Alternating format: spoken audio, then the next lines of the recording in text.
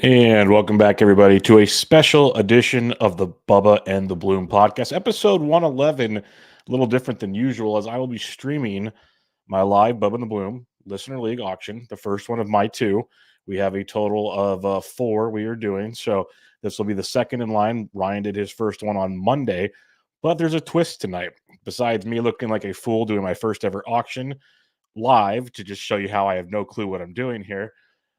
We also get to raise money for Fantasy Cares in conjunction with Potapalooza, which kicks off on Saturday, the 24th. Justin Mason's been running Potapalooza for a few years now, Saturday and Sunday. Full day of fun, raising money for Fantasy Cares, great organization throughout the fantasy industry. Scott Fish and Company run that, raise a ton of money. It's a great cause. And I decided, since I'm going to miss Potapalooza, and Justin has been such an influence in my life, that I said, I'm going to stream this draft just so everyone can laugh at me. We can have some fun. We can talk some fantasy baseball. It is fantasy baseball season. Spring training is going on. But to just kind of up the ante a bit, I wanted to stream it so everyone that watches on YouTube can get to watch and enjoy. And each YouTube video gets every 100 views on YouTube, $50 goes into the pot. So if you guys get crazy and go, knock it out. So those of you listening, don't watch it on Twitter. Watch it on YouTube to make me pay more money for this excursion. And to top it off, we've had some amazing listeners. This wasn't even part of the plan. This was literally just I was just trying to be nice and donate some money and help out a great cause. You guys have been amazing, guys and girls have been absolutely amazing in this. Mo Deportes in the chat here. He's donating Tyler Glasnow and Yamamoto's prices and he's donating tomorrow to Fantasy Cares. Absolutely awesome stuff there. We'll go through more. Ryan's going to join me for a little bit on the show. Justin will join me later. Have a few more guests lined up. Who knows what else is going to take place? It's going to be a fun 4 to 5 hours of podcasting here, streaming this draft live. But you guys have really crushed it in this one. Like I said, I didn't expect anything. We got Acuna's price will be matched. Britton Allen's going to match my donation. So if you guys watch a lot, I pay and he pays. It's going to be absolutely amazing. Jason Klett has a great question in the chat here. Is Fancy Cares going to pay for new pants for the players? I don't know, Jason. I think they will spend way more money than Rob Manfred would, because Rob Manfred just likes a hunk of metal when all things are said and done. So we'll see how that goes, but it's going to be really cool. TGFBI kicks off on Monday as well. That's why Potapalooza kicks into that. But yeah, you guys have been amazing. When Justin comes on later, we'll kind of go through all the stuff you guys are donating. It's wild to see this take place. But we got the draft board up if you're watching on YouTube, which is kind of the point of this. So go check that out. And again, this is my first ever auction. This is going to be a wild one. This is going to be fun. So why not broadcast it to the world? But it's great because if we got it's a 15 to 14 letter listeners in this draft, the second of four, as we were saying. Ryan's draft, Joe Arico streamed that on Monday. That was a ton of fun to see, just crazy prices all over the place. Trevor Story went for $3, but then we see these other guys go for a ton. It's been great. John Wilder is in the chat. He's doing the donation as well. He's been absolutely awesome, but a great group we have here. And Jason Collette, just give me all the wisdom here, Mr. Collette. Spend it all early. Can't take it home with you when you're gone. It's funny you say that because Arico was kind of he had the most money towards the end, like a ton of money. He's still sitting there nickel and diming his bids on. Those are my exact words. Joe, you can't take it with you when you're gone. Start getting people. And he started changing his tune pretty quickly, because the last thing you want to do is be one of the last people standing and have a boatload of money. You're spending like $12 on a $1 player just because you can type thing.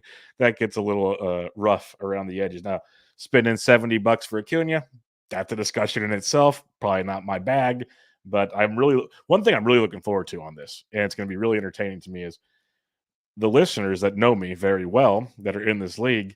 They know who I like. That's what's going to make this fun, is how much do I have to pay to get my guys, or do I have to have a whole new draft of my guys in theory? And that's going to be really fun as well. But we're less than 4 minutes away from kicking things off. For those that have not done this, I've learned we get a couple breaks throughout the show. I'm going to try to tough it out as long as I can without having to leave you guys stranded, but I will have other people on to have some fun here. Jason Klett giving more bid, because Jason Klett is an experienced auction player. He's also experienced auctioneer. He's told the story many times. You should get him to tell it to you again sometime. He gets to be an auctioneer at one of the craziest / coolest auctions in New York City before the season starts. But Jason says, stay active on all bids, even more so in person. Just don't end up being one of the two teams with a lot of money after the break, because then you get into overbidding wars. That is a great point there. Yancey, and thank you. Appreciate you, man. I'm not wearing the Fanatics pants, Yancey, or otherwise I could offer that up, but unfortunately I can't on this one. But yeah, this is going to be great. Keep active in the chat, because we're going to use you guys to keep this going. I've streamed OCs, I've streamed a lot of drafts. Doing the solo thing, it's okay and all, but after a while it gets monotonous. So you guys in the chat are what keeps the engine running. I'll be honest on that one. So keep those questions coming. If you guys missed Thursday night show, Ryan and I started our pockets of ADP, which we absolutely love doing. We did ADP 100 to 150. Kind of saw some positional interesting factors there, some statistical things, outliers, and some ADP debates and whatnot. So go check that out if you have not yet. But it's going to be a fun season. We're, heck, 4.5 weeks away, maybe 5 weeks at the most, before we get, not counting the Korea series. We got some real baseball right around the corner. So, yeah, so we'll rock and roll. If you guys have any questions, let us know. I expect to have this be really interesting. Trying to talk to you guys and navigate a screen. This should be nothing short of outstanding in my world, especially with my great vision. Timothy Lilly says, I'm not bidding on sale. You can have them. Thanks, Timothy. Now, you see, that's a listener that understands my loves. Jason says, I've never done an auction on an NFBC room, but if you have the ability to type bids in versus doing the $1 crap, do that. Nothing like the one. Yes, you can type bids in, but you'll see a lot of the $1. And I watched that on a Rico's deal. You 100% can type in your bids, folks. It's up there. When it's your turn to place the bid and the bidding starts, there's that bid box. There's a $1 button, or above it, you can type in a number. So that is an option as well to get things going. That'll be fun. Yeah, I'm trying to think of what else we really have to go with here. Yeah, other than that, we got Rob McCabe in the chat. He's going to be in the Beat Jason Collette OC coming up here. He's in here with Yancey, and it's going to be pretty sweet. And as we get going here, the other part of Bubba and the Bloom, Mr. Ryan Bloomfield will be joining me. What's going on, Bloom? Let's go. I'm not really here to really add anything. I'm just here to try and mess you up and raise more money, and watch you spend your auction money. That's really my goal. Yes, Since you had 3.5 hours on Tuesday, encouraging me in air quotes, I figured I'd at least return the favor for a few minutes here. I appreciate it. Yeah. And Ryan even said he's going to be donating his Pablo Lopez and his ace, Siler Glasnow. Yes. Bids into fantasy carriers. That's going to be pretty awesome as well. Yep. Whatever the total is between those two pitchers in this auction will go straight to fantasy cares, since I can't make Potapalooza either, which sucks. But at least you're doing this. Yep, that'll be pretty sweet. Jason Collette says, I miss Ryan's COVID hair. I can't remember what show we were doing. It might have been the labor draft, Ryan, where someone legit said, does Ryan make the same decisions with long hair versus short hair? Something along those lines. That's pretty good. I make bad decisions no matter what length of my hair. So okay, now I got to figure out how to do this with two. Yeah, do you know what you're doing? Do I ever know what I'm doing? That's the $1 million question, Ryan. So you've got the draft room up. That's half the battle. I got that going for me. I'm going to try to do this. Oh God, that's a bad idea. Let's just cut that out. Okay, we're gonna. No, you're fine. The way it looks now, I think is fine. No, I'm trying to do things on my own here so I can see because I'm not going to be able to see the chat room all the time. So yeah, this is going to be fun. Yeah, because you've only got one screen. Yep, I'm not like you sophisticated people that have multiple screens. I was trying to split screen it on the old, MacBook here, and that just didn't work. So yeah, we'll get this party started once the first nomination comes up. Like I said, Justin will be joining us later. Kurland will be stopping by because I woke up to that text message this morning. Hey, you think I can jump in? Of course you can, Kurland, because you could fill 4 hours on your own. So we got that going for us. But what's going on in your world, Bloomfield? You've been busy today. Been busy today. Did an HQ radio hit, did a Fantasy Pros hit, worked. And now I'm enjoying a hazy IPA. So. And here we go. See, there's an $8 bid out the gate on Emmanuel Classe. Is that the first? Is that the first This throw? is it. The party has begun, folks. And I'm not. I can tip my hand. I will be out on this one. I can already tell you that right out the gate. To Ryan's excitement, here is my set. There we go. That's what I was just going to ask. What are we doing here? What are we working with? We got some I got things highlighted / circled and marked for targets and whatnot. So yeah, this is what we'll be doing. Because the other part about sharing your screen here, I can't set a queue. Pretty much, I can't do a lot of things. You don't need a queue. Honestly, the queue is just to for your nomination order. So it's not a big deal. Yeah, so we're good in that regards, but party started. Class A for $18 is actually kind of in range with how things have been going, so that's not too bad. And I think this first round it'll be a little tricky for people getting used to the functions, and once everyone gets used to the bidding and all that, we'll start rocking and rolling, because that's how I noticed it in yours at least. Class A is a good first nomination. I think you want to learn something from every throw, and I think we now have at what $18. You have an idea of what the top end closers might go for tonight. So didn't it feel like most closers went a little higher in yours than I guess we would have expected, or am I mistaken on that one? I think the top guys went for like 20, and the average, the AAV, so I get used to trying to say that, was like 21. So it was right there. Here comes Ellie De La Cruz, Mr. Crazy himself. He's got an AAV of $28, and we are almost there. We're at 27. We might get a little Urs 28. No one was going to let that one slide by. I'm waiting to see, if he has a couple good spring games, where does that start to go to? That'll be fun. If he does a Christopher Morel. Yeah, that's really sucked, because I already love Morel to begin with, and I think those nice price tags are going to slowly disappear from me. They shouldn't. Who did he hit the home run off today? Who knows? But you know how spring training goes, man. Everyone just gets super excited in those kind of scenarios when it comes to that. So yeah, 28 only for Ellie. It's not too bad. Yeah, some random throws. Gleyber Torres, number 3. Yeah, I like the random throws. This is fun. Definitely. This is people are gonna know this is one of my guys. So we'll see where this one goes real quick. Colette in the chat. Jesse Chavez is who Christopher Morel hit his home run off of today. So. Hey,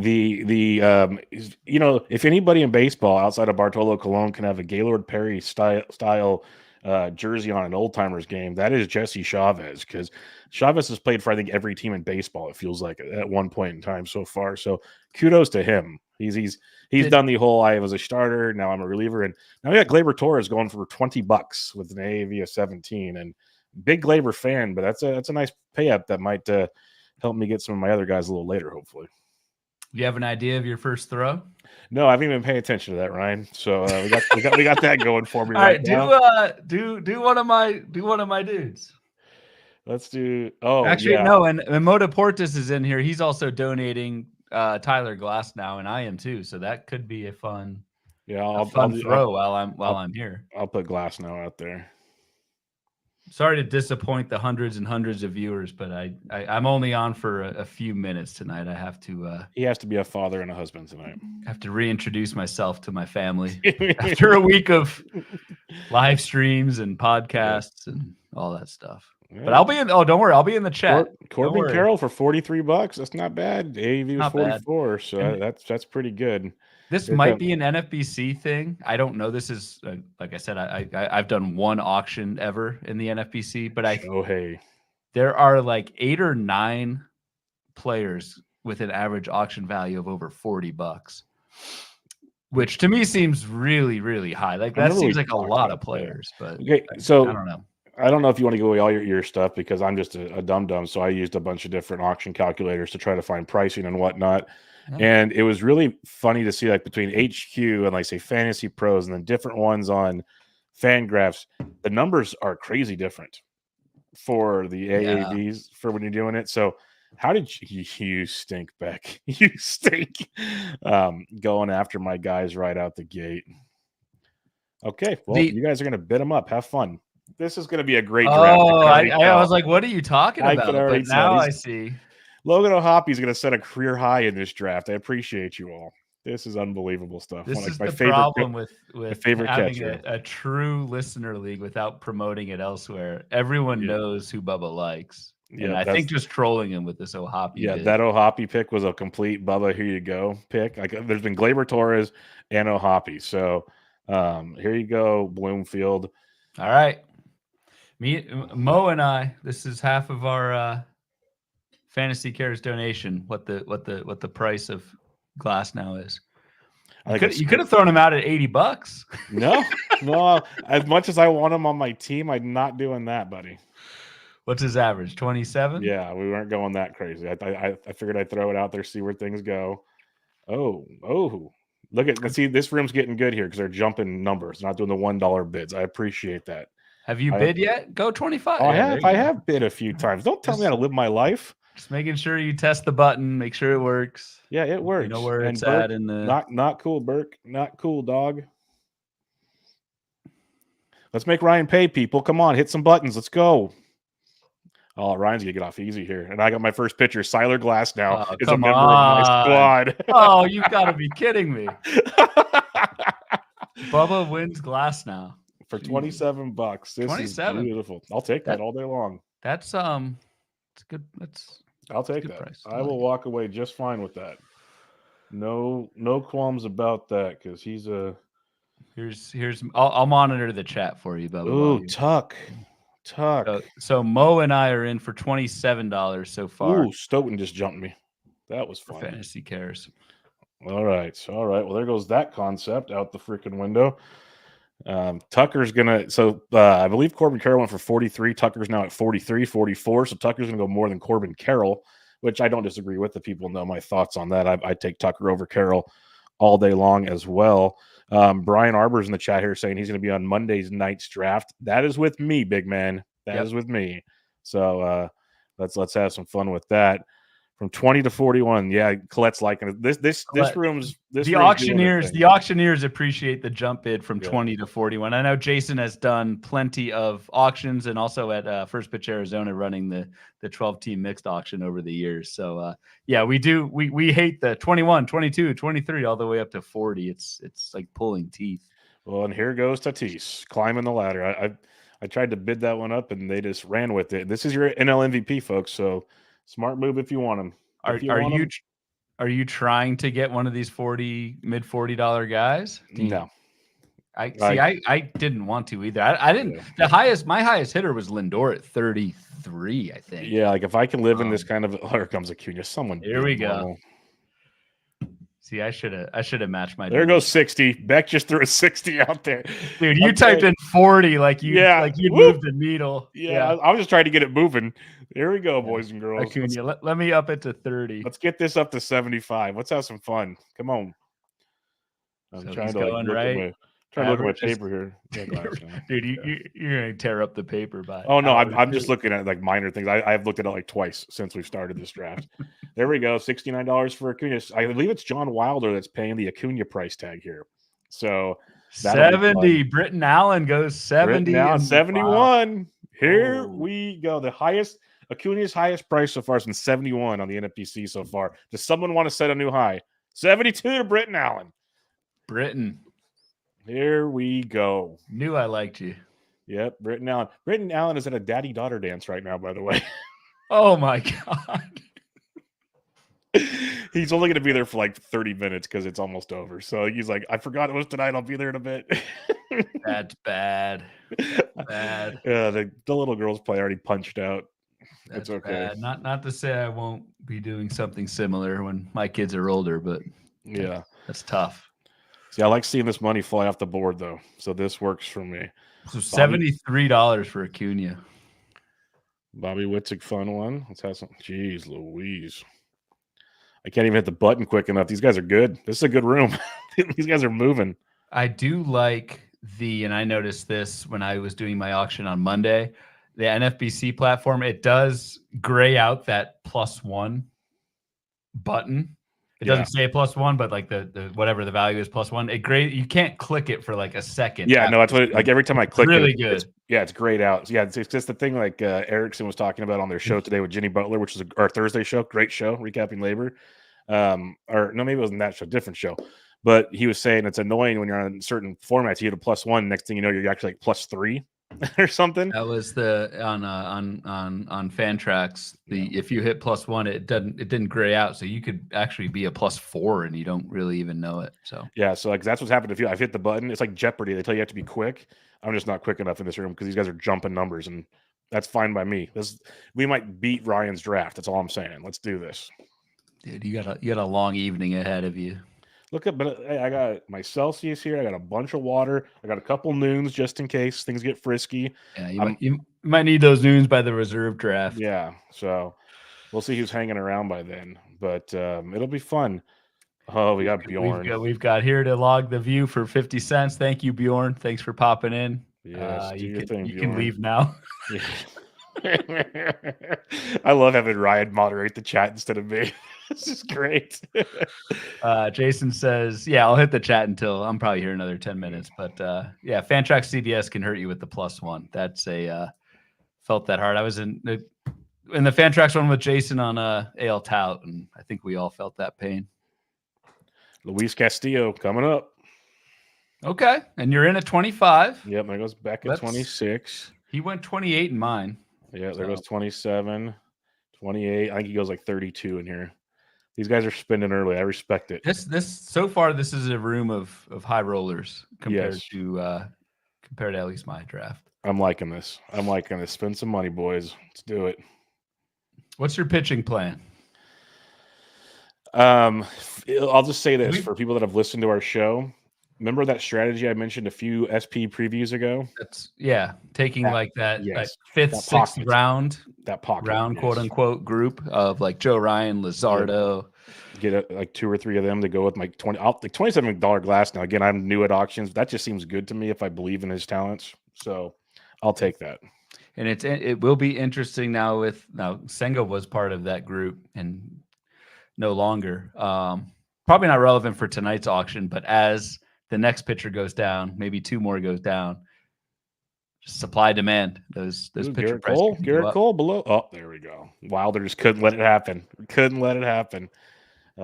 We still haven't had Strider come up yet, so that's fun. Man, who should I nominate now? Who was your other guy? You had Pablo. I'll nominate Pablo. I had Pablo. He was my Pablo was my 3rd round pick, and Glasnow my 4th. So it'll be funny if Glasnow goes for more than Pablo in this auction. Well, if wouldn't be surprised. You listen to my discussion, Ryan, your co-host after all. No, I was kidding. I don't listen to what you say. I know. But yeah, no, this is what it's all about. So I'm curious who Burke's coming with because he's been spent. J-Rod. This will be another mid-40s. Yep. Good job, Beck. There you go.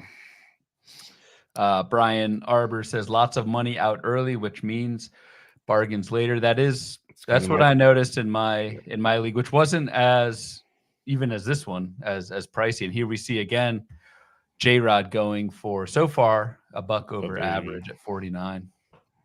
It just hit 50. Yep. I do think if you can hold off and save some money for that like $8 to $10 group. That's we my saw plan. Brent Hershey do that in my draft. And I loved his draft. Cleaned up those middle rounds or middle throws or whatever. And like the only reason I have this sheet is as the draft goes on, I have a bunch of guys circled like in that mid area that I want to remember. And that's all it's here for. It's just like when we start getting in there, start focusing on some of these. So that's the goal. Let's put it that way. Yeah, to see where it goes. We have a fellow auction leaguer in the chat, Chad Burke. Spending faster than I expected. It's good. Crazy things happen when you pop in here. I'm actually proud of myself because I was worried I was just going to be all willy-nilly on the spending buttons, and so far so good in that regard. So we're doing well. Yuri Perez going for $19. That could end up being really nice. There's 20. It's not over yet, my man. Yep. Well, the AAV is 18, so he's already above. I know people are probably annoyed by us constantly saying that, but hey, that's like ADP, folks. So it's kind of something to go off. It is interesting. I again, I only have Fantrax to compare to, but NFBC does throw that AAV right in front of you. That has to influence impact in a big way. People's bids. It just has to. 100%. Burke just said he's spending too fast. Now he just upped it to 23 on Hey, Burke, come to FPAS. We'll go hit the casino up there in Scottsdale one of these nights. That's right. Let's get you out here. Yeah, you sound like you could. You might have a little fun with us in this degenerate world we live in. $23, Yuri Perez. Hey, that can work. I'll be interested to see what other pitchers go in that like 23, 25 range. There goes Britton Allen. Mookie. This will be another. Just do the jump, people. There he goes. Type in 40. No, I don't want him. Not at 40. If he's hanging around, I'll talk. There you go. Lily's got you. Is Lily bidding by himself? Oh, there's Wilder. Okay, I was like, it just seemed like it said Lily. I don't. Yeah, it may not. I hope it doesn't let you bid against yourself. I'd hope not. But that would be hilarious.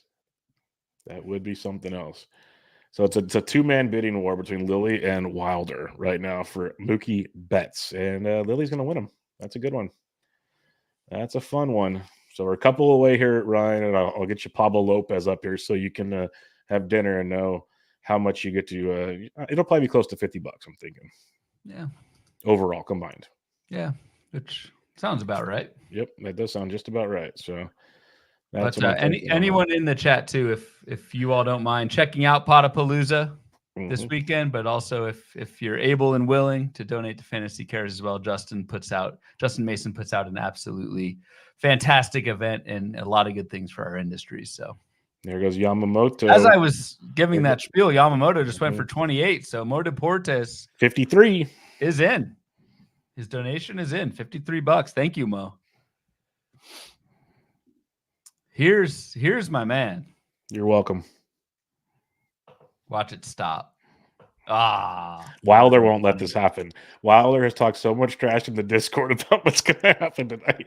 He's going to make me earn every bid, I think, on this. What would be cool, like if you threw a number out there and no one bid, is if the draft software just started playing the audio of crickets. That would be funny. Be hilarious. Yeah. There we go. Freddie's even going like all these higher upside guys or higher price guys are all going higher than expected. This is fun. This is fun. I'm gonna be checking these kind of mid-round guys later on. It's a zero-sum game. All these high dollar guys are going for more than we thought. On paper right now, this is playing into my strategy. Again, on paper, this is playing into my strategy. We'll see where it ends. But yeah, here comes Freddie. He's already $5 over AAV. But you'd probably do it too if you could. Probably. Freddie's my guy. Exactly. Mo in the chat. Tyler Glassdown 27. Yamamoto 28. Total for 53. Donating to Fantasy Cares. Thank you, Mo. Our second reliever up here with Josh Hader. And what Class A was 18? 18. Oh, you bum. Travis asks what Ronald Acuna went for. $73, which I think is a new high for. It is. His high was 71 prior to that. It's a room of drunken sailors. Travis. So far, definitely is. And Hader's about to be the next one. I can just feel it coming. Well, it seems like it's stopping at 16 compared to an 18 Class A. Oh, you tried to click it, didn't you? No, I did not. You moved your mouse on it. I know. I was debating it. I did not try though. I moved my mouse away now. I'm like, I'm just not going to do it. There goes 19 Wilder. Wilder and Lily. There's points coming in. There we go. Up to $20. Hader on paper is ranked higher than Class A, and now we saw it in the pricing here. So there you go. Greg in the chat saying, doing my auction in Vegas this year partly to avoid that. That sounds awesome, Greg. You cannot. So online auctions like this are fun, but cannot replicate live auctions. We got William Contreras. Damn, Bubba's on the board. Bubba typed in 11. God, Bubba's getting excited. Look at him. He's already. Ryan, this might be one of the shows that's not safe for all listeners. I'm just gonna throw that out there. I'm not gonna be able to hold it back the entire night. We were planning to release this as a podcast. Yeah. Just letting you know right now, this might be one of those. We may not want to lose our clean label from Apple. Yeah, this might be a little different. Pay up, dude. 19. Come on. Stop it. You know me and my knowledge of the catcher pool. We don't need to get crazy here. You typed 11 pretty quick. All right. Pablo Lopez. Let's see it get to 30. So there you go, Bloom. At least. He's on the board for you.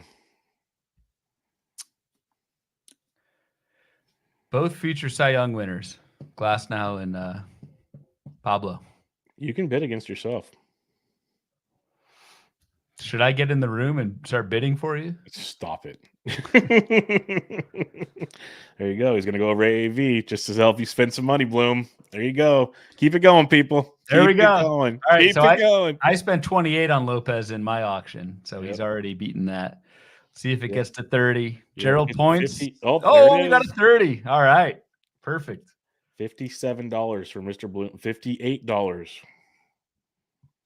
We know Burke is in the chat and likes to spend. I know he wants to go 32. Yeah. Maybe jump it 33. Wilder. Points. Oh my God. Coming in from the top rope. Keep it coming, boys. This is for a good cause. Come on. Wow, 32 Beautiful. bucks. I love it. So I'm in for 60. A flat 60. Yep. No, 59. No. Okay. Math is hard. I know. Last night was 27. I think so. Yeah, 27. Okay. 59. I'll round up to 60. Yeah, might as well. Checks Cool. out. Good stuff. Good stuff. Michael Ooh, Harris. You're coming around on Harris. In a big way, yes. Thanks for saying that, because now it's going to cost me a lot of money. I was very close to taking Harris at Labor. I decided have. Albies, but I know. like Harris is going early third round, so like 46, 47 ADP. I think that's a bargain right now. Yep, and I'm getting outbid on this one. This is fun. He's already at 5 over average. So I know, and I went up to 31. room. I went up to 31. I wasn't did going you? any farther. Yeah, wasn't going any farther. It's a good room. This is fun. Lots of money getting spent, boys and girls. But then we have a few of us that have made like one bid, or one successful bid, I should say. Here comes Nine-Toed Judge. Get him, people. Go spend like $70. Do it. Jason Collette says he faded Harris. Oh, wrong one. Yancey says congrats on 800 YouTube subs. So I think you just hit Sex that. spots. Awesome. Sex spots. Yeah, well, I faded Harris aggressively last year in the late second round and then took him in 28th in my current DC. Yeah, Colette, I'm with you. I had nothing with him last year, and I am all in on him this year wherever I can get him. In 12s, he is awesome if you can get an early first-round pick, because you can like pair him up with one of those top picks, and it's a lot of fun. Strider, I've been waiting for this one. This will be fun. Because this is where we have somebody, again, I'll have to look at all the messages, but I believe it was Coach Pico said it's an end of the season bet, but total number of strikeouts, $1 per Strider strikeout to fantasy carries. So we're thinking 250 plus. Anybody? We're going with that? Colette in the chat, 3 teams have yet to purchase a player. I could see waiting it out a little bit more. In this Wild West? Oh, yeah. This is a Wild West right now. This is some money being spent. I think sitting it out, if you play it right, it's the hard part of an auction.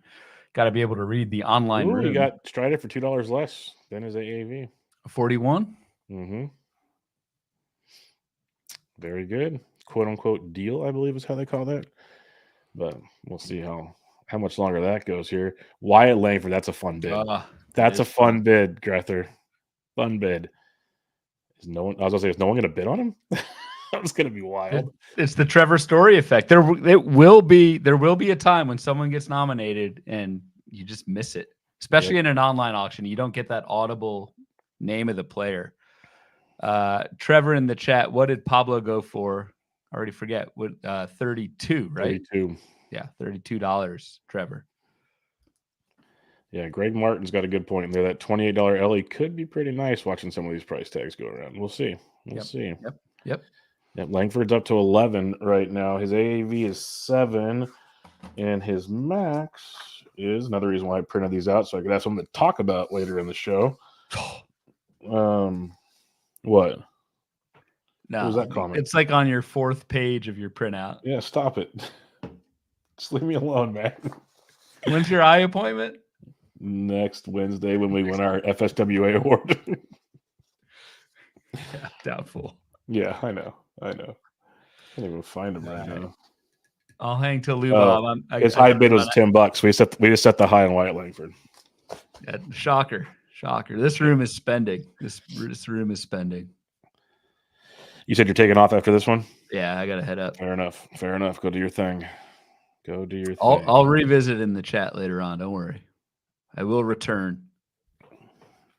Let's get a little Lou Bob here. Come on. Bidding is slowed on him here. Yeah, I that's why I jumped in, and then these guys just can't leave. These guys just can't leave me alone. Yeah, go 25. And they come right over the top of me. They sit there and wait, then they come right over initially, right out the gate over the top of me. Bubba's gonna have to spend, is what they're saying. What do you go for? 26. $2 below. 26. All right. Thank you, everyone in the chat. Appreciate thanks for joining us. Bubba, thanks for doing this, man. Of course. I'll come back in later and give you hell from. Yep, you got the link. You got the link. Jump in. All right. Have fun. See ya. Thanks, man. All right, everybody. You're stuck with just me again. Hope you guys are having fun with this because it's been a wild one, but I'm glad this room, to like Jason Collette's point out the gate, is we need people to just bid high initially, $1 everything. I think Jason can admit this room's actually been good about that for the most part, which is very, I'm appreciative of it as well because you'll be here all night otherwise. And we already are going to be here for quite a while. Get to know each other. Get cozy, folks. Corbin Burns, $31, up to 32. This room is wild. This is fun. I'm trying to figure out where I want to go here because I'm not in on most of these people that have been thrown out so far, to my detriment. We'll see. But the fact I got Glass now as my first player is just the proof of how crazy, awesome, whatever you want to call it, auctions are. Because like I like Glass now. That's known. But to get him as my first overall is pretty wild. There goes George Kirby getting nominated here. He's one that people are starting to get some mixed thoughts on him, it feels like, because it's the whole amazing ratios, innings. Can he get the strikeouts? There's other guys that can get the strikeouts where he's going. Should he be like 4 SPs down the list? It's a fun back and forth. But, yeah, it'll be interesting to see where Kirby's already up to $30. He's already over his 8. People are paying for pitching unless your name's Spencer Strider or Garrett Cole in this draft. They went below AAV, I believe. Everybody else is flying up the boards, which is good for people like myself and a few others that are waiting around, I guess. Let us just enjoy the day and see where it goes in that regard. But, yeah, this is moving along actually pretty well. I'll let the chat decide who you guys want me to nominate next. Start throwing some names out there. I'll get ready to have some fun with that one. We'll make this an interactive auction, folks. I won't let you. You're not going to pick my players, but you can tell me who you want me to nominate. We can have some fun with that. I know there's a strategy people say to nominating players, but this is totally a troll job on me, folks. This is my group of people knowing exactly who I like. So come get some. You got to pay to play, people. And you paid to play, Britain. Thanks a lot. Appreciate you. Everyone knows my thoughts on Francisco Lindor, and apparently Britton Allen feels the same way, or he just wants to make me pay. Britton Allen already got Acuna for a pretty penny, so I'm curious to see where this one goes. Bloomfield got Lindor for 33 in his draft. Right now, 34 for Lindor, and out of left field, Cicchini shows up. All right, Cicchini, he's yours, unless someone else wants to take it from you. Thanks. This is me trying to show discipline and respect here, so we'll go there. Yeah, you're right, Colette. Kirby said he had that 3-1-3-3. He's like he's dropping though. Like early, he was much higher. So we got CJ Abrams from Modeportes, Logan Webb from Colette. Those will be the next couple I'll queue up here and see where they go if they don't get thrown out. I'll start creating a queue of players to nominate and have some fun with. It'll give us at least a talking point as we go. And I think the Webb one's really fun since we just saw Kirby go. And I see a lot of weird similarities there, I guess, because they're innings eaters. Kirby, a much, I guess, more consistent whip guy, but Webb's shown great whip ability. We've seen him go deep in the innings department. both. I think Webb's got almost more strikeout stuff, but not a lot. It's kind of maybe my biasy watching him all the time. But I think there's a lot of similarities between Kirby and Webb's, but Kirby is the younger pitcher that could develop into something better. So we'll see where that goes. Fantasy Cares appreciates everybody. Yeah, you guys kicking butt here, so keep the fun coming. Fantasy Cares. We got Juan Soto coming up here. He's up to $38 now. This will be a fun one to see where Soto goes. The New York Yankee. If this was an OBP league, he'd be going for Acuna numbers. It is not, unfortunately. I love what Britton Allen's doing here. He's going stars and scrubbies. He's trying to. He's really trying to. He's already got Acuna. This is, again, why auctions are great. Britton Allen might get the Acuna Soto combo, something you could never dream about in another lifetime. So that is pretty darn awesome in all things considered. Brian Arbor says he usually fades Luis Ariz, but for $8, it's a good price. Yeah, if you want that batting average floor, it's pretty strong. Jason Collette says he'd like to see Kirby and Gilbert stack up price-wise. Went 3-3 and 4-3. I personally would rather have Gilbert than Kirby. That's my 2 cents. We'll see how that goes price-wise. I'm with you there, Mr. Collette. We got Josh Lowe on the board here. Lily, thanks a lot. All right. And just like that, Josh Lowe is going to be over his AAV. You guys are awesome. You guys are something special in this draft. Loving you. But I do like that comp, Colette. It's easy. It's almost like I want to see the Kirby versus Gilbert and then the Wu versus Miller. Like those two, it's just funny watching the teammates priced right next to each other. And you can make arguments for both guys at times. And I think it's a fun little grouping. Obviously, Seattle's in a great spot. Colette says self-creation went 3-3 and 5-3 with even bigger difference. I like that a lot with Duran in the middle. That's not bad, Colette. Seems like you know what you're doing around there. That's pretty good. Zachary Wheeler has entered the chat. That is a fun one. Man, you guys are killing me. I can't even get my bids in before you guys go over the top rope on me. Yeah, Wheeler's already over his AAV. You guys are spending on pitching. I respect it. I love Wheeler. Big Wheeler fan, so I'm going to jump into the party here. Let's have some fun. Use his strikeouts, his innings, see where it goes, pair him with Glass now, and then Hamley has to help the party there. So all yours, big guy. Big John Stud. Yes, this thing is on, my friend. Welcome to the party. Jason Collette, I have no idea what I'm doing, but I know I'm doing it really well. Andy Pratt. That's funny. That's funny for you that know who Andy Pratt is, which you should. If you don't, go look it up because it's got some of the funnier liners out there. Just overall great stuff. So yeah, that's a good one, Colette. Very, very good. Zach Wheeler for $35. Jordan Romano, third closer coming up here. We saw Hader, I think, go for like 21, 22.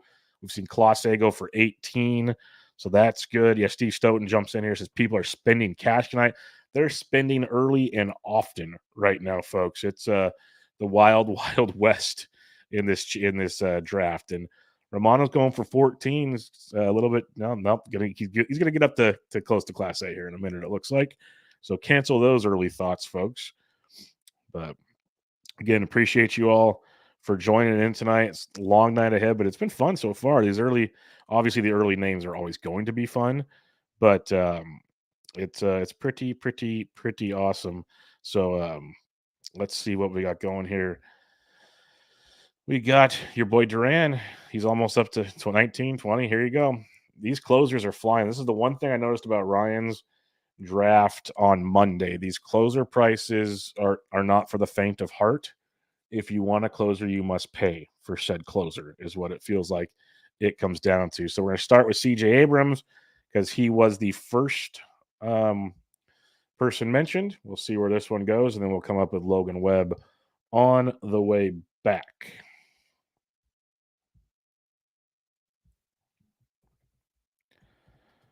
All right, CJ Abrams. Only $20 so far. Is he going to wait? No, 22. Do we get a discount on Abrams, or are you guys going to get him up there? Speed for days. Nice power. I think he's got even more power than he showcased. Could be totally wrong. Batting average, can he consistently hit for a good enough batting average is the question to hit the total package. And it's the Nationals. So we got that going for us as well. Yancey, I love you, Yancey.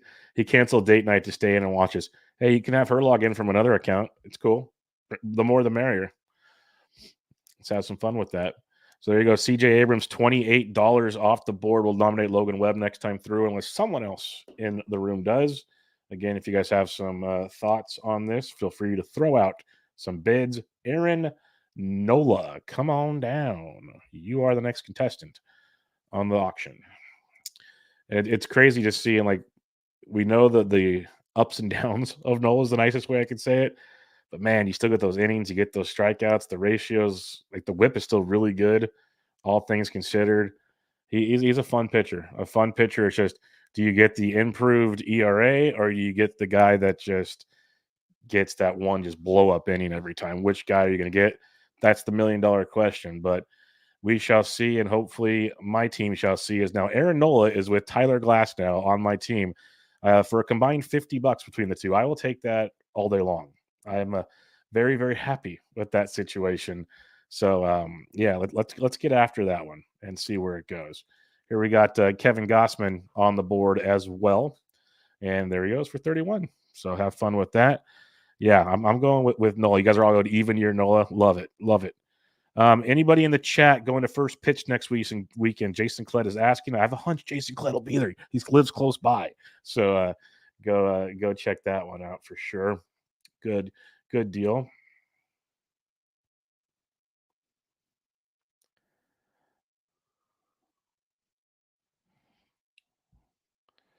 Okay, let's see. Glass now for 34. It's not bad. I know his AAV is 30, but like you look at Glass now, Cy Young type stuff. Cole went for I think 38 or 39. Strider went for around 40-ish. So 34 for Glass now is not too shabby. I could see that working out for you. Jose Altuve, the boring ageless wonder at second base on the board here. And he's already like, I just love how quickly you get to these numbers, folks. You guys are crushing it. I'm going to be like a broken record by the end of this thing, but I'm waiting for everyone to slow down because they're all spending money, but it just hasn't happened. Yep, we are moving right along. We are 40 minutes in, so we're about a quarter, almost a quarter of the, like about a fifth of the way done, folks. So we're doing it. You guys are throw out some more names. We got some questions. We have some analysts in the chat. We'll have some more coming on the show. We're here to entertain you for 4+ hours, and hopefully I'll do a lot of dumb things eventually in the auction, and you guys have some fun. Because right now, I'm actually comfortable with my Nola and my Glass now. I haven't done the foolish things just yet, but give me time, everybody. Give me time. Apparently, my $15 bet wasn't good enough because Beck went straight to 17. You guys are awesome. I'll sit back and watch this one as well. Oh, man. This is good stuff. 21 for Grayson. 22. People are buying the Grayson hype. Jason Klett, you know you're pitching quite well. Are you buying the Grayson hype right now? You're in the chat there. What are you thinking?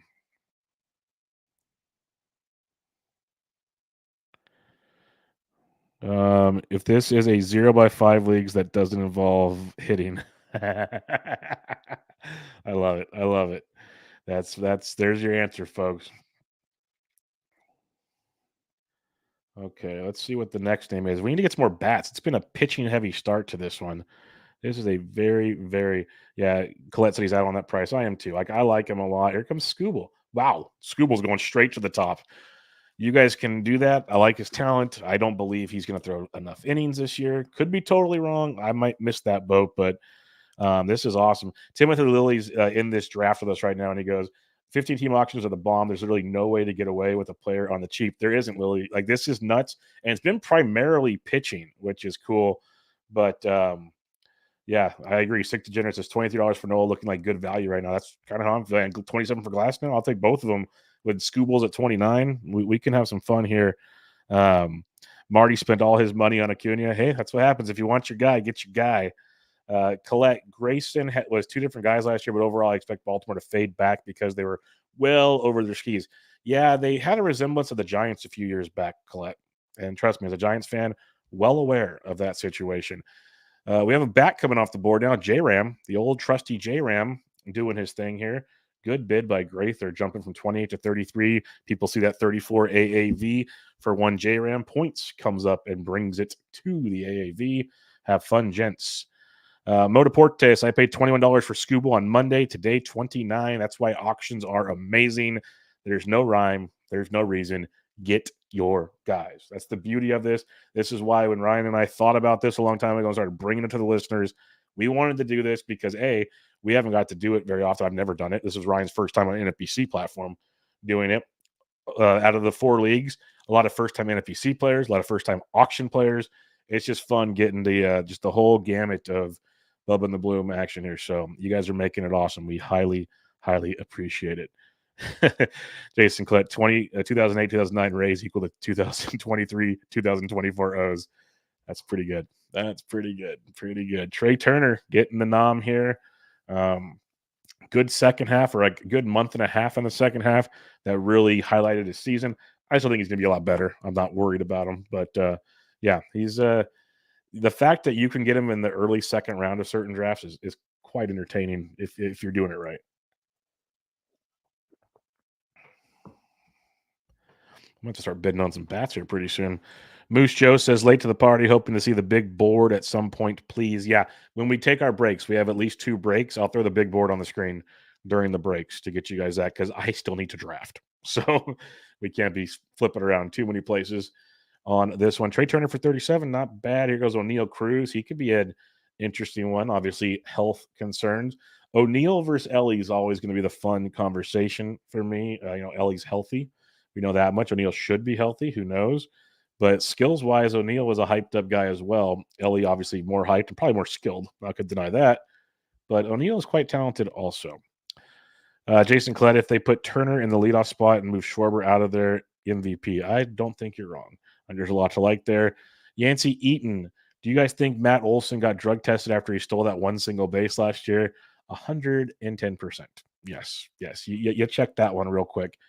Here comes Brandon Nimmo. Here we got a cheap one off the board. This will be fun to see. $6 outfielder for all those big spenders. Here's your chance to gobble up something. So go get them. O'Neal Cruz went for 23. People spending money, making that Ellie De La Cruz at 27 even more interesting, all things considered. Rob McKay or Motor just got O'Neal for 19 today, 23. Rob McKay heard on MLB radio. Phillies' record was slightly better with Schwarber and leadoff. Yeah, I saw that too, but man, that's just tough. Stick Degenerate says Yancey. If not, then definitely after he hit his 3rd triple. There you go. Yeah, and you know what? The good thing is you can you don't have to take your pants off the drug test nowadays because you can go right through. It's like a mesh film, so you don't have to worry about it. Royce Lewis. Now we can get to some entertaining action, folks. Oh, man. Every time I have a number, someone comes right over the top. So there goes Royce. Enjoy. Hopefully he stays healthy. Yeah, you'll get some fun out of that. I'm just cautious, but there's lots of players to go here. So we can be cautious a little bit longer before we have to start really firing away on this draft board. But for now, we enjoy Royce Lewis one for 21. Not bad. Not bad at all. Who's Stoughton? Spencer Steer. This is the guy that the position flexibility is tremendous and is one of the only guys that feels like has a locked-in set of playing time in Cincinnati. It's pretty wild looking at Spencer Steer, all things considered. First base, third base, outfield. Not like an amazing skill set, but at the same time, in an auction, you can maybe get a deal, not have to pay the ADP like you do in a real draft. So that's slightly appealing. And that whole deal thing's gone. Collette Turner was dog crap for 2/3 of the season. Yep, that would make sense. Jordan B, bored out of my mind waiting for Bubba to draft somebody. I got 2 players. I got 2. Jenny Butler, Edwin Diaz, and Johan Duran have not gone yet. I will put them in my queue after Logan Webb. I'll have them in my queue. So just to, oh no, Johan Duran did go. He did go. I believe he went for like $20-something. Let me find him for you. He did go. Duran. I don't want Alvarez. Duran went for $20, Jenny. Johan Duran went for 20. Edwin Diaz has not gone yet. I know that for a fact. Tristan Casas is a fun one. So I'm going to add, I just blanked. Edwin Diaz. Got to add Edwin Diaz to the fun. There's Devin Williams, big bad Devin. Edwin Diaz. Add him to the queue. Add Tristan Casas to the queue. Got some fun for the listeners here. This is what it's all about. So let's have some fun. Devin Williams for 21. So yeah, we've got $20 Duran, $22 Williams, $18 Clausing is 21 Hater. So the upper echelon closers are getting like Aaron Nola went for 23. Just gonna throw that out there just because I did it. So I'm gonna mention it a million times to try to tell myself it was great. But yeah, that's rich. That's rich stuff. Bryce Miller. I like me some Bryce. Let's have some fun with some Bryce. Curious to see where this goes. AV's $8 and gone. You guys are something else. You guys are fun. I was tempted to go 10. Didn't do it. Tempted though.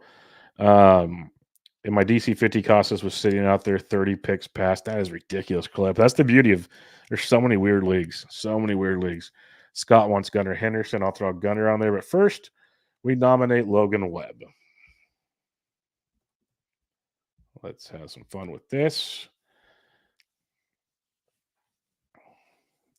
Nolan for 23. We had 27 for Glass now. You guys all stink. Every time I try to hit the button, you guys beat me to it. This is not cool. Look at you guys. It's a giant that Bubba likes. Let's all hit the button at once. Let's do it. All of you. Keep doing it. I'm going to click on it, guys. I'm going to click. You guys got to be kidding me. I'll take it. I'll take a $24 Logan Webb to go with Aaron Nola and Tyler Glass now. Come on.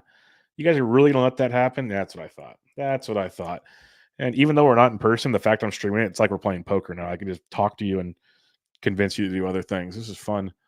Good $25 Webb, though. It's not bad. I don't hate that at all.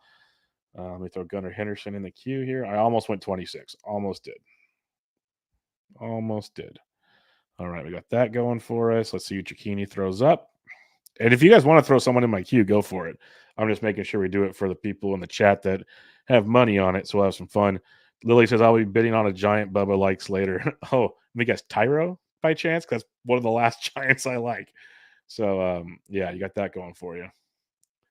Bryce Harper and Fernando Tatis Jr. are going to fight for NL MVP. That's my call this season.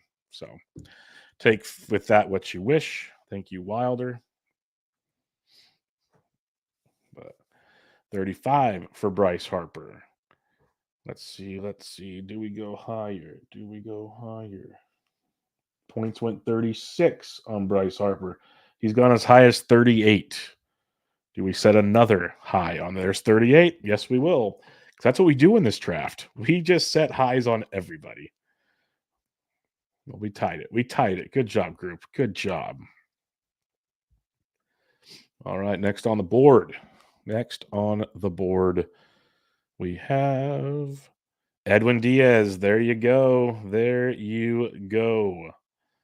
He's already up to 21. Beck went straight to the AAV. Didn't mess around. Didn't let people think about it. Went straight for the jugular. There you go, Jenny. $41 combined. Johan Duran, Edwin Diaz. Done and done. No, I didn't fall asleep, Bloomfield. It's called taking advantage of value. Something you should. I'm waiting on a third baseman. That's what I'm waiting for, Bloomfield. Trying to take advantage of the room here. No, it's been just as crazy since you've left, Bloomfield. These guys are all just bidding just ridiculous numbers. It's been a lot of fun, to say the least. And now we got Big Meat Pete the Polar Bear. $30 from Big Meat Pete. 31. Anybody else? 32. There's 32 for points. 33. Anybody? 33. 34. We got 34 points. 34. Big Meat Pete. Bounce back season, everybody. Matt Olson, who? No. $34 to points. Gone. Not bad. Not bad at all on that one. I'm just restraining myself. I'm going to hate myself when the other's so close on this one. He's still rich, Aurelia. These are good prices for those guys. I'll take an even. Jenny Butler at even $50 donation. Thank you very much, Jenny Butler. You're awesome. Great job on the RotoWire show this week. Lots of fun listening to that one. Evan Carter, we saw Wyatt Langford go for $11. Evan Carter, who actually has the job right now, $9. Evan Carter. There you go. All right, Wilder, what do you have up your sleeve this time, buddy? What do you got? Troll me. He said he was going to mess with me most of this draft. So Nolan, that kind of messes with me a little bit. I'll give you that. Let's raise this up here. Let's not pussyfoot around. Nolan Jones, 2020 season last year. Where does he go this year? Let the fun begin. Apparently, I'm not going to find out. Is that what it looks like here? $23 for Nolan Jones, 24 for Freeman. Looks like I won't be finding out. Appreciate you.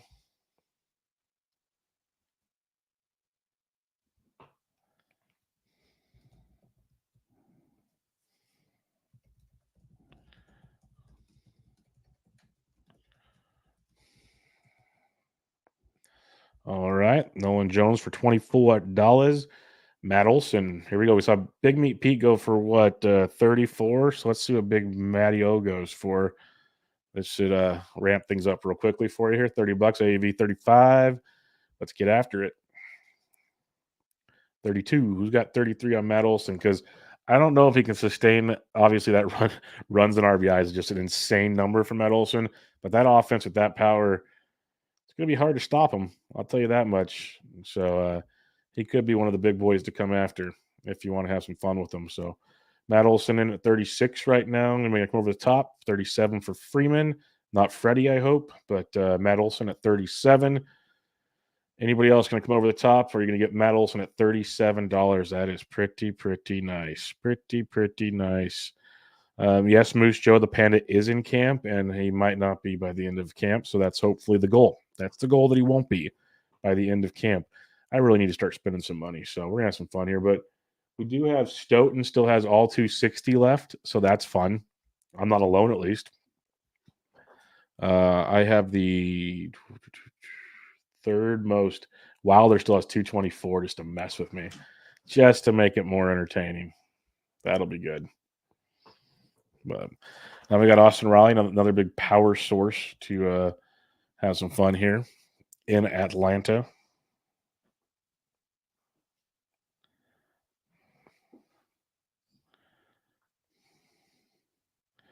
$32 to Britton Allen. I'll go 33. Let's have some fun with that.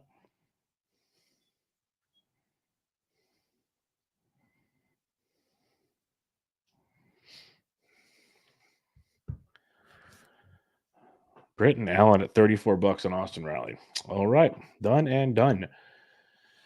Let's see who the next one is. Cody Bellinger, Mr. Homeless. Cody Bellinger. Man, it's got to be the Cubs, right? It's got to be the Cubs. Everybody good on that? Got to be the Cubs. Scott, you know me very well. Crack a high noon. That'll help spend some money.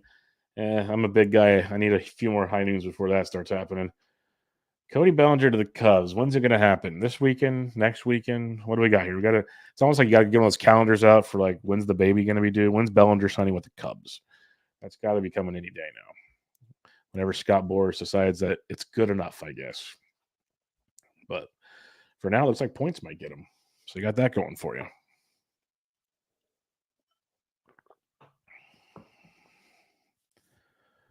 Pollard.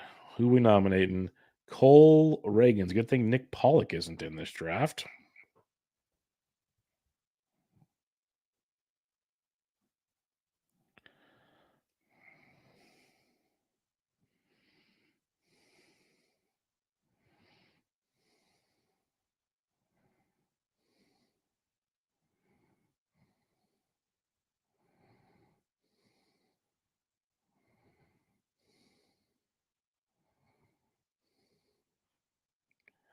All right, up to 18 for Reagans. AAV's 15. This gets. You guys just keep spinning. We'll collect later. We'll just bid on guys later, because I'm not spending that kind of scratch. $20 for Cole Reagans. Wow, he had a great second half of the season. Jenny Butler got a great deal in labor on him, round 9. That was pretty awesome. But I just don't. I don't know what to expect this year, to say the least. Let's see what Britton Allen runs with here, with his next nomination. I believe the first break is round 7, folks. We got a couple more rounds to go before we hit that break. I think it's 7 and 17 or something like that. Bo Bichette. Let's just get it up to where it needs to be. Now we can start bidding. Or maybe I overbid. We'll see. $20 for Bo Bichette. No one's going to come? No one? There. Wilder couldn't let that one sit. Couldn't do it, could you, Josh? Couldn't you? Nope, he couldn't. No, he couldn't. Neither could I. 22 for Bo Bichette. 22 for Bo Bichette. And Wilder, you are not gonna like this, are you? You're just not gonna let it go. Not cool, John. Not cool. Not cool at all. Not cool at all. It's gonna come on. Fucking Wilder. He's waiting till the last minute. I hope you're watching this and enjoying yourself, Wilder. I really hope you do. You can have him. Take him. Take him. Take him. Yeah, Rob McCade saying the guy that hasn't spent any money yet will prevent any mid-round bargains. Yeah, I'm kind of worried about that as well. Brian Hayes, come on down. He is on the board. Hayes had that big second half. Launch angle increased tremendously. We'll see what he does this year. We'll see. I like Hayes this year. Not enough to spend crazy for him.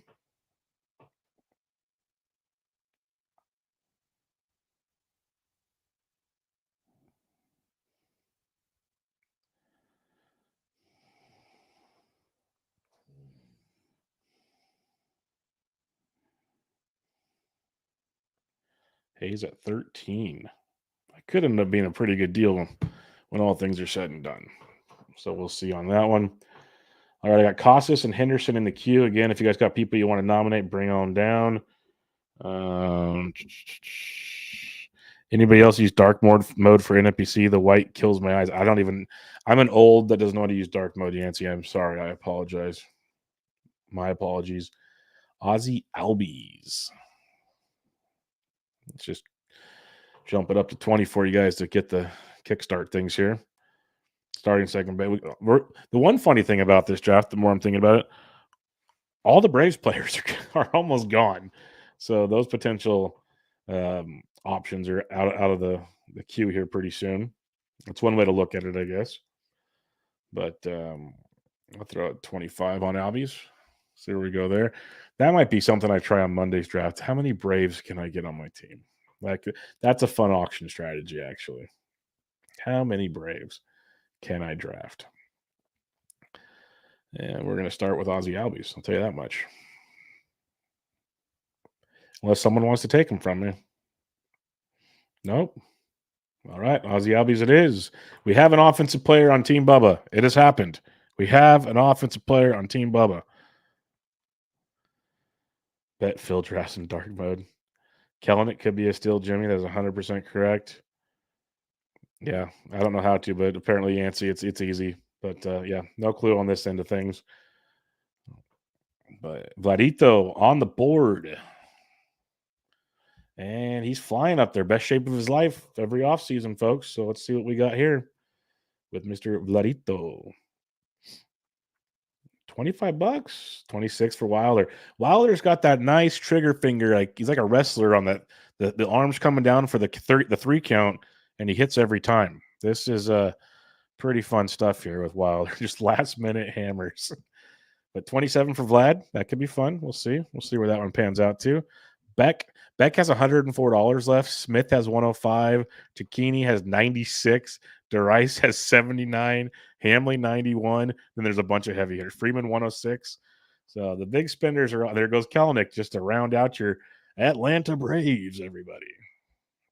Apparently that was the philosophy because all the guys that are spending a ton of money, give me all the Braves. That's the plan. It looks like give me all the Braves and see where it goes, which could work. Could work really well. We'll have to wait and see on that one. But also, we'll see. That's all I can say. Jared Kellenic, $8. Who would have thought we would see an $8 Jared Kellenic about a month ago, let's say? Like now it makes sense. Outfield of the Braves, maybe no platoon, all that kind of fun stuff. But who would have thought that about a month ago? Tristan Casas is on the clock. Who wants some? I'd put him a buck over at AV. There you go. Looks like I'll be rostering Chris. Just back you. I thought I was going to sneak that one through for a minute. I thought I was sneaking that one through. Oh man, $17. The guys that are out of money almost are the ones bidding up Tristan Casas. This is beautiful. Dollar Days is going to be like a slugfest on this thing. $17 Tristan Casas. Wow, that was wild. Jesus Lizardo. Jesus Lizard. Well, let's see how we can fight each other on this one. Lily Wilder, Bueller, anybody? Grether? Goodness gracious. I love me some Lizardo, but apparently you all know that already, so this is kind of pointless on my behalf. Unless you guys don't want it to be pointless. That's cool too.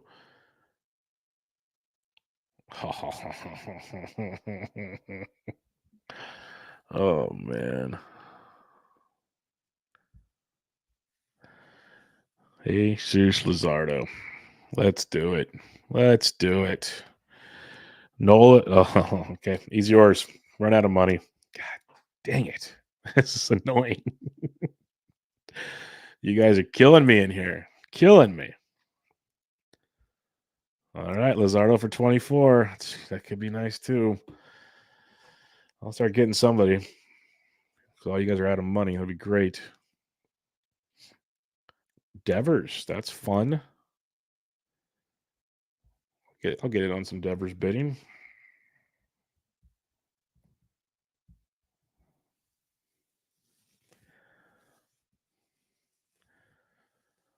I'll take the batting average. Devers is one of the more consistent stat lines in the game. It's pretty cool reading about him. I was doing some kind of ADP thing, comparing him to someone else, and it's wild, just his consistency. Stolen bases, I'll get you about 5 every year, but the power, the average, the potential for RBIs, it's pretty crazy watching Rafael Devers' production. It's very nice to have on a fantasy team to kind of be able to pencil in those numbers. And I think the top half of that Red Sox offense is going to be pretty good this year. So come on down, Rafael. Come on down, my friend. We have 2 bats on Team Bubba now. 2 bats. Watch out. Don't call it a comeback. So we got that. We'll see how this one goes. As that, I'm staying in that mid to high 20s range. We'll kind of pick it apart and go from there. But we'll see what DeBright. I was wondering, Kodai Senga. I almost threw him out for $1 just for fun to see who would do it. And people are going to bid. Here we go. The guys that spent all the money should take a chance on Senga for cheap. Makes a ton of sense. Moonshots. Has a Buxton gone yet? No, he has not. Not yet, at least. No Byron Buxton just yet. Kodai Senga for $3, $4. Still going. $5. Wow. Did not expect. Let's get to double digits, guys. Come on. Get after it. There you go. $5 for Kodai Senga. Could be interesting. I don't know when he returns, but we'll see. It makes sense for those that have spent almost all their money to go in and get a guy like that. Don't blame anybody in that regard. Like Hamley's got $86 left, so that kind of makes sense if you're feeling that. Brian Reynolds for $10. Let's make it 15. Let's speed this up. 16 for Wilder. I'll go 17. 19 for Grether. Grether at 19. And it looks like Brian Reynolds, another consistent guy, going to go for $19. Not too shabby on that one. Start throwing out some more names, group, if you're in. No on Buxton, single going for $1. Yeah. Nominating suggestion, Randy. Good job, Andy Splinter. There we go. Joe Ryan. Give me some Joe Ryan. We'll throw Randy in the queue. We're on a first name basis with Randy around here. We know that for sure. Joe Ryan. All right. I had him at 15. Lily went to 17. Thank you for doubling up on that. Appreciate you. That's a good one. Joe Ryan, if he can learn how to not give up so many fly balls or / home runs, that could be a big one. Big one for sure. All right.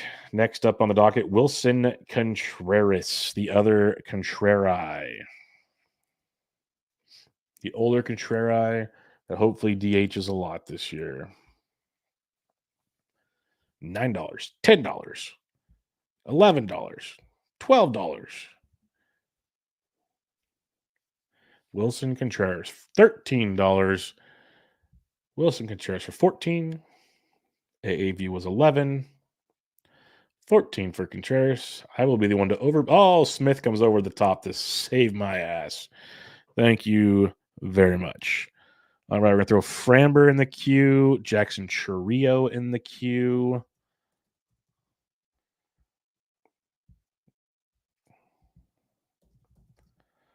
Blake Snell on the board, $18 out the gate. Now that's how you nominate a player like that.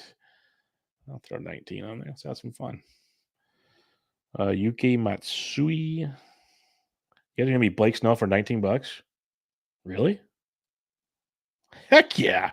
Let's go. As my SP3, I will take it. I'll take that to the bank, literally. We got Yuki. Bubba has to get one Contreras. Both Contrerases are gone. Oh, no. Yeah, both Contrerases are gone, Andy. I apologize. Bo Naylor, that's a good one for the brand. Good one to mention as well. So the queue's pretty full for now. We'll get some more names here in a little bit, see how things go. Adelise Garcia on the board. Should be ready by opening day. All things appears. $19 for Adelise Garcia. Stolen bases went down tremendously last year, but if you can keep the power and all that goodies together, I'll take a $19 Adelise all day. I'm starting to like things, folks. Waiting around, getting those mid prices. Let's go. Let's go. Having some fun. Having some fun. All right. Next up, Chris Sale. This is one that I got taunted in the Discord about Chris Sale. They all know me on this one. Talked about it a lot on last night's episode with the pocket ADP 100 to 150. This is a guy that you could potentially take a leap with if you're feeling frisky. And the listeners are following the lead on this one.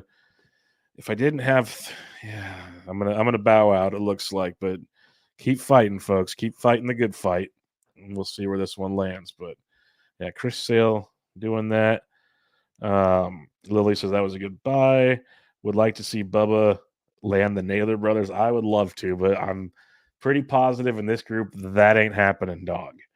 Gunnar Henderson nominated here, so that'll come out of my queue real quick.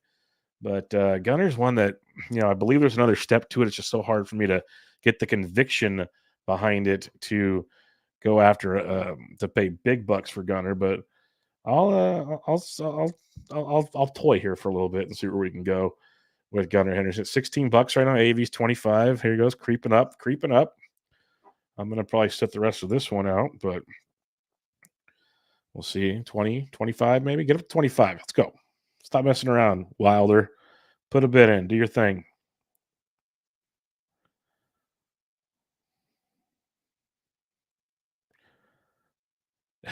Andy Splinter, I see you in the chat now. I saw your post on Twitter doing my part. He has his phone on YouTube, his laptop on YouTube, and his TV on YouTube. Fully appreciate that, man. That is good stuff. Appreciate that tremendously. Thank you very, very much on that one. Gunnar Henderson going for $23. Goodbye, Lily. Looks like a good buy.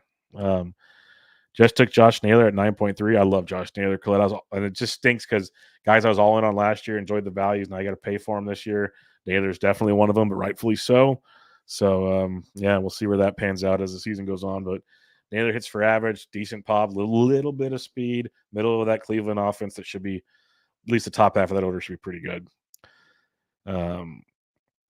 We will see where this goes from here. But we got Michael King's up to $12. It's a guy, I love the skill set of Michael King. Longevity in the season concerns me. But for $12, the way the pitchers have been going, maybe. Castellanos, here we go. Let's have some fun with Casty. Good season last year after the down season the first time. Even my dog likes Casty. He's getting excited over here. He's getting excited for Castellanos. So we'll see. $11 for Casty. $11. $12 for Castellanos. I could use a little bit of pop in my lineup. We got Albies. We got Devers. At least, actually, I don't need pop. So thank you for doing that, Freeman. Appreciate you there. Yes, Andy, you are definitely supporting it. So thank you very much. That was a hilarious tweet to see. All right, time to get some caffeine in the body here. Not a nooner. Don't get excited, people. Trying to behave. Long night ahead of us here. Long night ahead. But it's moving along. We're actually into round 6, back into no, middle of round 6, not much. Marcus Simeon, the guy that just continuously gets all the at-bats, and there goes that. All right, I got Ozzy Albies. I don't need Marcus Simeon, so have fun, boys. I was just trying to bid him up, get the party going. You guys are doing great. That could be a steal right there. A $21 Simeon. That is pretty good. Because I got Albies for 28. That's where, looking back, things get interesting. Mitch Garver, going to probably DH most of the time for Seattle. He's on the board here, a cheaper catcher. We haven't seen a ton of these cheaper ones just yet. But the whole idea of cheap is about to go out the window. So that was fun. He's up to $7 already. Mitch Garver, guy that can barely play 100 games consistently year after year. $8 for Mitch Garver. All right, so now that most of my, every one of my main targets we're seeing go for $3, $4, $5 over, so that's fun. Time to readjust things here. See where you guys want to try to get me on the next ones along the line here. We will be nominating Randy Arozarena next, so we'll see how that plays out with the old Team Bubba philosophy here. John Wilder still has $199 left. Stoughton still has not spent $1. He's at $260. That is next level stuff right there, Stoughton. I'm really curious to see how you're going to spend. You jumped into the chat earlier, so I know you're around. I'm really curious as to his strategy on this one. He's going to go just devouring in the middle of this deal. I did not mean to do that cheap. I was not paying attention. I blame all of you for that. So we'll just bid it up real quick. There you go. Problem solved. 21 to Cicchini. Wilder. Got to spend money eventually, Wilder. There you go. Good job. Good job, Wilder. Little Randy Arozarena action. Don't mind that one bit. That's a good pick, Wilder. That's a good one to have. It really is. You might need to spend more to get him, but it's a good one to have. Or I'll gladly take him if you don't want to.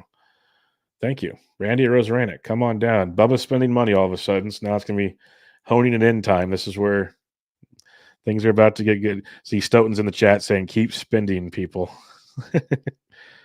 How are you getting your targeted prices? You got them memorized.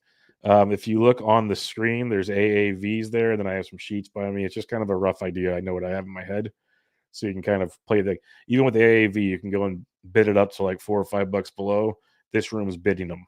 So that'll change. Eventually it'll bite me in the butt or somebody in the butt. But for now, people are spending those dollars. So that will happen. See, Gether just went straight to $12. That's the AAV, and it's over.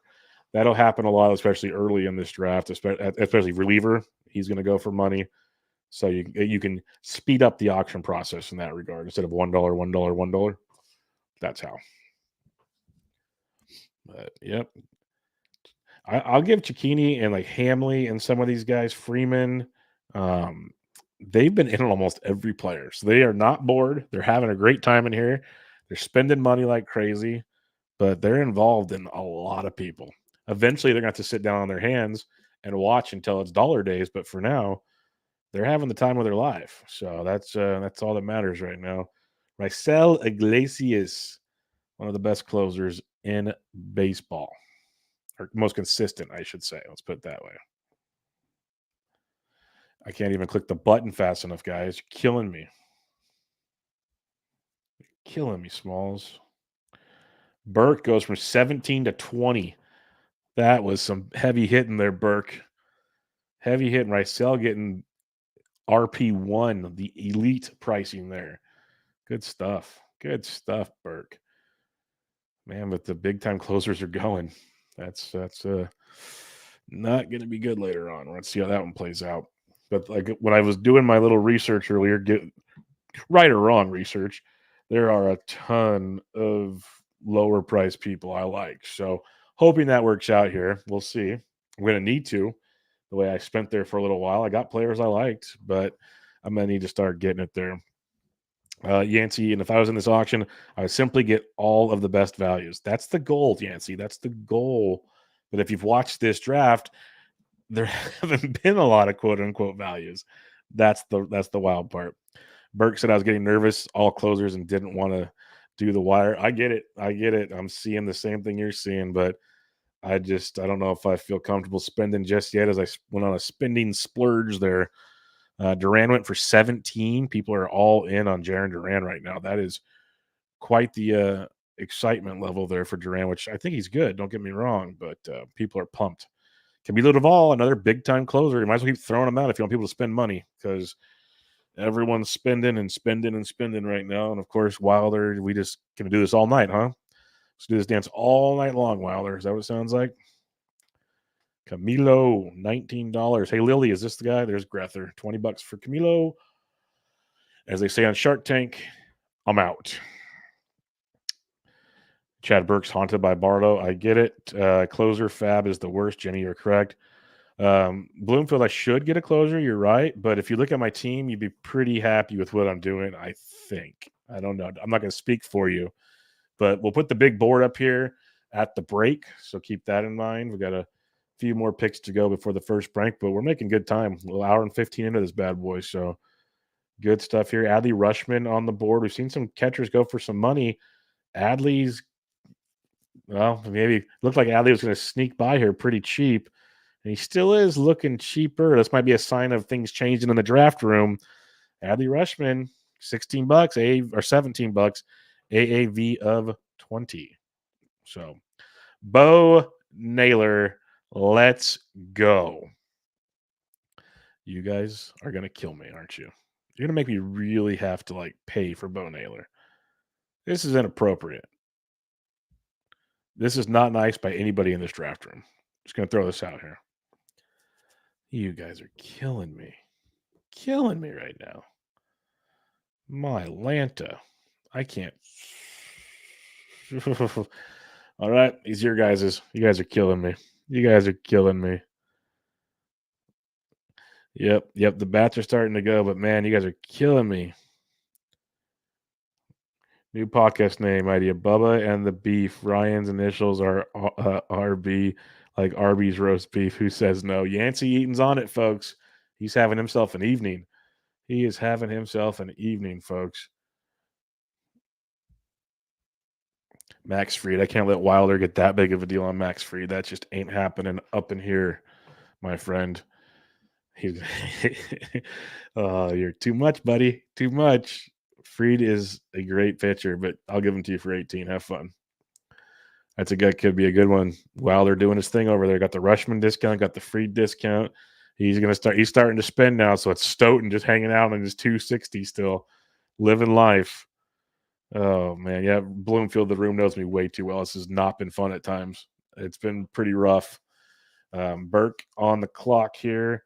Goldie. Let's see if we can get a Goldie price tag here.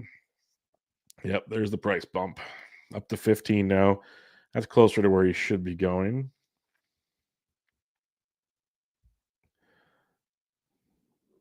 Grather got him for 15. That's a good little price on Goldie. I know Bloomfield would approve of that. Ryan, what's your middle name? Oh, Yancey's getting personal up in the chat here, folks. Watch out. Getting frisky. Zach Eflin. This is going to be the fun one because we saw a Zach Eflin interesting price tag on Zach Eflin the other night. So, and he's climbing quickly here. That escalated quickly. So, the interesting Eflin price continues on this one. Up to 16. Lily might get away with the discount. There you go. Good job. Stoughton is like Mount Lion. Yeah, he's just chilling at 260. I really want to see who he gets now, as everyone else is. Allen's at 156, Pollard's at 166, Wilder's at 164. Everybody else below a hundo. So Logan Gilbert, that's a good one.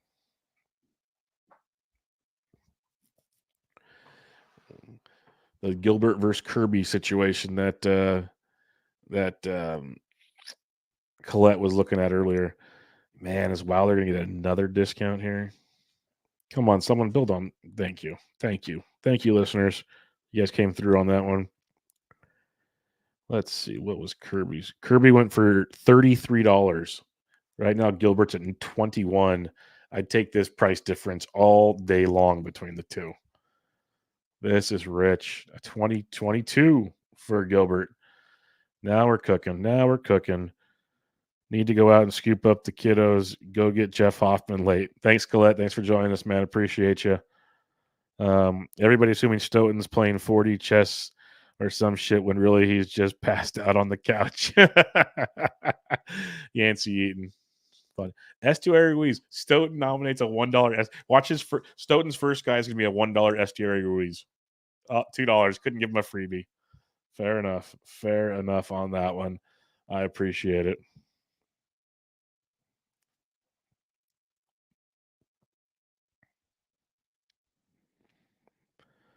All right. Logan Gilbert. Estuary got bumped a little bit. There we go. That is good to see. We're going to do this. We're going to do this.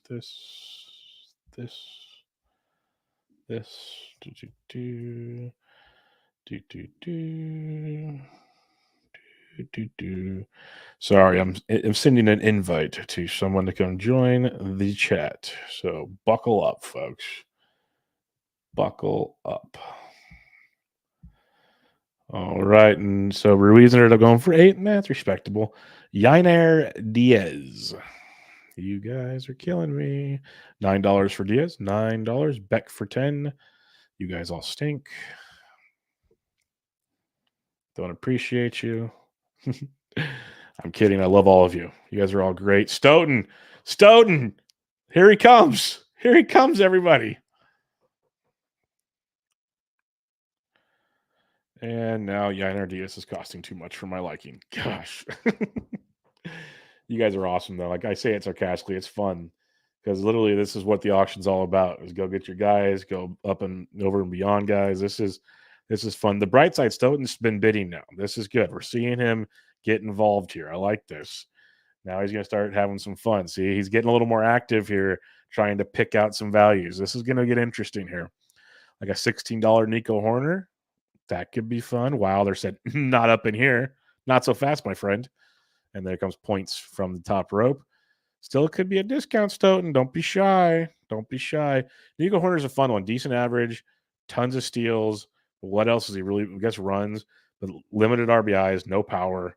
He's just a tough one for me. He's like overall really good, but just really tough when you break it down in a big way. So I got Freddie Peralta on the board. One of the best pitchers, if not the best pitcher in the second half of baseball last year. So that's always fun to see some Freddie Peralta in our lives. Stoughton's got him up to 20, 21 for Wilder. So Peralta is going to be going up the board here, which is good to see with Frederick Peralta. And he goes for 21. That could be a little bit of a deal as well. That could be fun. I am going to nominate Framber Valdez. Love me some Framber. Cut his hair. I've seen his hair. Sorry, I got muted for some weird reason. Framber cut his hair, which is pretty weird to see. It's like Samson and Delilah type stuff. Like, what are we doing here? But I'm hoping he's just as good. Kind of a slow ending to the season with the ankle injury and whatnot, but still one of the best pitchers in baseball. Innings for days, good ratios, ground balls through the roof, which is great to see from Framber. So a lot to like in that regard. Everybody thinks Stoughton's sleeping. It's funny, but he's actually been bidding. So we got that going. Britton Allen, $20 for Framber. That's pretty nice. Pretty nice. Let's see. This is round 7. So when everyone finishes their bids here, we will take a break. So keep this going. Wilder needs this break badly. It's funny. Rodon, this will be fun because the hype train is climbing on one Mr. Rodon. So let's see where this goes. I got 10, 11 for Stoughton, 12 for Burke. There we go. Hype train is in full force, which it's fair. If he's healthy, this is a steal. Like I got Blake Snell for 19. If Rodon's healthy, I'd take Rodon over Snell. Probably like almost all the time. So these are the kind of things you look back on in hindsight, Captain Hindsight, and go, wow, I could have got a $15 Rodon instead of a $19 Snell. We'll have to kind of wait and see how that one plays out. Jenny Butler, Watching Bloomfield and Bubba join auctions this year is like watching someone get addicted to drugs. You can just see where this is going. Oh, 100%, Jenny. I am addicted to this. If they ever made these go faster, I don't know how you could. This would be like pure to my veins. This is great. Manny Machado, one of my favorite third base targets this year. Everybody knows this. I already have Rafael Devers, though. So do I need to go crazy? Probably not. But I'm a big believer in Manny Machado. So let's let you guys have some fun the rest of the way. This is where I need to learn to just walk away, as Jenny said. She can see where this is going. This is me walking away. I just want to keep clicking buttons. So let's see where that goes. $19, not bad for Machado. This is good. This is why I wanted to keep waiting. I just couldn't. I was liking some of the prices, waiting a little longer. Nicky Pivetta, Nicky P, he had a big second half last year as well. AAV of $10. Let's see where he goes here. He's already at 10. 11 to Burke. 12 to Wilder. There we go. At least Wilder's having to spend over AAV. That makes me happy. It's $12 Pavetta, though, so that kind of makes you feel better. If you're going to spend over, make it a Pavetta for 12. But, yeah, that's kind of fun. Yancey, and if they start doing drugs, too, I wonder if they'll stream it. No, we just streamline it. There's a difference. Jeff Freeman, my mom, Manny, $19 is a buy. Yep, that's pretty good. I like that. I like that $19 Manny because I got Devers for 28. Yeah, that's gonna sting. That's gonna sting a lot. All right, who's up here, Grether? Who you putting through? Pavetta for 13. That's fun. Bobby Miller for $1. Let's just bump that up real quick. Stoughton's in for 12. Bobby Miller, he's another one of those names that you either really like him and you're going to pay whatever for him, or you're going to express your concerns on innings or whatever else you want to when it comes to Bobby Miller. But this room, no concerns. We're up to $18 on Bobby Miller, which probably not wrong. 19. All right. You guys are moving right along on this one. Let's see who the next one is. Yancey Eaton. I'm surprised Bubba keeps reading my shit out loud. I'm like the anchor man. That's just who I am. Like if you put it in the prompter, probably going to read it over here. That's kind of how this thing goes. All right, next up on the docket, Wilder. Where are we going on this one? Who just went off the board?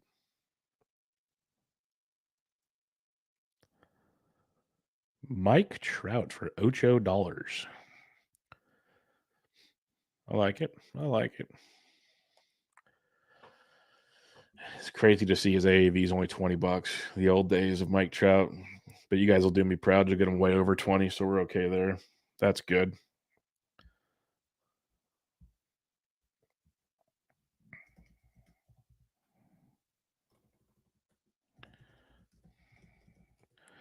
You guys know Bubba's real name isn't even Bubba.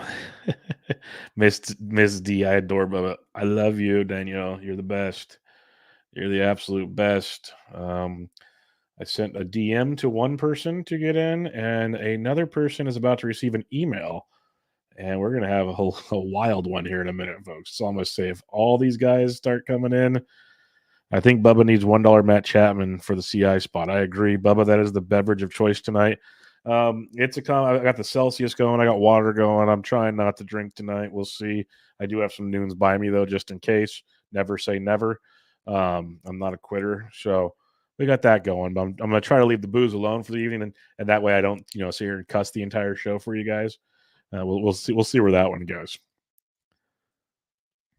JTR for why is my thing not updating? That's weird. I don't even know what the last bids are now.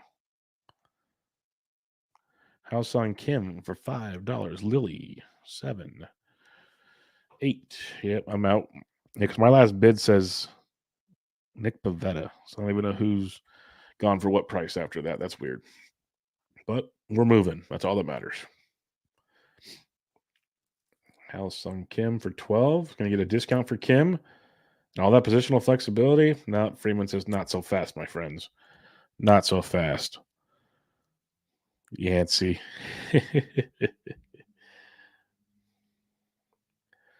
Hey, your husband said "be in shortly," Ms. D. You're used to hearing that, aren't you? Just had to throw that one out there real quick.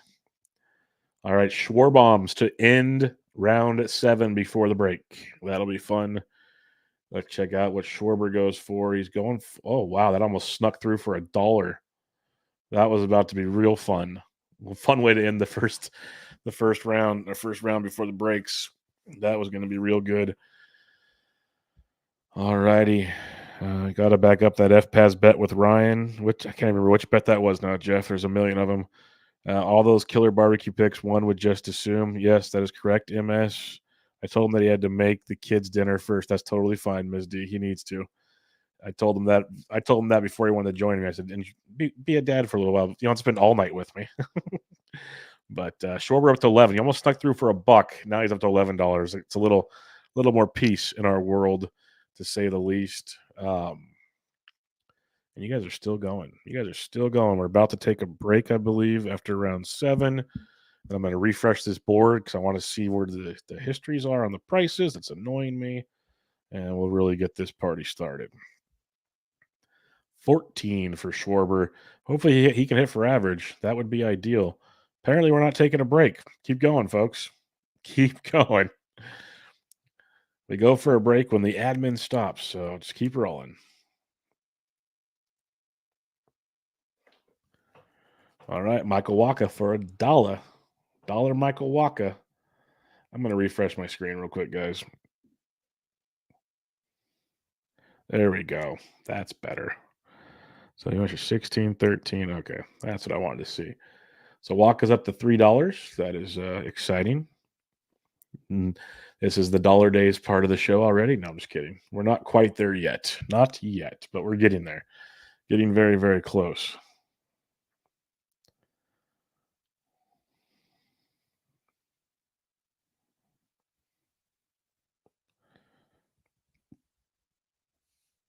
Waka's up to $7. Not sure I expected that one. There we go. $7 Michael Waka. All right, let's break now. I'm going to do. He's been fun over there. He's been quiet, but he's been fun. Really curious to see how this one pans out. Zach Gallen. He's still one of those. This is where like you can get some of these sneaky, almost ace types as this kind of sneaks on here. Man, I can't even hit the button in time for you guys. You guys are killing me here.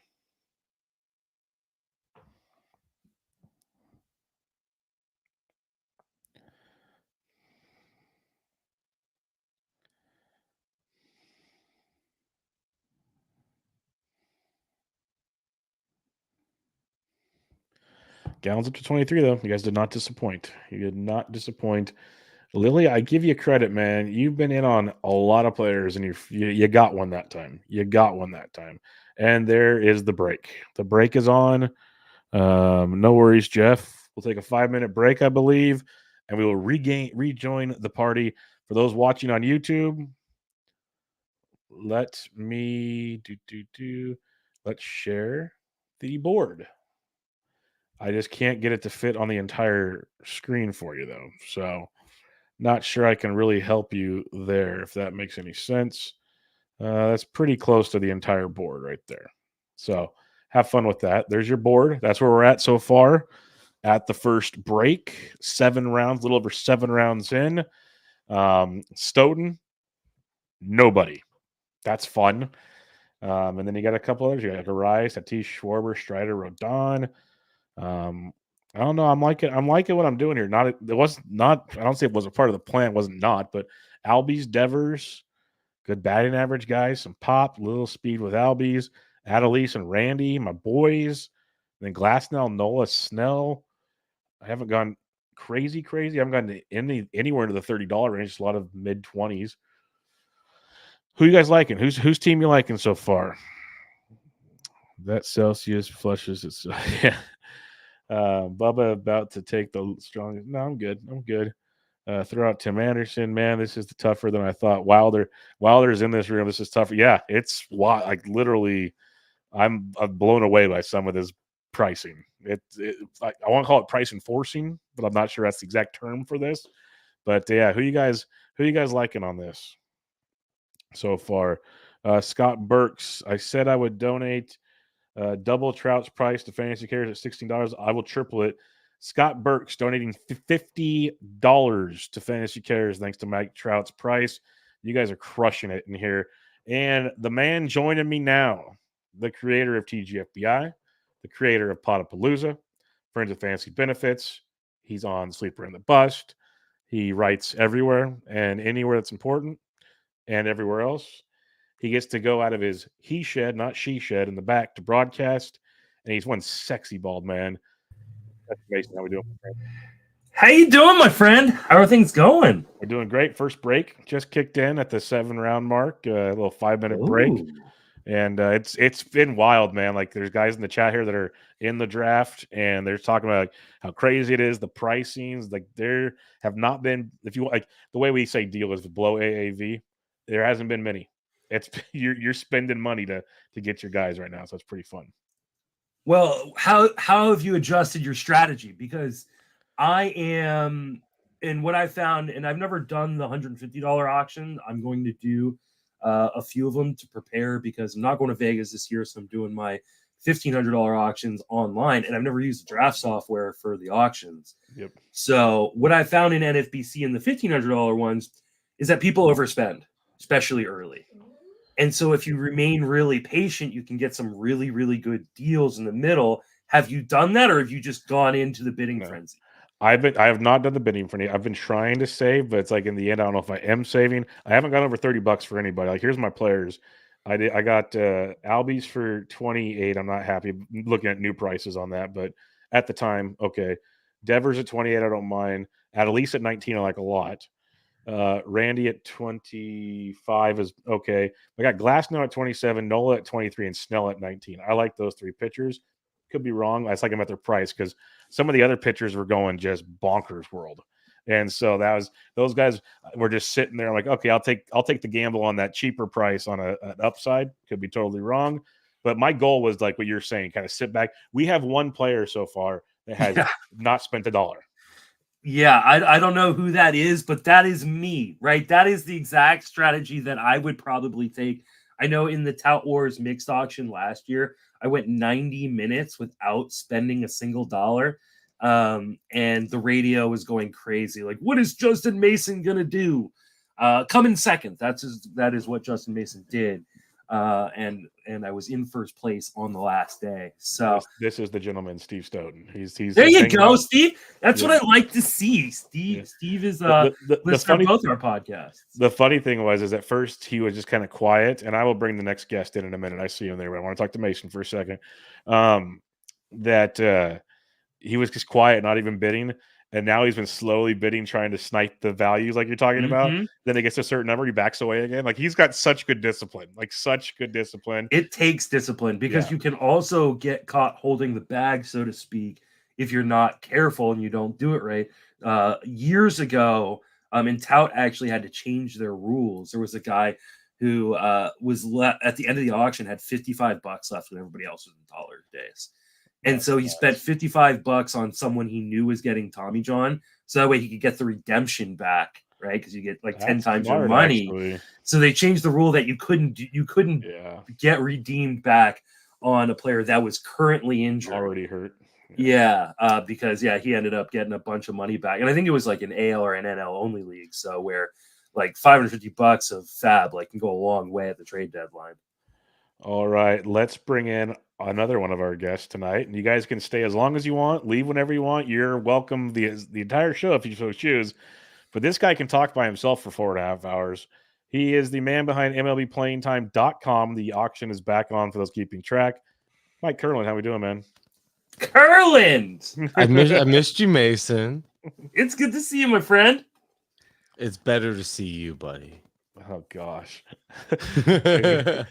Everybody, you look good, man. Losing some weight.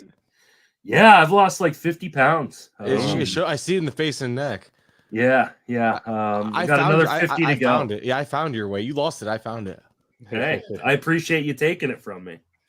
I gave it to you in the first place, and I just figured I just wanted to take it back. I'm selfish, Well, I have a question for Kurland that I didn't know I was going to get to see him. Hey, buddy.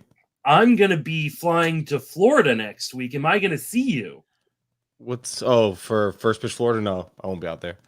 Boo. I know. I live like 2 hours away. 2 hours? That's nothing. I know it's nothing. I could probably drive out there, probably catch a game or something with everyone. Honestly, I was thinking about that. Well, I'm hang out. I originally had plans, like stuff I actually had to do. I don't know if I have those plans anymore. So it's gonna be like a last minute. That's the only thing. Ball game sponsored by MLBPlayingTime.com. By the way, Yuki Matsui's on the clock, and he just went for $5. Oh, is that the 6? This group spends, Mason. I'm telling you, this group is spending money. It's struck out the side. This is really and good for me to watch because I'm going to do one of these auctions while I'm in Florida from my hotel room. I'll probably live stream that as well. So if anybody wants to jump in to, I think it's the 3-2 at like 3 o'clock Eastern. Is that next weekend? Feel free to join me. I'll be live streaming from First Pitch, Florida, my auction there. Jackson Chirrillo. Real quick for the chat. Remember, if you have any nomination, people throw them in the chat because my queue is empty again. Oh, there you go. There you go, guys. Continue. Kurland, you've done a few of these auctions. Mason's going to do his first one on the software. This is my first one. Any pointers from Mason? Because he wants to test out the 150 before he goes to the higher dollar one. And I was going to do a higher dollar auction, but I decided a second main instead. Not because I'm afraid of auctions, but because I just really have this thing for the main event, apparently. But the software itself, I really like it. I think it's very user-friendly. The only thing you have to be mindful of, and I think it's just in general with all auction software, is you go to click that +1, it could be +4. You know what I mean? Like, you just have to be mindful of, like if it's coming down to this software. This software is good. I've had it happen to me, and I almost got stuck like +3 on a player where I wanted to just get +1. It was like last three. It doesn't do that in here, Kurland. Oh, it's not very common. It just happens. Okay. It was like 1 or 2 times that it was close to happening. When I went to go press +1, it told me I was outbid, and it showed like +3. Like, it lagged the last second or two of bidding on one player. We missed it. Stoughton got Jackson Chirrillo for $14, and he just got Christian Yelich for $19. Stoughton is on the board, people. There we go. It has happened. So the thing is now with him, because I heard you, is he the one that had no players? He's taken 2 of the first four or 5 people so far in this next round of people. Well, Kurland brings the magic. That's what happens. Kurland comes on the podcast, and all of a sudden people just start throwing money around like they're at a strip club. I'll take it. It's I'm just looking at that, and so the thing about that strategy, and I don't even know if it was a strategy, more so like cautious, like being afraid of like overspending. But now he's at the point where, like, right now he's getting, I guess I would have to look at the AAV, but I'm pretty sure it's probably a deal on Chirrillo. Yelich is probably close to market value. Yeah, Yelich was 20. So cheaper technically, yeah. So I'm thinking that, but he might get to a point because there's other people there with still money. You still have, it looks like Britton Allen with money, Pollard. I'm just looking at some other names with like a couple, like $100. Guys like that, Wilder. Suddenly, like those, even though this guy has the hammer, it doesn't mean he's going to get deals because these other guys are also hunting in this area. Yeah. So there are no deals guaranteed, even though that's what he could still compile. That's what Rob McCabe said earlier. He's like, everybody waiting for bargain days won't happen when you guys are all sitting there waiting for bargain days. It's also weird because like some of the bargains are going to be your early round guys that, like, maybe a $40 player, although was in line with the rest of them. If you don't get those deals in the middle rounds, like, so, you know, that $40 player was the deal because you might have paid full value, but you didn't miss on anything. So you got your stud player without having to, and you didn't sacrifice, like, you didn't lose, which is rare because I feel like you often get deals, and you're going to find some deals. You'll see some guys, like, I won't say names because I don't want to throw people off, but there's gonna be a couple guys that go for like $12 to $14 that are worth like 18 to 20, and that's where you'll see your deals probably. Well, when I saw most of the deals take place in Bloomfield on Monday, it was after the next break. It's when you get to the really kind of people are strapped for cash time of things. But it's weird. I like that they do a break because they don't do a break. They do 2. Yeah, round 7 and round 17, I believe. You get 2 breaks. They don't do a break for the online mains, which is rough. Last year I did the main online for the first time, and I was amped, and then by around 20 I was like drained. I'm like, I have 10 more rounds. I need like a 10-minute break just to go like walk, like clear my brain. If you do the live mains you get breaks after 10 rounds, which I think, you know, obviously the live mains has just, I think, better overall competition. That's true too. I really like those breaks because, like, you know, my main last year, I really effed up my first 10 rounds. But I needed that 10 minutes to kind of reset Look what's And on the really- board. Look who has Yeah. what. Kind of really. and kind of figure out a new strategy, because I had a planned strategy going in. I went away from it, and then I was like, what the fuck do I do now? And so yeah, being able to have that 10-minute break to kind of recenter myself like really helped save the end of my draft. Yeah, and by the way, because I've heard you mention a couple times how I purposely chose the Vegas weekend to draft my main online for the first time. I'm noticing that I guess that caught hype because well, I don't know if you're doing that, but I saw Spore sign up for the Saturday while it's online. I saw Yeah, absolutely should.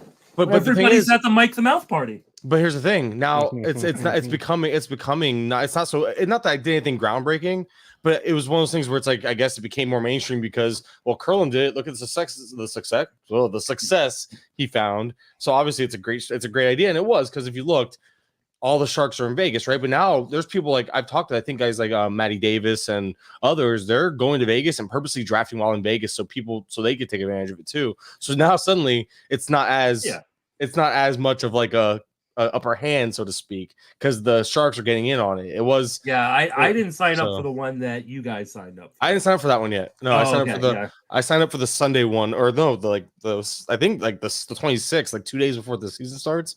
I have that one, and I haven't picked my other one yet. I'm debating on doing it before the Dodgers series or after, because I already have one after, and I kind of want to do one before. And if I like any of the Dodgers or Padres guys, I feel like the prices are going to be heavily. You know how that like one good series, that's going to be yeah. So I can't remember, it was 2018 or 2019 when Mariners, the Mariners A series.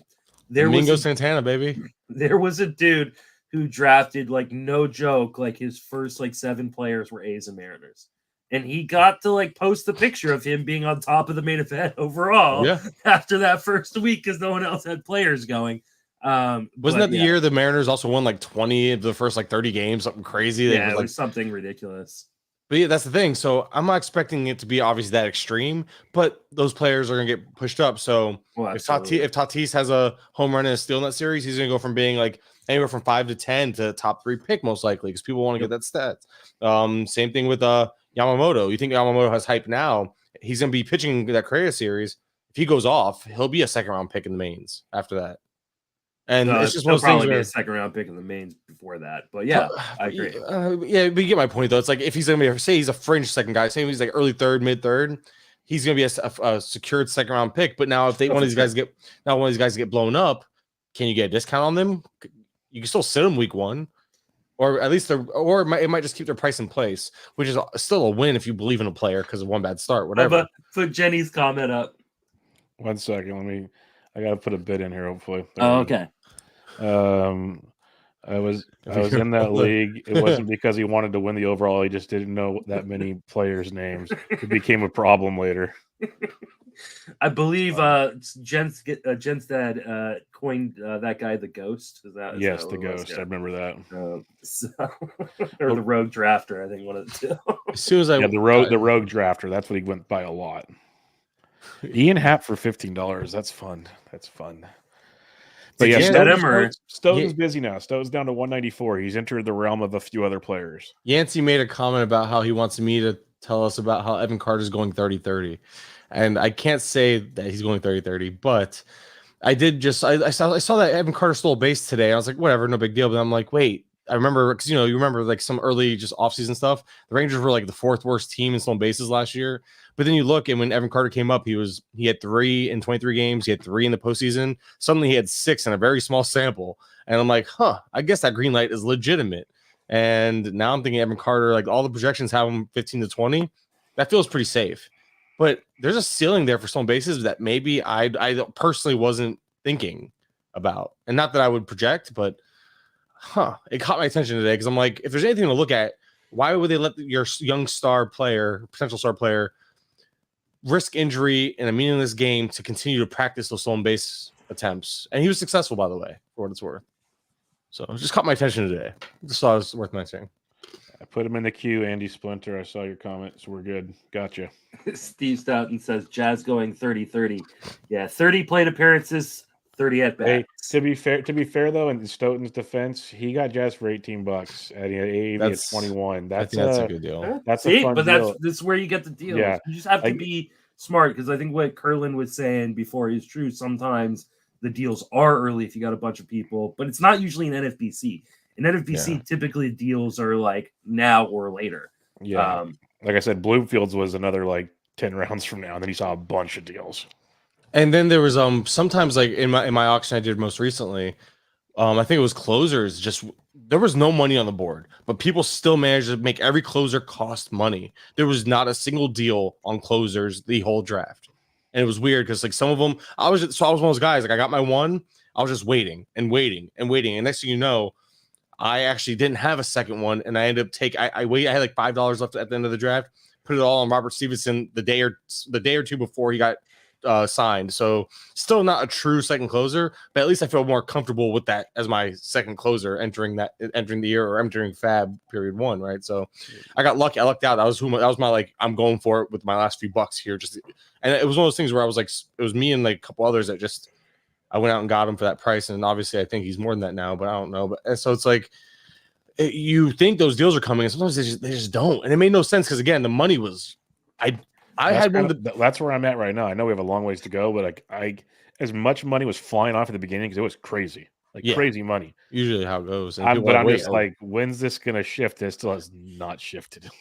And that's because now like you said, like we talked about, you still have 3 guys with over $100 min bids, like or max bid, whatever the bottom row. That's the bottom row is like that's your max bid, right, or something like that. Whatever. Yeah. So you still have guys with a lot of money to play with. Not to mention the guys lingering with the 50s, the 60s, the 70s. Those guys can still get a couple $10 players and get in on the mix here.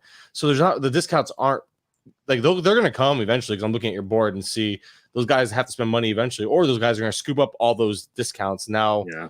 Are they discounts, or is this now their teams are just competitive and balanced out? Whereas you guys have all the better players, but now they have the balance. So that's where it gets weird. That's why I love auctions, though, because auctions you have no excuse not to build the team you want. There it goes. You have no excuse. No, this has been an absolute blast. Like Jenny made the comment. I don't know if you guys were in the room yet. The way me and Ryan are talking about auctions, it's like the next addiction type thing. Oh, it's awesome. These are the best. These are like if there's some way to make them not 4.5 hours, this would be dangerous, like really dangerous. I'll tell you, doing them live in Vegas is amazing. Like NFBC runs such a good live auction. It's like my main reason I'm bummed about not going to Vegas this year is because those auctions are just so much fun. Like me and Maddie Davis sat next to each other. For 4 hours doing it, and it was I had the time of my life. Helps that I won too. Did you mention that you won? I did. I was wearing my Sean Bouchard jersey on the pod yesterday. I lost my main event in the final 3 days, Mason. I don't want to hear it. Oh, sorry. I was like tied with like 2 days left and lost the final. I think the day before I lost, and then made a little push and lost by half a point the final day. Oh, that's brutal. And what hurt the most was I led that league for 24 out of 27 weeks. Yeah. So it's one of those where it's like I led the whole way, and like, oh, by the way, your lack of experience really cost you there. Hey, something related to what just took place. Tim Anderson just went for $5. What are your thoughts on that? Because he's got a home. That. So do I. I nominated him for $1, and then he was sitting there. And I thought you loved it. Going for $5. So he's still a $1 or $2 player right now. I mean, I understand. Like, I think he'll lead off for Miami because Miami has nothing better to do with him. But I don't know. Like, I think he'll bat second. You think Arias lead off? I'm thinking lead off because Arias is actually the better hitter, not much of a runner. I think they'll let Anderson get on and run maybe, and if they can give somebody Arias to hit in, somebody hit in possibly. That's one thing. That's where my head's at. I don't see Tim Anderson. Tim Anderson's not. I just one of those things where they don't really have a 2-spot hitter. I mean, I guess you could argue Josh Bell should probably be just for the on base and the power up side. Wow. But that's this team. This team isn't. So I'm like, it doesn't really matter if it's Anderson or Arias, but I think it's going to be an Anderson, Arias. I think I think it just depends on how they want to kind of configure the lefty-righty. And that's why I'm like, so if they do lefty, I can see lefty because it's against righties, but I can understand what you're saying because like lefty-righty, it makes sense. But I feel like teams aren't I know teams do that a lot, but I feel like in my brain, it's always the Astros that did it. And now he's gone. So maybe it won't be so, because against a right-handed pitcher, stacking these guys isn't that big of a deal these days. It just sucks if later in the game you get hit with that. But let me see. I'll pull up that roster. I threw it to you. I was at work and I threw him in there. Batting second would make perfect. I mean, honestly, We're gonna Yeah, see. We'll see tomorrow. Hopefully, I know like Roster Resource has it, I don't Arise, care. and then I work for Fangraphs, so I do care. I'm kidding. They have Arise, Anderson, Bell, Yeah, Burger, Jazz. that's such a tough one. So, Burger Bell above Jazz against righties. I have a hard time buying that. Let me see how much. Too. Let me see how much let me see how. And so what I do is I go and look. So I'll look at Roster Resource to compare, and then that makes me go second guess or double check myself. Like, why did I have it so different? Now, to be fair, like I said, I did this on my cell phone while getting gas in the fire truck the other day. So this is the type of stuff. Like, this is the degeneracy. I'm like I'm at work trying to do this stuff. But and then I Joe tried just real did quick, homework per some dollar for questions TA. from the chat, guys. M Ski says, is Justin wearing the same bowling series that Danielle used to seduce him in? Yes. That's a yes. And where's the bird? Where's that bird at? Homer dollar for TA. That's funny. That is really funny. Jenny says, my labor team hopes he will run. Yes, that is very true. My only concern is like Miami didn't push it on the base of that last year very much, but neither did Chicago. But so, Miami didn't have a lot of guys that could run. Okay, so I mean, I guess that's fair. Having Bell ahead of Chisholm, I can see it. I was just looking at the last year's trends, and Bell was batting second. I knew that. That's why I had Bell up there in the lineup initially, and I moved him down because of all this changes. It was actually Arias, Bell, Berger, Chisholm. That's how it was for a good portion against righties to finish out the year with Soler. Got a closer, Andy. Andy's in the chat saying, "But let's get Bubba a closer." Yes, we just got one. We got Andres Summit. So this makes me. I'm sorry to interrupt you. We're actually trying to not. do the stream of the draft. Also, I hear you. We're talking baseball. At least we're talking. We're trying to raise money here. Yes, we are. Yes, we are. Literally raise the prices of players. I get it. Yes. Chisholm also led off for a strong portion. I don't know. We'll see. This is weird. Dylan Cease for $8. Thoughts, gentlemen? I gotta think about this. Meh. Dylan Cease for how much? $8. I mean, at $8 doesn't really hurt you. Cheap. Like, I mean, that's cheap. Like that's you're talking about 220 strikeouts for $8. Like, yeah, that's the ratios handle. Let's say it's the ratios become a question. What's the rest of that guy's pitching staff? I'll check it out in a minute. Oh, here comes Bregman. There you go. Bregman is a guy that won me a lot of money. I'm a big Bregman fan. I like the boring. I'm not, but he always goes under value. Yes, exactly. Come on, baby. Okay. That's why Stoughton's trying to get him right now. Oh, Pollard just prevented that value question. There you go. That's gone. I'm trying to pull up Cease's thing. Oh, yeah, Cease went for $8. His average was 12. He's done as high as 15, as low as. So that's all the February auctions on NFBC. So that's a new one for Dylan Cease. I have another question for you guys. Will Smith from Kansas City went for $6. Anybody? Why? I'm just asking. I can't. Someone's throwing out Christopher Morel. Yeah. So Bubba's got to pay attention. Yeah. I saw Bubba's tweet earlier. Oh, I already have so many shares of him. It's stupid. Why though? I love him. I love the power potential. He's gaining eligibility now. Do you love the swing and miss? He hit 245 last year. That's actually pretty good in this era of baseball. Man, I really have Mike, who was requesting this? Were you requesting this? Yeah, because I remember the birds. You have the birds. Jenny, but real mute quick, this. You asked who had you asked who the guy's pitchers were that got Cease. He also got Perez, Yuri Perez and Luis Castillo. Okay, that should well, I like the Cease Perez, even though the Cease could wipe out the Perez ratios. You got that level of you got the safety in the innings and the Ks with Cease. Perez, if he hits on that potential, I like the pairing because I think that between the two, you have safety, and I think they can turn into like solid two pitchers together. See, but for me, if where are the wins coming from? Well, Cease won't be on the White Sox, so I mean that's what I didn't think he'd be there. I didn't think he'd be there now, but here. I mean, I'd honestly prefer that build if it was something more like Castillo, Bibby, Cease, right? Like, I love Yuri, and Yuri has like top 5, top 10 starting pitcher upside. But like we saw the downside in the second half last year, and so I don't want to risk getting that second half downside with Cease's downside. That to me is, I think if you're going to do that, your next starting pitcher needs to be like a safe innings eater type, like I don't know, like a Merrill Kelly or something like that. Yeah, I think it's 100% fair. And Merrill Kelly's still out there, so we'll have to kind of see how that one plays out. Is it bad this whole time I've been staring at the Marlins lineup from last year and looking at this year's and messing around with it? Ever since we talked about it, because I mean, again, we should get some clarity. I mean, we could get clarity as soon as tomorrow, which is nice. Like, I like that they can show their hand a little bit tomorrow, but obviously we're gonna need more time. With that said, so I did end up flipping Bell and Chisholm to actually agree with Russ Resource because of the trends of how it finished off last year. And this is why I usually need to take time to do this. I have to stop doing. I made the rookie mistake of doing like, hey, you know why you don't rush things? Because that's then not you turn your it DNA, Kurland. Well, and this is like an arson judge type of moment, like you don't do this. You don't do this.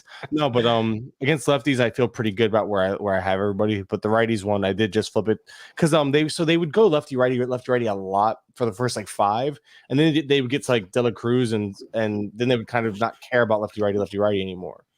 So I made it lefty righty pretty much.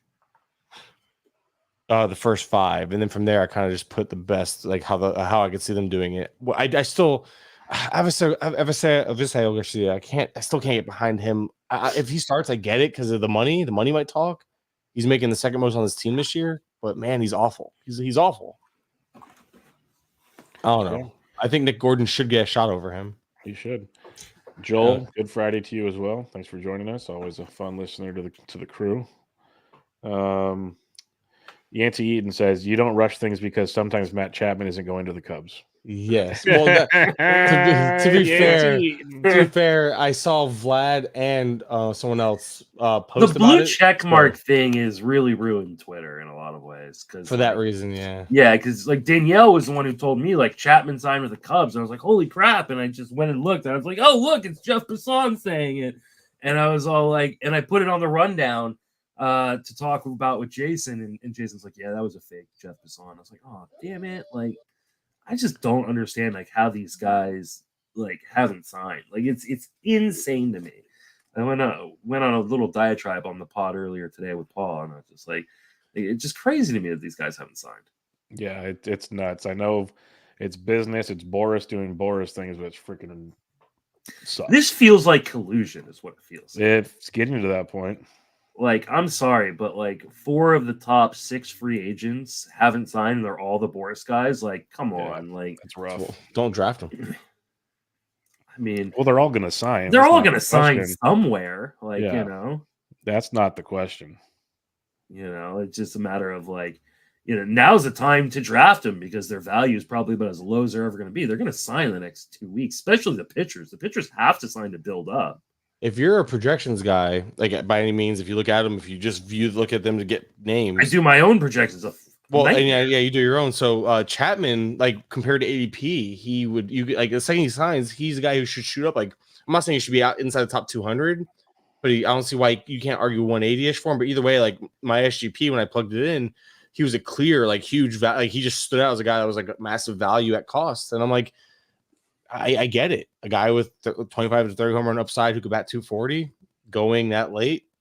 It's a weird. I get where he signs might affect that, but I know Chapman isn't a sexy name, but I don't know. If you look at projections alone and you do your own, you can see how he's kind of like a clear standout about compared to who's going around him. I think I don't have much of him though. I've been shying away from him because he burned me so much last year. There's a little bias there.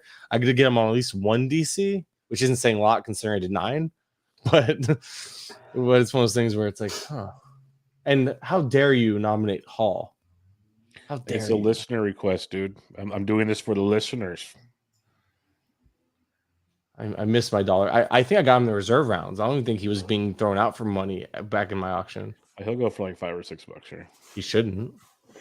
Yeah, I'm telling you the way this draft is going. That's what's gonna happen here. I like him, but I don't like $5-6 him. And I'm a pretty big DL Hall guy.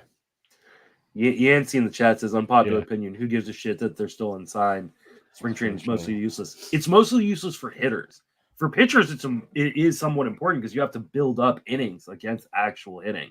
And then I think with pitchers, you also get they get to work on things against live hitting. Like they get to work on that curveball that might suck, but maybe they want to see if they can get a handle on it when it matters, not just in bullpens. Is Lily just bidding against himself here? It was like Lily at 7, Lily at 9. It was like before anybody could touch anything. Lily keeps going up. He's been doing that all day. It's been pretty wild to see. Oh, if you set, people have you can set what's it called on here where max bid. So you might see Lily bidding, but maybe it's Lily like having a max bid on them and someone's bidding, and it pushes it up every time. That makes sense. Man, people are just, this is what happens with listener leagues, guys. They all know who I like, and almost every player I like goes for way more than they're supposed to. It's really frustrating, but also kind of gets it going. Anytime I enter a draft, I throw it into the Sleeper in the Bus Discord, and I end up like getting sniped on all the guys I want. Yeah. Joel Hunnard in the chat says, lat test, I haven't been in months, enjoying the late night info. Guys, a drive line. I'm just trying to get through some. Snell is playing video games according to Moonshots. Hey, I bet you Snell signed himself to a fat contract at MLB The Show. I bet he did too. Yeah, then there's another one. Was he a Boris client back when he signed with the Rays, that extension? I'm pretty sure he was, yeah. That's weird because Boris doesn't do a lot of those extensions. Torque. MB says, I listen to you guys all the time on podcasts. Thanks for all the content and entertaining conversations. So you got that going for us. And then most of these guys are at Driveline and similar places working with live hitters. It's still true, but those live hitters, it's not the same. Those live hitters aren't Ohtani. They're not Trout. They're not insert star hitter here. They're going to be solid. Some of the guys are facing each other. You know, some of these guys, like, I don't know, but it's Ty France who's working at Driveline as good as he's not as good as the names I just mentioned. So it's, I don't know. I see where Yancey's coming from. I think today's day and age with the technology and everything else we have going for us, that players are ready faster than ever. They're better than ever, etc. But I tend to agree that there's still something to pitchers and hitters seeing live competitive at bats that really help them get on a field with the commotion, with, you know, guys running around them. I mean, a simulated game is just not the same as an actual live, you know, at bats and things. So, I still, like, even as someone who obviously thrives on spring training content, right? I still agree with Yancey that a lot of it is a joke. I do think a lot of it is hyperbole. Like we hype them up. It's like everyone's going crazy over Morel's home run. It's fun. It was off Jesse Chavez, who's throwing like probably 89, and you just can't see. What and is 89. It was 89. See, no, I'm saying he is 89 years old. We were talking about that with Colette earlier. It was pretty funny talking about Jesse Chavez. A question for you guys from the chat here. This guy, Coach Pico, agreed to do, and this will be an end of the season donation to Fancy Cares, $1 for every Spencer Strider strikeout. So let's hope for like 250 plus. That'd be great. I'm hoping for 300, baby. Yeah. He wants to know better off-season line, best shape of my life, or he went to Driveline. It's definitely become he went to Driveline. It used to be best shape of my life, but now, like, I think the really just big trope that people are going to fall for every year is he went to Driveline. Yeah, I don't think it's. I hate to sit there and act like those things don't matter. I just think that, again, they matter here, and Twitter and everything else brings it up here, and that's where we're at. Hey, you know what no one's like talking about anything today? else. Like, if you see like an actual change on the field because of it, then fine. Like if you know, all the talk about Shane Bieber throwing like gas and stuff, if he comes out and he's throwing 95 halfway through spring, like, yeah, then I will probably, you know, take away one or two of the red flags that I had from him. But like, it doesn't erase the other 3 or 4 red flags. Like I every year we go crazy over a player because of spring performance. I could not care less for the vast majority of guys, like, what their spring training performance is. I just want to see them get through it healthy. Yeah, that's totally fair. There's a couple more things in the chat I want to get to in just a second here. Yancey says, did you see the hitters? I can't see that. I maintain that spring is useless. Yancey's going full scorched earth here right now. Moonshot says Snell is signing in the AL East different than AL Central. Ms. D says she's agreeing with Yancey. So there we go. Adam says, "What's up? I prefer. Hey, this guy is self-aware and gives a shit about trying to be better and improve an organization." Yancey's going all spiritual on this one about not improving. I agree with. I see where Yancey's coming from. I think that there's that was going back to I think that both can be equally important. It's a matter of having that the information around it and some context. Context is everything. And I do think that we are very reactive. I know, shocker, we're very reactive on Twitter, right? We just I think we've gone overboard, and I think people are just kind of sick of and I'm guilty of it. I like to play into it a little bit these days, more so than being guilty of it. I like to just play along. Like today, I tweeted about I was super excited. Let me just hype up Wyatt Langford batting third. We all know it's not going to happen, but let's hype it up a little bit. And everyone was eating it up. It's easy to mess with people a little bit, but rage baiting people. Absolutely, but no, it was the other way. Everyone was super excited. I think I saw a couple drooling mouth emojis and eye emojis. The usual stuff that people do, and it's fun. It's exciting, and I think we're just so happy to have baseball back. Is a lot of it, but that no one's talking about how Langford went 0 for 2 with a walk today. But if he hit a home run, it would be nonstop. He's breaking camp. Yeah. He's so I'm just waiting for what if he goes on a 0 for 10 with a couple walks and a couple strikeouts to start spring? Are we going to start seeing the negative narratives, or people just going to say, "Oh, he's young, he'll figure it out"? Andy Splinter wants to know. Ty France is a great example of this. Let's see what his bat speed is in the spring. He was a big drive line guy. Well, apparently, I saw someone today mention 3.5 miles per hour added to his swing, which seems absurd. Yeah, he did. There's a lot of drive line videos with him. Marty says Mason hacking a dart on the stream. This is epic.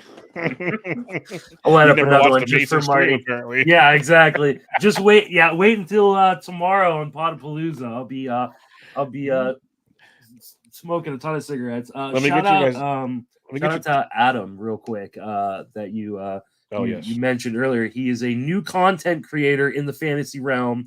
Cool. And he reached out to me earlier today, chatting about things at Adams Digest on Twitter. Go give him a follow. TJ Friedel is on the board. I'm running the wrong jersey.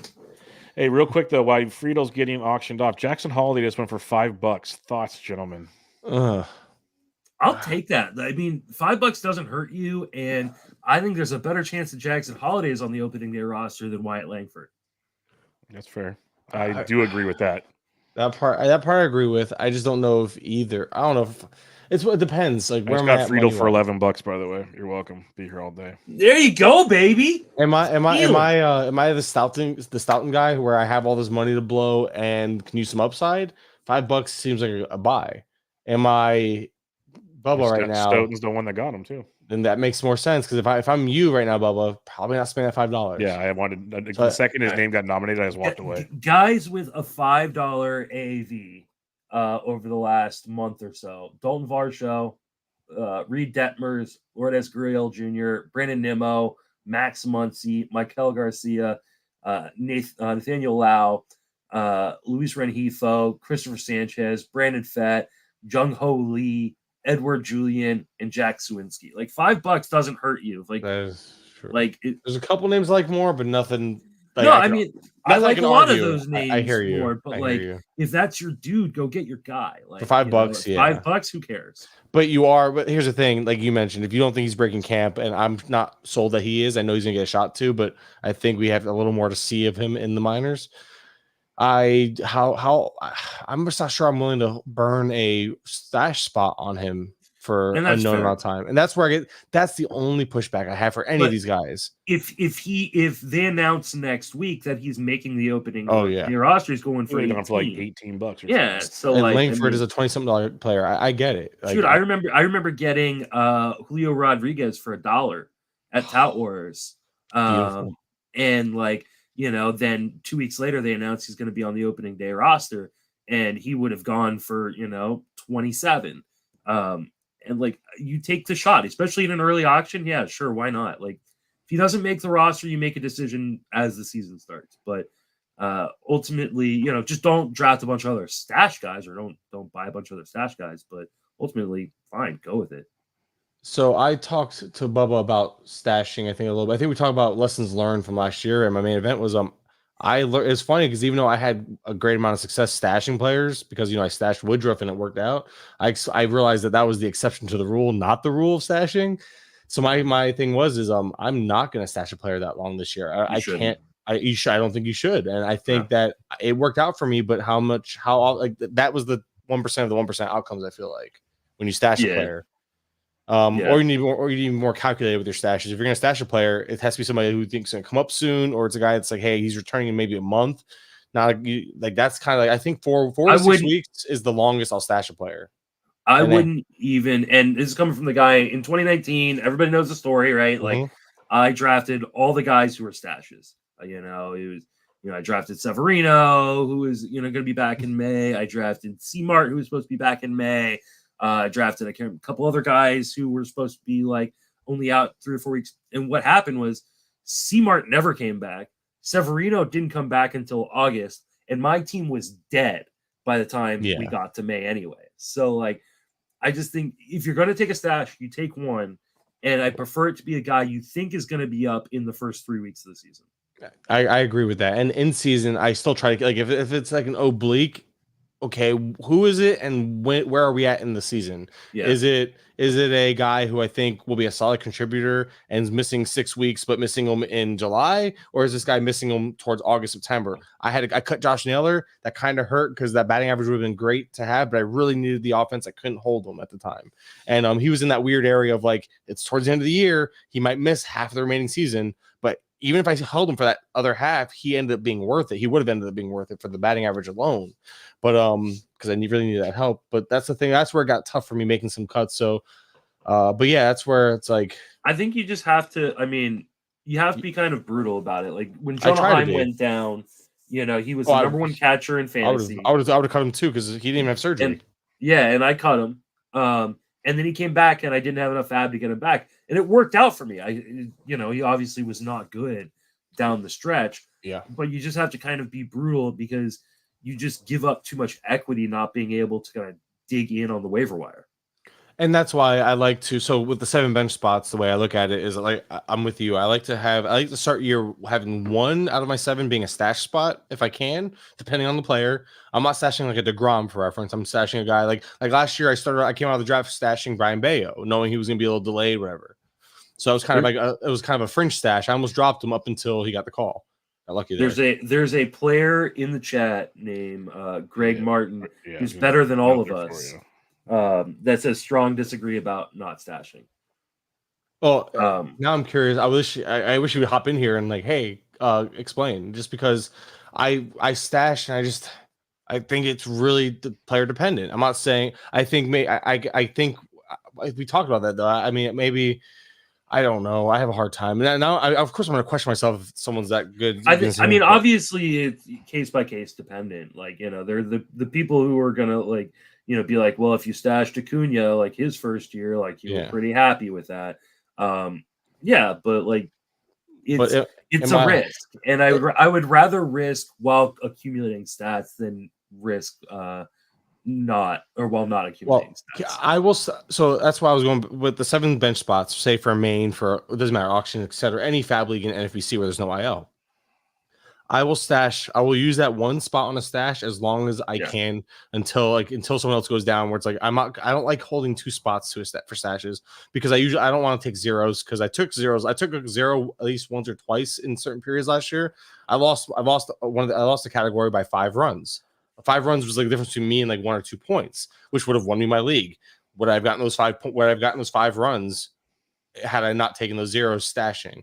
So it wasn't because I was stashing, it was because I caught injuries from the players I had, and had I not been stashing 1 or 2 guys, I would have had that extra player probably in place to probably fill in those zeros type of thing. So that's where it's like I think it really is a balance.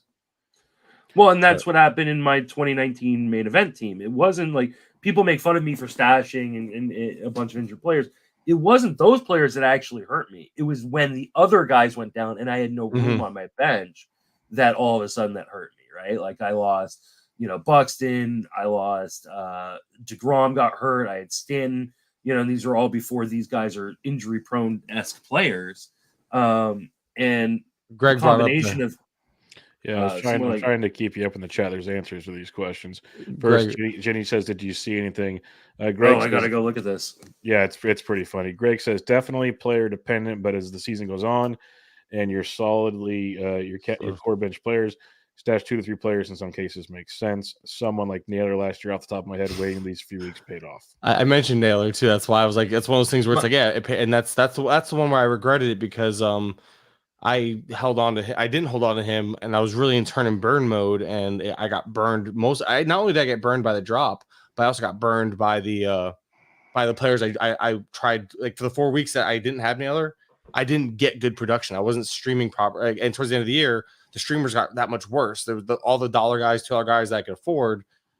I got lucky and caught heat with Shea Langoliers, but then it's like Jordan Diaz was in and out of lineup, hitting okay, then awful, and it was like Michael Massey, same thing, off and on, and I was timing, I was getting all the stats, but I was also getting the bad batting averages with them, so it was one of those things where holding on to Naylor would have been a beneficial thing. Heck, last year I dropped Berger because of the oblique.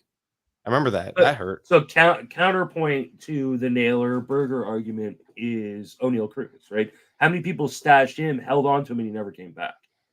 And then people would actually drop him, and then people re-added him, stashing him for a few weeks. And you just limit your flexibility. So, yeah, I mean, I get like there's always going to be samples in which we can pull from that help either side of the argument. But ultimately, I think the proper strategy is to obviously you take into account the player value, how long the player is supposed to be out for it. But yeah, I think if guys can be out for 4 to 6 weeks, or especially at the end of the season, half of the remaining season, like I think you just got to cut and move on. Do you see how he made a point to say that he didn't drop Morel like I did? Just thought I'm glad that made it. I'm glad it's made. Look at that. So it's one of those things where it's So if I go back and look, so remember Kerry Carpenter, what was it, shoulder or an oblique as well? He was gone for like 4 to 6 weeks. My main event team, if I didn't turn and burn those guys, I had Kerry Carpenter, dropped them. I had Berger, dropped them. I had both those guys at one point, dropped both of them because of the injuries. Berger's ended up being like the minimum stay on, and none of us believe a minimum stay for an oblique, right? Especially a bigger guy. Instantly we think, oh, this is going to be 4 to 6 weeks. And it wasn't. And it's one of those things where it's like, I never got, I didn't spend the fab to get him back.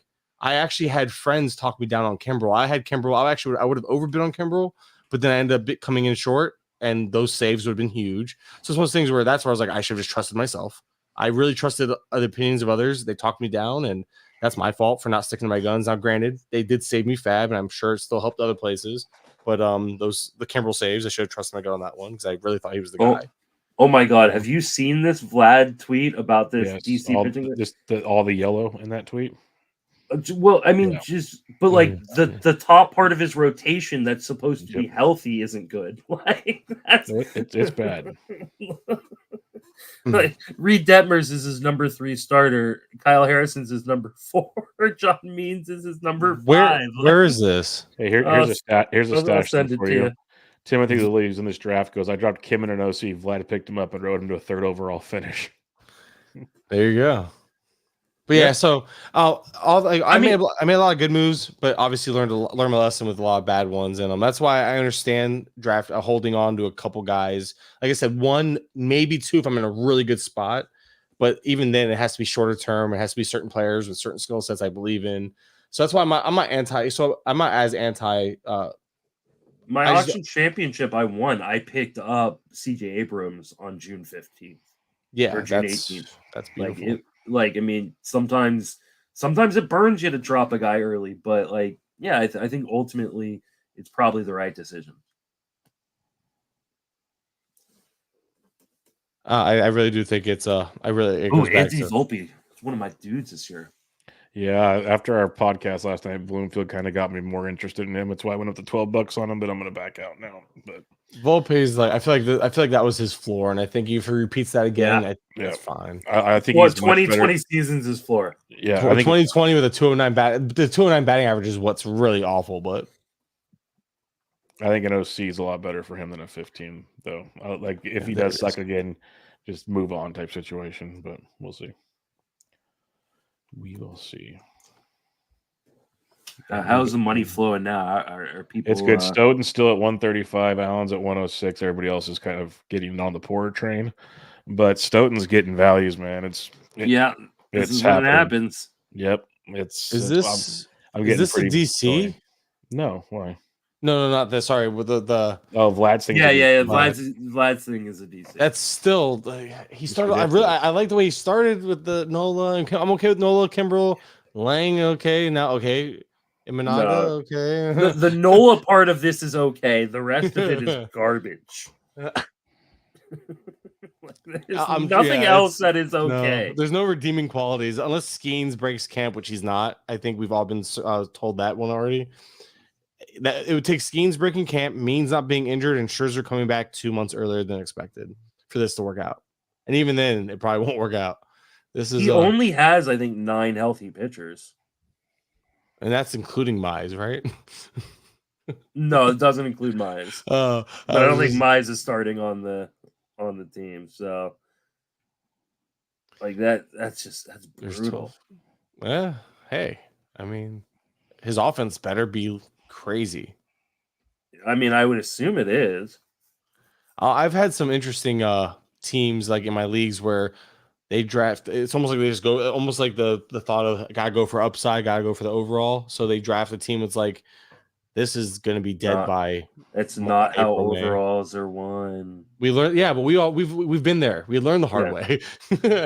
I've learned by seeing a couple DCs end up in 10 through 15. Like, oh man, that wasn't a good idea. What was I doing? Compounding risk after risk.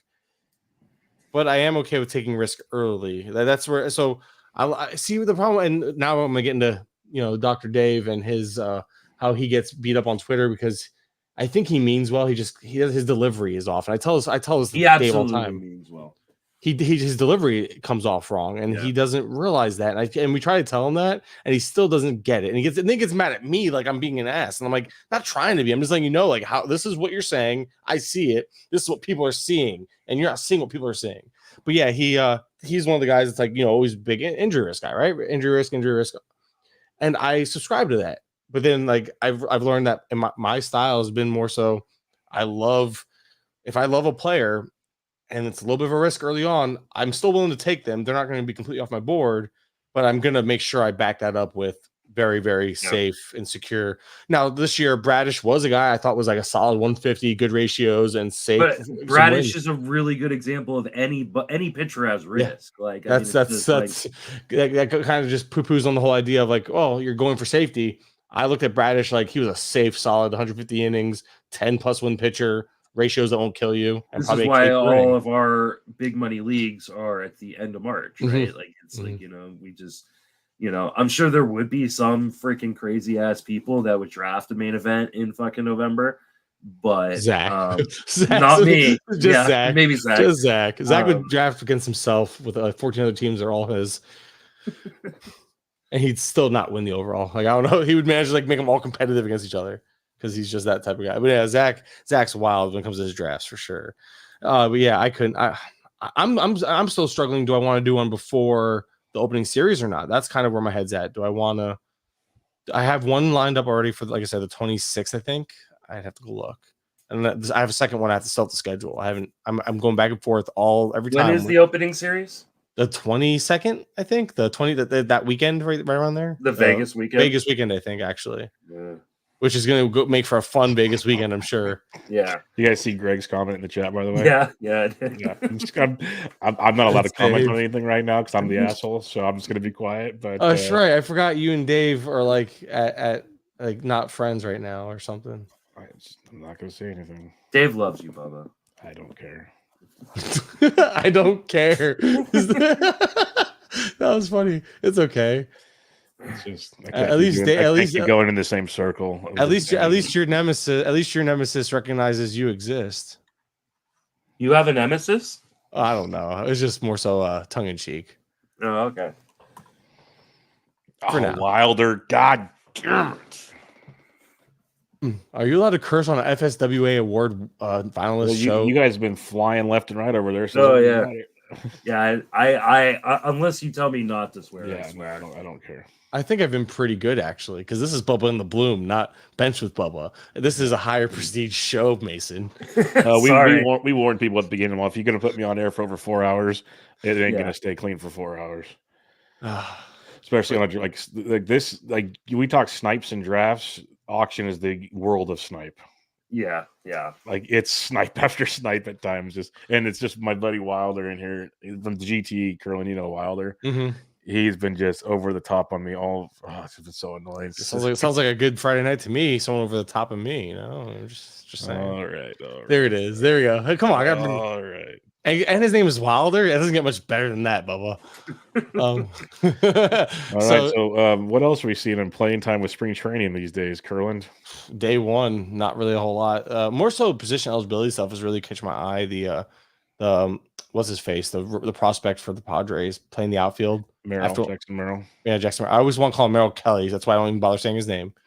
But Jackson Merrill playing the outfield. The reason why that caught my attention is because he played there only 5 games, like not just last year, but like for his career, and they were all last year. So it looks like Jackson Merrill's playing the outfield. You see Tatis's statement about how the kid's ready to break camp, blah blah blah. So I was like, okay, that was interesting. And another thing, like for like again, too bad we're like exiting DC season, but like Cal Mitchell might make this team. He's the only player to play both. I mean, did you see Welsh's picture today of the outfield? He was at Brewers camp, and it was Yelich, Chiriyo, and Mitchell all being coached up together. Like they're like, you know, when you see like football O lines coached together type thing, it's like those 3 outfielders are being in the same platoon together, basically. And I love Garrett Mitchell at cost this year, so I'm not mad at it. I have decent amount of DC exposure because I always viewed him as that outfield 5, outfield 6 type. So, but he's a guy I mean, I think he's gonna platoon, but I still think he's a guy that's gonna play a good amount. Here's a good question real quick in the chat from a guy that just went in the auction. Zach Geloff won for $8. Brian Arbor goes, I'm low on Geloff. Anybody else? Mason, what are your thoughts?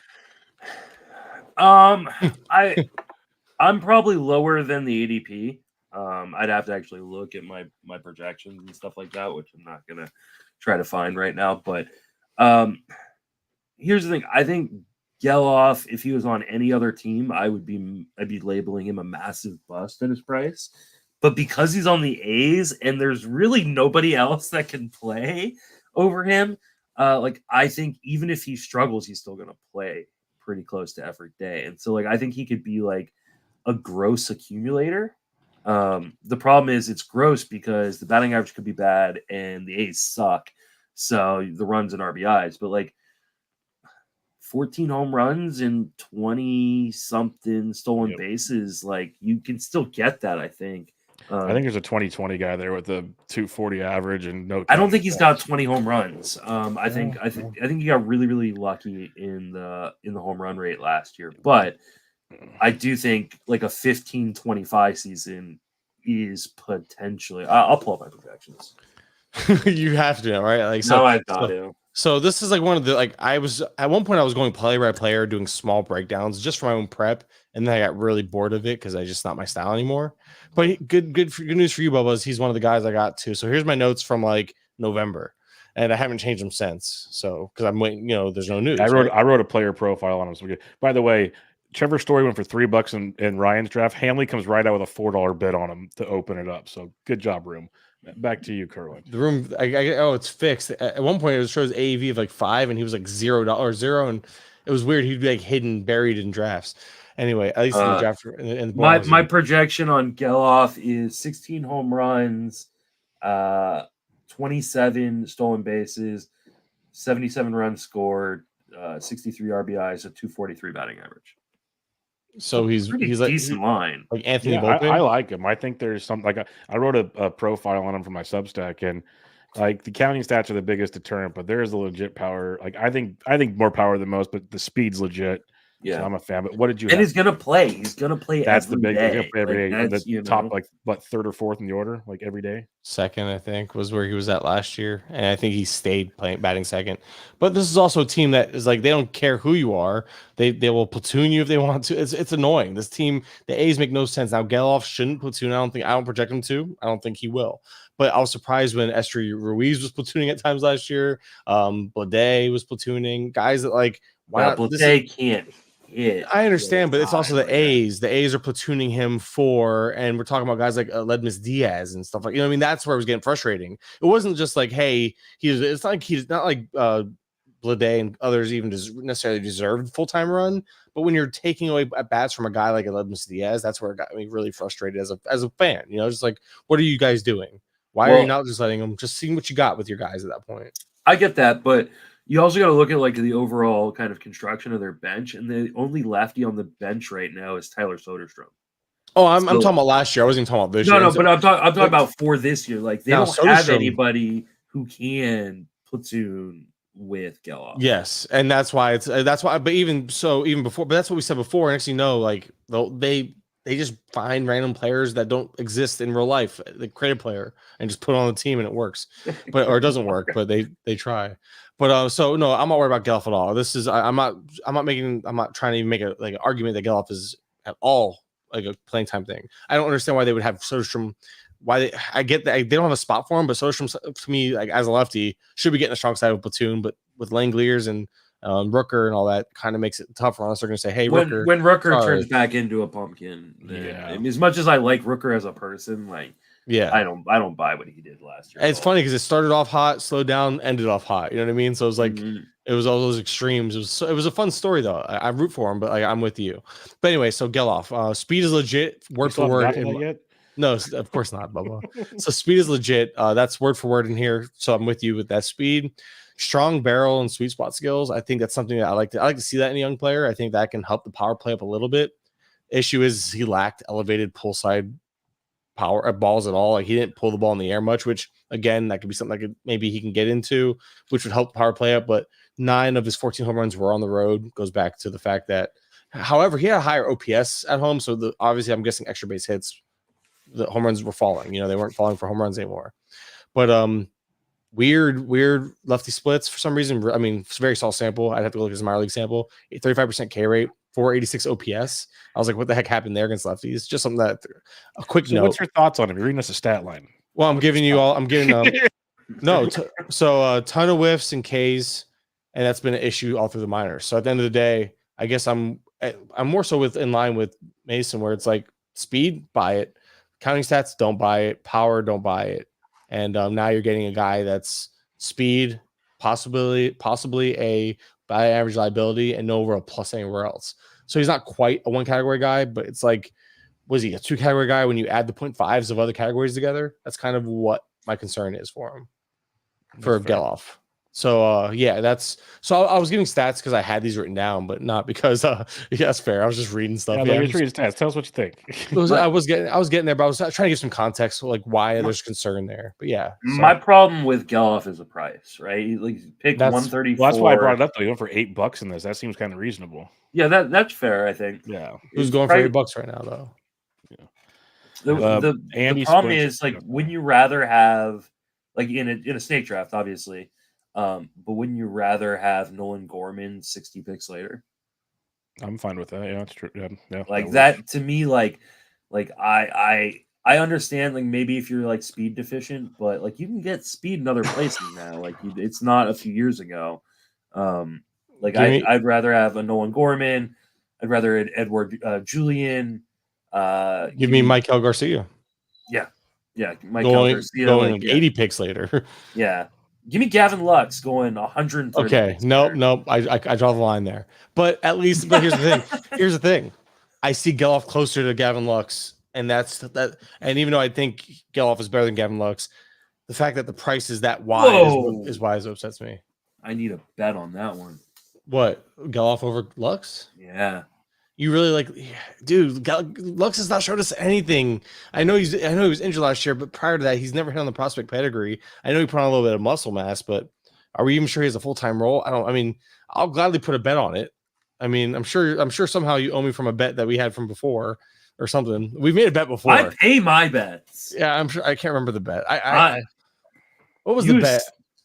I don't remember. I don't know if we had anything on it. If it was more just to talk shit. But is that why you wore a Justin Mason bathing suit? No, I wore that because I said I said, hey, if you bring one, I'll wear it, and you brought one. Yeah, so I'm a man of my word as well, Justin. Yeah, I know you are.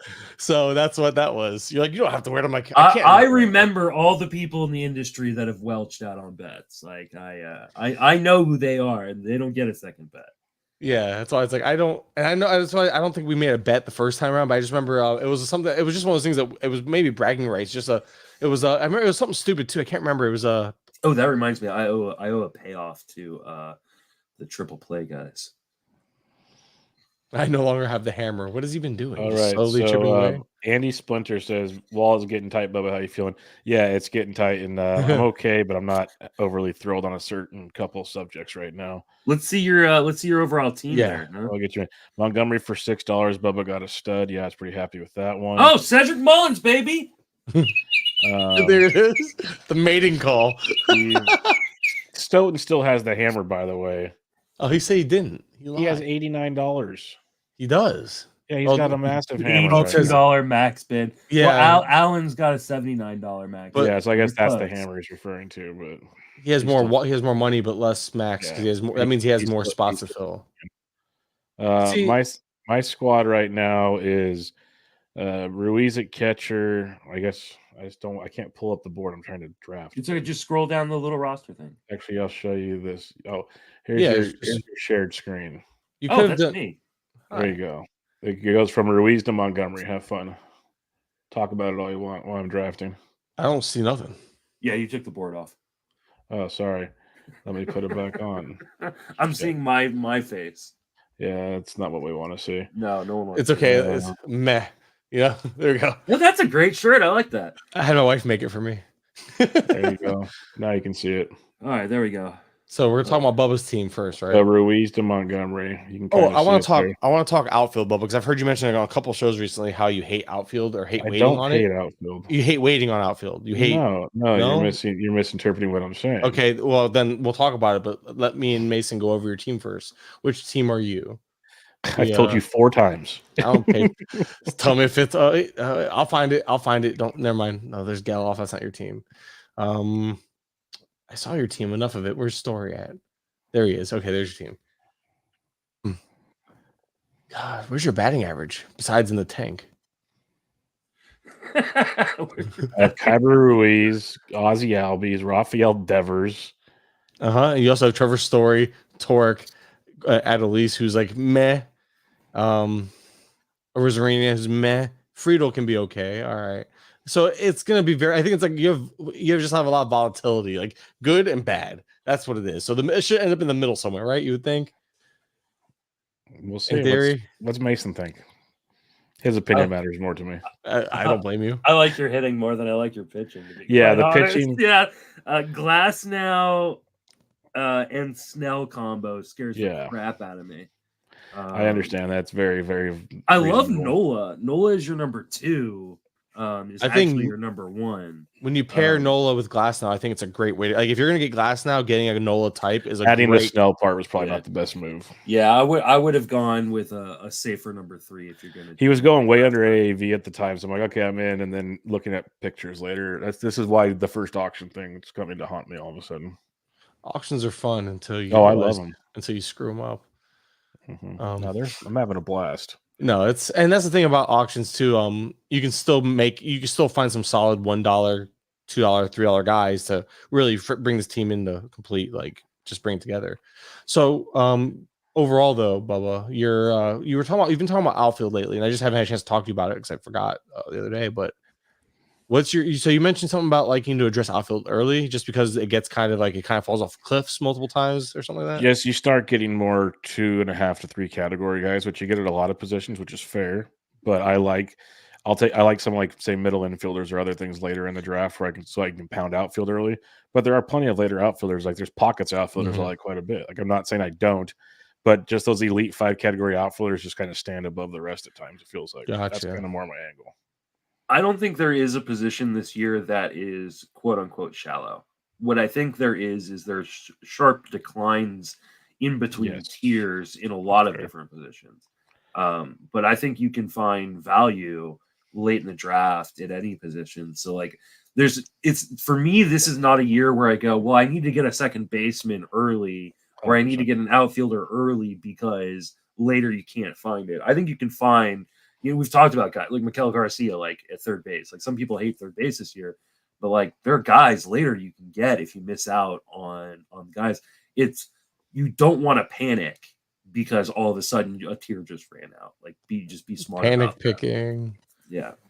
No, I agree completely. I'm not focused on having to have any select position at any time these days. I was just okay. I'm glad. I just wanted to clarify that, just because I've heard the mention of outfield and stuff. It's more like just there's like a attention. steep decline from like in the outfield, the tiers they feel like they drop off and then they drop off like really quick. Yeah. Compared to Because- other positions where you can kind of flow throughout a draft at certain positions. To me, it feels like outfield has the more dramatic just drops at times. There's definitely a huge difference between like, I can't remember exactly where the line is, but like outfielder 12 and outfielder 13 or something like that. Like, there are some really big drop offs. So if it's important for you to get one of those guys, then make sure you prioritize it. But I don't think you have to. Like I've done drafts where I haven't taken an outfielder in the first, 10 rounds and felt fine at the end of the draft. But yeah, because like the labor draft, Jenny, Ryan, and Erickson all had like one outfielder forever. It felt like, and they did fine. Yeah, that's why, because you just gotta. It's more like that next wave. You got to kind of pepper too. Jenny's team is unreal good. Yeah, that's why I tweeted it out saying, I don't know if she's still. I don't know if she's still the puzzle here, together was just so much fun to see. That was that was a masterclass at drafting. Yes. So you're just bobbing and helps weaving when all- you're next to like a bum like Paul. Yeah, Spore does help bring the best out of everybody. Yeah, that just happened. Splinter mentioned it. Verlander went for $4. Well, there's the shoulder People thing. concerned. Oh, I But want he was nothing to do. pitching. I want nothing to do with Verlander. The strikeout and the He threw a velocity. bullpen. He threw a bullpen on freaking Wednesday. Like I know he's. I know he's going to throw. I just think he's towards. And the Bradish end. is throwing from 90 feet. That doesn't make me any more confident he's going to throw anytime soon. Yeah, but Brad's got to tear his UCL. I'm not drafting. And Verlander's 41. Like I'm not. Yeah. I'm just obviously the not. year-to-year decline in Verlander is concerned. Jackson. As I get closer to 41, I'm less and less worried about being 41. Could you imagine going out there trying to pitch right now, Justin? That's what I'm saying. But I couldn't have gone out there and pitched when I was 25. Yeah, So, like, you know what I'm point though. Like the physical, like what it takes to physically be an athlete. Like 41 It's like- years old. Like Ben Tidd just said before the shoulder, Verlander was hanging by a thread. I agree. That's kind of where I'm at. I'm just go fade off into He the still sunset. throws innings every year. Yeah, but there's like no strike. They're empty innings. Like the ratios are not okay. empty innings. They're okay. But Kyle there's no- Hendricks throws innings. What? Kyle Hendricks throws innings every year. Yeah, Just those throw- are empty innings. we were talking about throwing innings. We didn't say they had to be good. And going to outfield real quick. So in Fab leagues, because I'm trying to switch my brain into this is where it sucks because I do DCs and I've been trying to like up my volume of DCs because I really enjoy them and I think that they're great draft prep in the same concept. I hate that I'm pretty much not drafting for a month because I don't want to do any more Fab leagues. I just don't want to bog down my Sundays more than they already are. But also it sucks because I don't want to do any more DCs because I'm just kind of over DCs. I'm ready to move on. So it's like I'm in this weird lull. So it's like I wish I had some more. I wish I had the ability to do more Fab leagues because I would love to get a little more practice in, a little more because my concept where my head's at is outfield. And the reason why I brought up the outfield thing, Bubba, was because I thought outfield it's one of the shallower positions in terms of quality, but it is the deepest position. And if you're looking for if you want to build up to stream hitters, leave outfield to do that because outfield has the most depth on the bench heading into a Fab league, even in 15. And the most platoon players, most teams that are platoon bats are outfielders, right? Jesus Sanchez, Jason Hayward, et cetera, and Blade, you can go on and on with these platoon guys. So you can find usable until people break out in the outfield. You can find usable options early on in the year to get you by until you land on more consistent pieces. So I think outfield for me is one of those positions where I'm not avoiding it by any means, but I feel more comfortable than most. I feel like entering a year with one or two weaker spots in the outfield, knowing I feel confident in myself to be able to stream hitters relatively successfully in those spots, and that just goes based off of what I do for content, though. Obviously, playing time being my thing and matchups and all that, my eyes are on it, so it's playing into my strengths, in my opinion. So maybe I'm a little more biased, but that's why I view outfield as although it is shallower, then it's not as deep, and the tiers aren't as deep, I should say, and there's a bigger cutoffs. I feel a lot more confident than the average person, at least compared to podcasters I listen to. Thanks for listening. Yeah. That's all.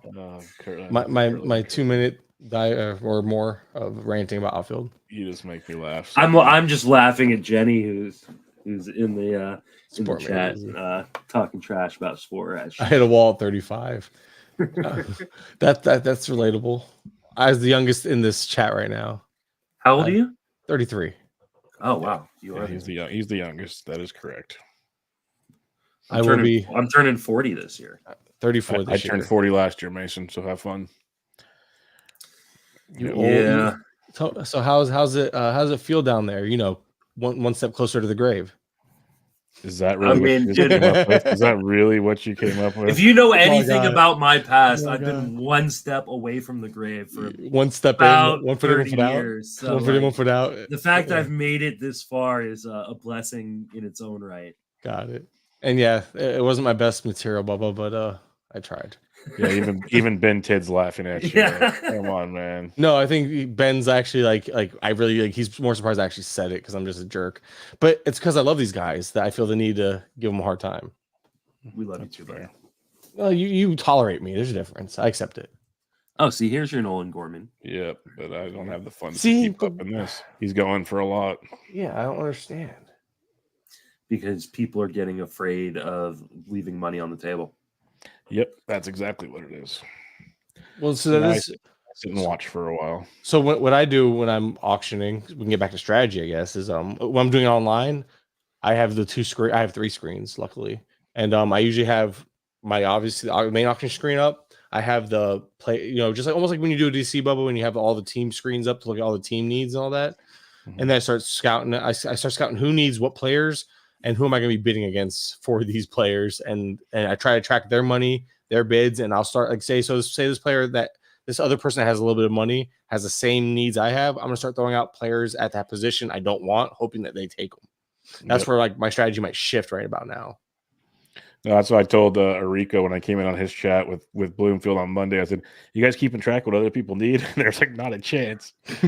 It's easier said than done, right? It's not, especially when you're not comfortable doing. And these are when you're new to auctions. That's not something not that's like unheard of, but. Oh, Campusano, man, that stance. I feel like he was trolling. I can't. I did feel on our show on Wednesday, and I was like, "What are you talking about?" And you guys all saw it, and I'm like, "See the stance? Yeah, it's awful. What was he do? What is he? I can't. Mason, have you seen it? Seen what? Campusano's stance? Yeah, dude. He's channeling his inner Aaron Rowan. It's one of those things where you go like, "Oh man, I was really high on Campusano like 3 days ago." And all of a sudden, like, we'll see if it sticks, right? Maybe it was just something he was doing for the first game, and they're gonna tell him to knock it off.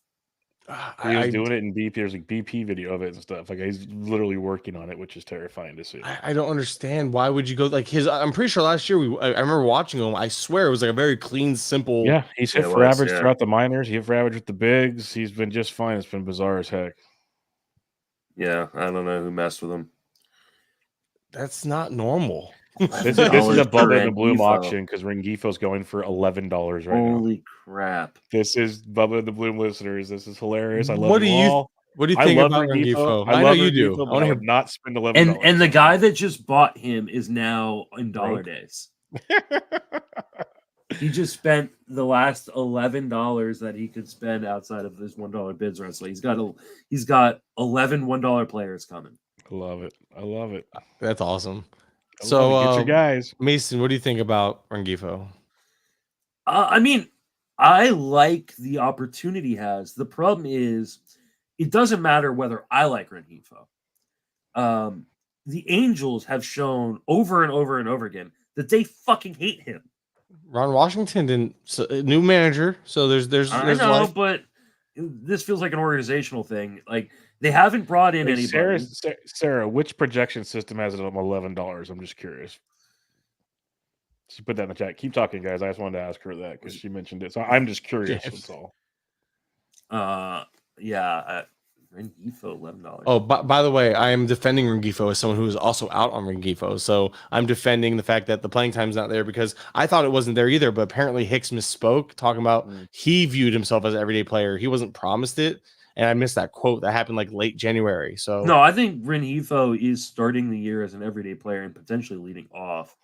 Even if he isn't an everyday player, he will be by 3 weeks in because we know half that team is going to be hurt. Yep. Like, I like Rengifo a lot. I don't know if I like him $11. ATC has an 1160. Sarah said. I'm looking this up now. That surprises me. Interesting, dude. I'm sorry, but like even with his scorching 2 months in the second half, wherever it was, that the righty splits were still like mediocre. I just don't understand. Like, he hasn't hit righties his whole career. It took a hot streak out of like a tremendous hot streak to even make him a serviceable bat against righties. That's where my hangup is. If you can't hit, like, I know you can crush lefties all you want, but if you struggle against righties, you can't. I don't see any player staying that ridiculously hot against lefties all year to carry the overall line to be profitable. That's my concern. And then if he's not hitting righties well, they will probably find a way to platoon him, unless obviously injuries will probably help him. But still, so it's one of those things where my brain, I just can't seem to get behind the Rengifo. According to the auction calculator on Fangraphs, no, it's ATC. Yeah, is it Steamer? Yeah, Ben mentioned it because he says, Bubba, remember when we covered projections versus ADP, January Griefel's line was 80, 20, 80, 11 by Steamer. That's probably an $11 spit out. Oh, shit. Hold on. I did something wrong. 5, 1. I was eyeing this main event, but now I see Vlad and Maddie Davis. Oh, the Sunday one? Because Vlad's left Vegas. Because Vlad, a bunch of people leave early Sunday, so I would not do that one. Well, I don't mind. Join the one I'm in. Which one is that? Don't be scared, Kurland. That's the thing. I'm not scared. Yeah. I actually want to. I have no problem. I've gotten over the whole like playing scared thing. I was told every main event's the biggest challenge of your life. It is. I mean, don't worry about raising children, getting married. We're good there. I served honorably in, at least according to my discharge paperwork, in the military for years.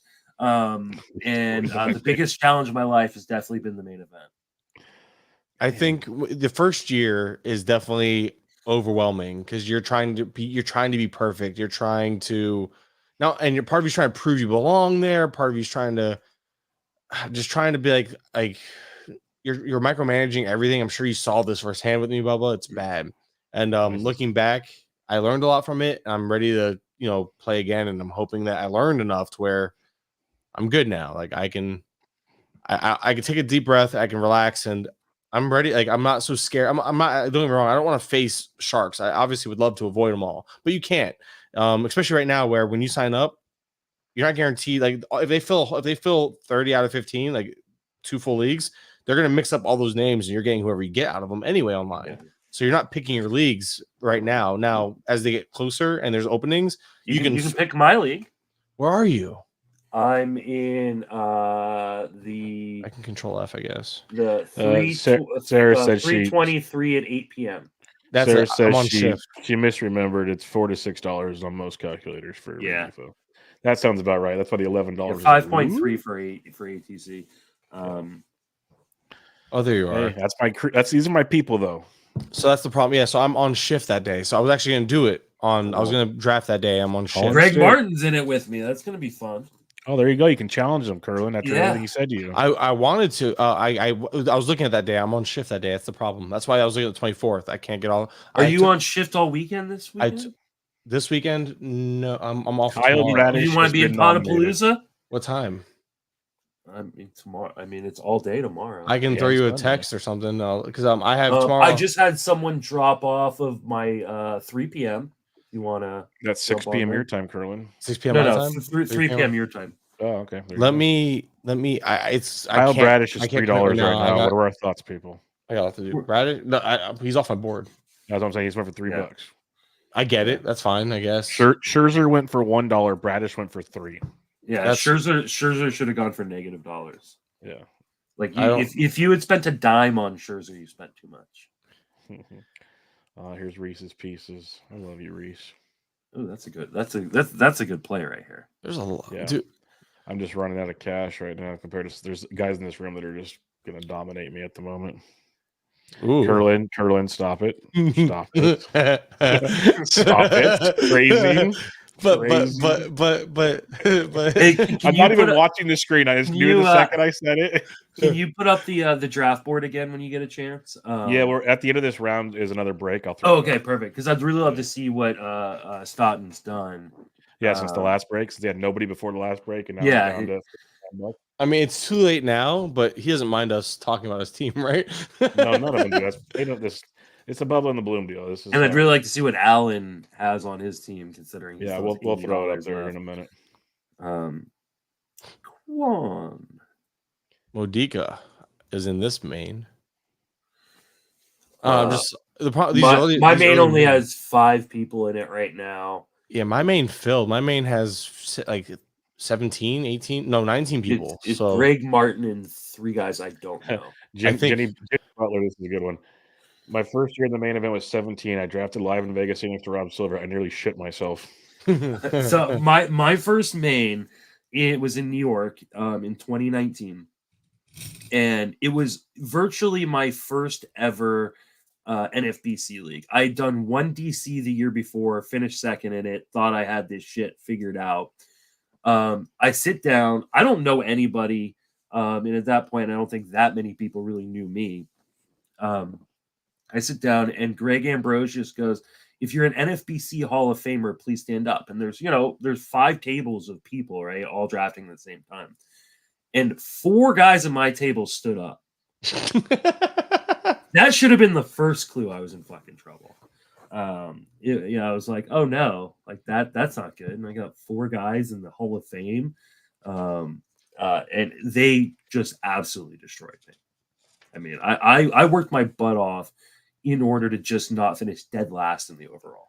Did you see what Greg said in the chat? He was trolling. He'll probably pick another time. He doesn't want to take your money. No. Yeah, don't, Greg. You're a good player. I don't want to go up against you. So I don't have any problem going up against anybody. So it's a weird mix, right? Like you want, obviously, if you had the choice, just for the competitor in you want to play against the best, but you also like want the upper hand of playing against guys in the bottom 5%. Like, why wouldn't you? Who wouldn't want that advantage, right? That's in an overall contest. So that's why I'm torn, because it's like obvious, and that's why I'm in 2 this year, because a single bullet I think is risky. I did that last year, and trust me, I don't see myself doing 2 most years, but I had a pretty decent year last year, so I pretty much just rolled that money back into things. But I don't know, like. It's in this weird area because like I still have this weird chip on my shoulder to prove myself as a player, and I know 1 year isn't enough to prove yourself, but it's just this weird like I want to prove I can hang with everyone else, and I know, trust me, I think you've proved it to everybody but yourself. So okay, we're at that's the the break. problem. We're at That's the break. bad. What do you want to see? all right, I want to see what so look at Son's team's done. Like he's got 2 more spots, $49 for 2 more spots. He went too cheap.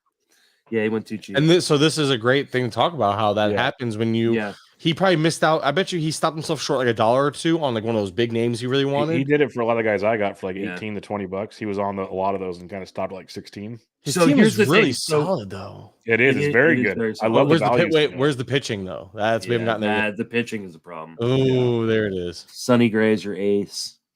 Leclerc was his first pitcher. Yeah.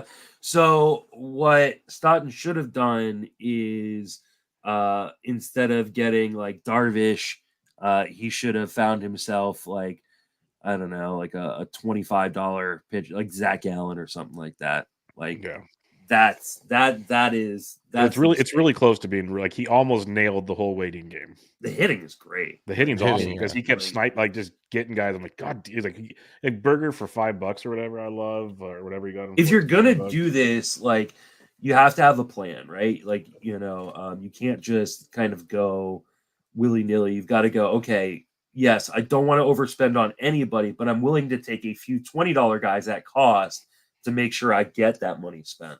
If he sat there in the middle rounds and took like a couple pictures like Bobby Miller in the 20s and like Luzardo in the high teens, low 20s. He admits he messed up his pitching. Yeah, I think you also messed up your batting average a little bit because Francisco Alvarez, Christian Encarnacion-Strand, Jake Berger, Jazz Chisholm, Soler. Soler. Soler is just one of those like you're hoping for 260, but he can easily hit you 230, 240. Yeah. So it's a good little lesson. I mean, I think you can obviously fab your way to success in that pitching. Oh, 100%. Especially be aggressive on those first pitching call-ups and stuff. Yeah. But I mean that offense looks pretty fun. Ben Ryan was on earlier. He might join us later. We'll see. Oh, I love Ryan. Yep. No, he was Is on. Ryan gonna be in Florida, or is he just gonna? No, he never goes to Florida. That's too far. It's like coast corner to corner. Yeah, this is gonna be fun though. Pollard's down to 6 players. Let me see. Allen. Oh, Allen doesn't have any players. Which one's Allen's team? 2. Oh yeah. He's got a lot of money. Yeah, he's got nowhere to go with it. He's got good pitching though. Frambert, Bybee, and Monaga, and there's some cheap options. He went out and got Soto, Riley, and Abrams, and still has all that money. That's impressive. Yeah, no, he did pretty good actually. Considering, how did he manage to spend that much money and not spend that much money? Like, it's a weird combination. That's why I was surprised when he was sitting around because he spent all that right out the gate, and then he just kind of chilled. He's got 13 players. He can spend $6 a piece on them. So like he could literally. And I'm looking at my sheet here. Like all the guys are like $5 and less that I still like a lot, and there's a bunch of them. I'd have no problem filling my last spots. He could put together some fun stuff if he does it right. We have one fan saying nice words about us, and I use the word fan loosely. A listener who probably likes one of us and deals with the other two. I don't know what you're talking about. Timothy Lilly, very entertaining show. Oh yeah, no, he's awesome. Lily's crazy. I take full credit. He's in the draft. Oh, is he? Yeah, we can pick on. I'll pick on Lily's team real quick. Team 5. He's been bidding on everything. He's been annoying me. I'm in not a respectful way. I hate Ruiz and I hate Steer. I like that pitching staff. His pitching's really good. I mean, I'm not a big fan of Joe Ryan's home run rate, but I love Gallen. The Twins got to figure him out. Erod. I feel like Ryan has all the pieces, and the Twins have been so good with pitching lately. It's just a matter of time when Ryan just figures it out, right? Like that's where my brain's at with him. Don't love that offense as much. That's a lot of risk in that offense. Are either of you guys in on Steer this year? Because I'm steering clear. There you go, Bubba. Can you guys talk for a couple minutes? I'm gonna go to the bathroom. Can we talk for a couple minutes? Yeah, I think we got this under control. So. Do you host the podcast, Mason? I'm not sure. Yeah. Just one, right? My wife just let me know she's talking shit in the chat about me. Even better. I didn't have the chat up, so. What do you think about while you try to catch up on that? I'm going to ask you about Spencer Steer, though. So I don't have a problem with Steer. I do think there's a little bit of risk in the playing time projections because they're loaded. They're just loaded, and guys are going to have to just sit down just to give other guys playing time. And so, like the fact that I think he had 680 plate appearances, something like that last year. He's not getting close to that. I don't think so either. So I would probably cut 100 plate appearances off what he did, but he's triple eligible. He plays in the best park in baseball to hit in. So like, I'm not like super worried about like things falling apart. Like he's done a really good job of closing the hole at the top of his swing. Let's see 665 he had last year. So yeah, I mean, I think, I'm sure I've got a projection on him. I just know that I haven't looked his way once in drafts. He's never on he's almost a blind spot. I just haven't, and a lot of it's the fact that I have him for 20 home runs, 13 stolen bases, a 258 batting average, 74 runs, 80 RBIs. Yeah, okay. He's solid. Like basically, that's why I'm drafting. By the way, if anybody cares, I saw Bassett get Allen got a $5 Pepio. Nice. I like that first team. Here comes get a $5 killer. Wait, right. Here comes a $5 everything for Allen because he has $6 per player left. Yeah, he needs to spend $1 more than the $5 that he just spent. Yeah, he could be sitting. He's not going to have a player cheaper than $5 on his team, though. He's gonna, and there's some. I'm looking right now at the top of the queue, and there's a lot of players I like a lot right there. So there's like I see a way for him to really. Guys that's why I'm just kind of hanging out now because there's a ton of dudes I like still. I'm not going to force my hand anymore. But with Steer, so my biggest concern, the reason why I've been out on him is because of and Jenny. Steve's like, my team's full. He's done. He went from having all the money to the first one with the full team. Amazing. That's impressive. With $36 left. That's frustrating. That's frustrating. Probably. Yeah, I hate that. So Jenny agrees with your where you're at though, your projection, Justin. She says that she's right projection? There. 20 home runs, I think 13 stolen bases, 256, 80 and 80 basically. Nice.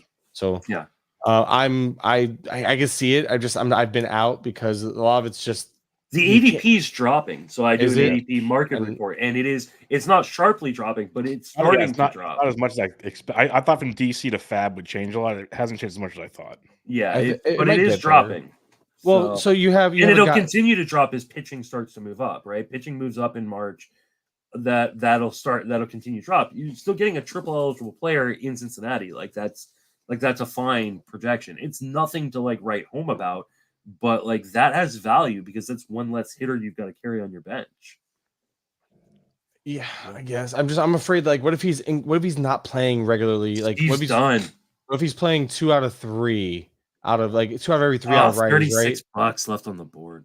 That's rough. Yeah, I think he's playing every day. I mean, I think he'll get days off so they can give guys everyone playing them. But you also have to think okay. Guys could get demoted. I love Marte. I love Ellie De La Cruz. But, if they don't hit, they're going to get sent down, right? Guys could get hurt.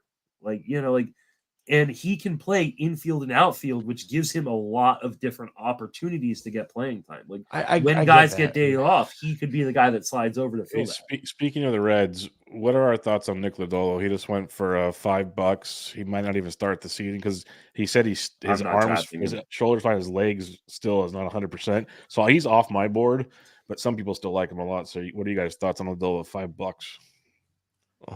Just say he's out. I'm not paying $5 for him, especially considering I'm not the other guys.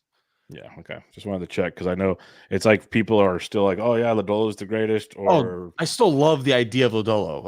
I haven't given up on the hope of him. I just think I'm it's one of those things I'm willing to miss out this year and hope he gets right, and I'll buy in next year if he figures it out. I'll pick him up off the waiver wire when the guy who drafted him drops him. After the first setback that pushes him back till May or June. Yeah. Yeah, exactly. It sounds like we've done this a time or two, right? Yeah. And Britton Allen, I can't wait to see. He's going in on Gavin Williams now. He's got. Oh, Britton's in this draft? That's Allen. Oh, I didn't realize Allen was Britton. Yeah, Allen. that's Britton. I love Britton. He's matching my listener pledge. Whatever I pledge, he's matching. Which, by the way, you look at Jenny Butler, Reds fan. How is Lodolo not healed yet? Yeah, when I saw that report, I was I literally said it on our show. I think it was me and you talking about it. Yeah, I was what are we doing here? What in the offseason do we just not rehab or what's going on? And that's so I'll repeat on this show in case for some reason you don't have I would assume most of your listeners carry over to both, honestly, Bubba. But my concern comes now into the fact that are we gonna see issue with his mechanics? Will it affect his velo because he can't plant properly? All the above. Will the not planting properly affect his mechanics? Which, there's a whole lot of issues, especially with lower leg injuries, and you don't know what to expect. A guy, he's already missed most of last year. He's starting off this year behind. That's where Lodolo concerns me because there's a lot of unknowns, not just with the injury, but what type of lingering effects can it have in other stuff? And then could he hurt himself further in another body part, like a hamstring or something, while he compensates with the leg being an issue? So, or back or whatever. You see it happen all the time. So maybe I'm galaxy braining it, but that's where my head goes when I think of a guy who can't get his legs right coming off a leg injury. And we've seen pitchers have issues with one body part being wrong. It throws them off completely and hurts other things in the process too. Yeah.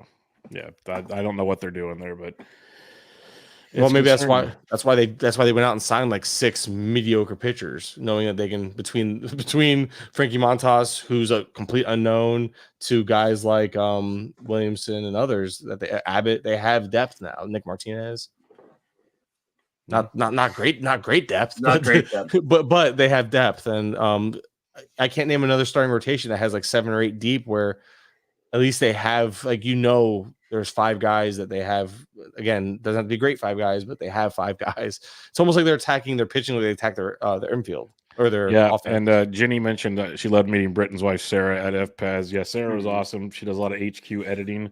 I didn't see that Jenny had said that. And I thought that Sarah Sanchez was talking about herself. I was like, all right, Sarah does rock. Ricky going Ricky.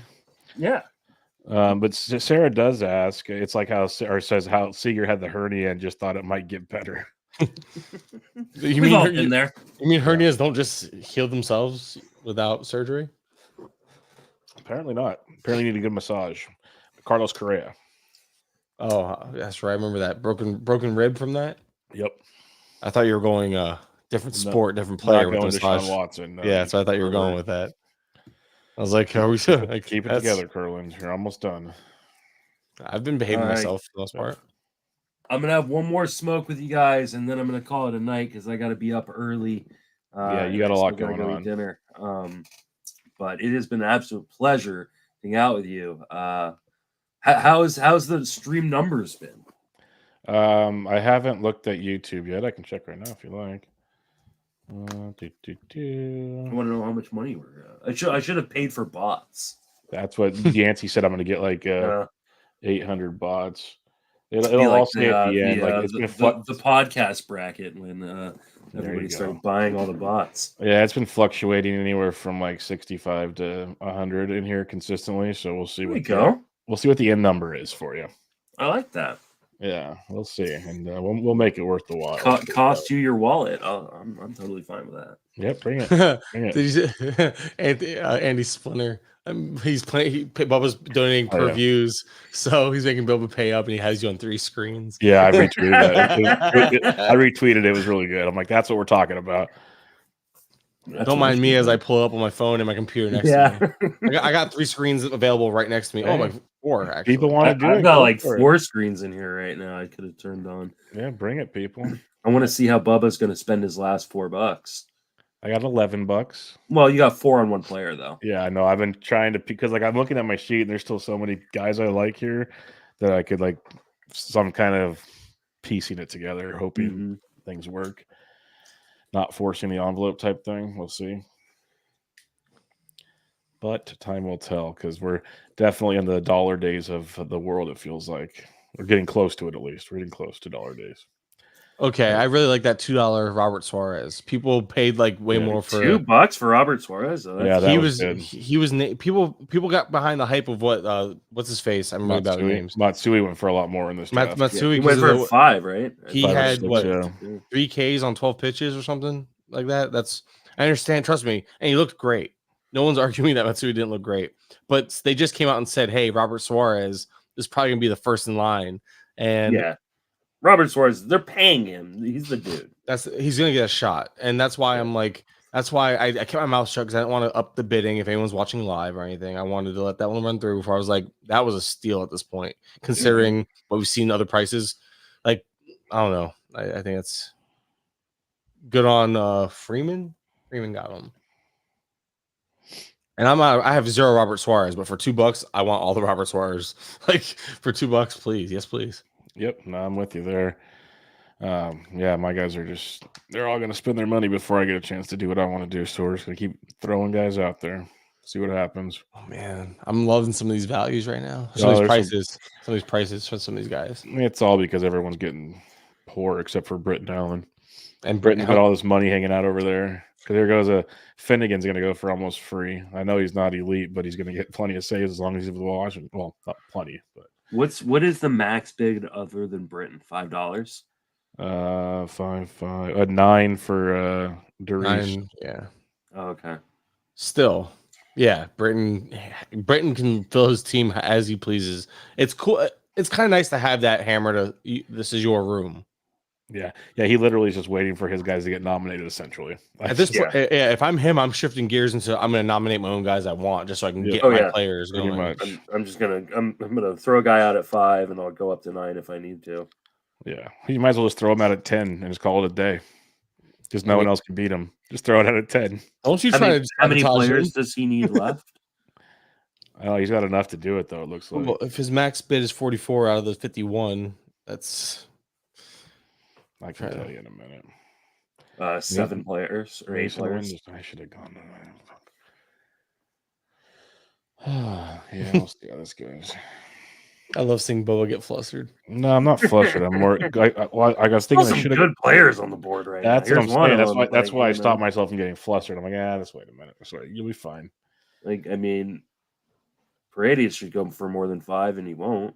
He won't because that's just the time of the draft. That's why sometimes look at those AAV values. It's not always like the elite guys. Sure, the back end of the draft, not so much. The first main event is on the 12th of March. That feels early. Oh man, who's in that? Do we know Paredes who's went in for that $3. Modica is in that one. Andrew Sullivan, I know that name. Is it? It's not full, I'm guessing. No, only 7. I'm looking at the signups right now because I like to see who I'm getting into bed with. You know, I bet you do. I prefer not to see who I'm getting in bed with. Danielle says the same things about him. Yeah. Yeah, I know Sullivan. I know Modica, obviously. I don't know the rest too well. I think I've seen Shook around, and that's what I hate. I hate not because being newer to the main, I don't know a lot of these names. I know the people who are on Twitter. I know the people who go on Zach's podcast.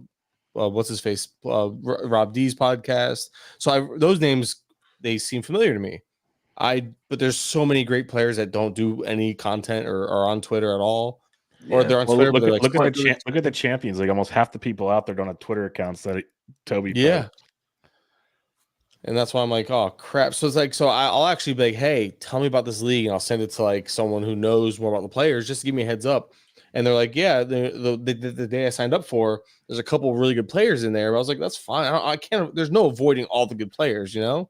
I'm just not going to Vegas where they all are at one time. Yeah. See, Alan got McMahon for $4, got Nathaniel Lowe for $3. He's just picking apart things right now. He's going to leave money on the table too.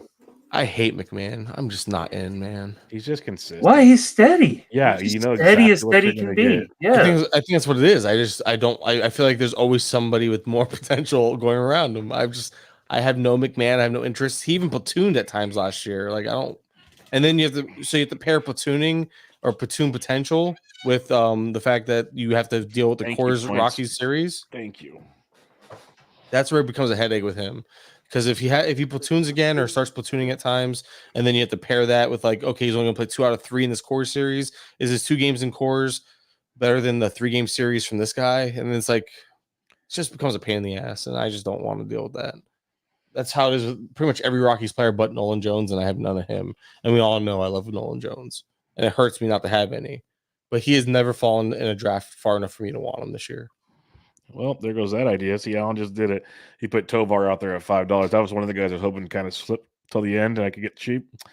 No, Alan just went with the hammer and got him for $5. I thought I was going to help you there talking down Rockies players, but no, I love Tovar so much. I'm just like, I'm going to wait. Hope I can get him once everybody else kind of depletes their account some more. Am I wrong for also not being in on Tovar? Because I've seen some pretty smart people in on Tovar, and I just like haven't Tovar gotten in on him. Well, I said Tovar's smart people. fine. I said smart people. At his price, I think it's really nice. I mean, he's like, he's going to play every day. He hit 15 home runs last year. Yeah, how'd that happen? I think he's a 2020 dude. He's so young. He's so young. There's like more there, boys. 109 max EV. It's okay.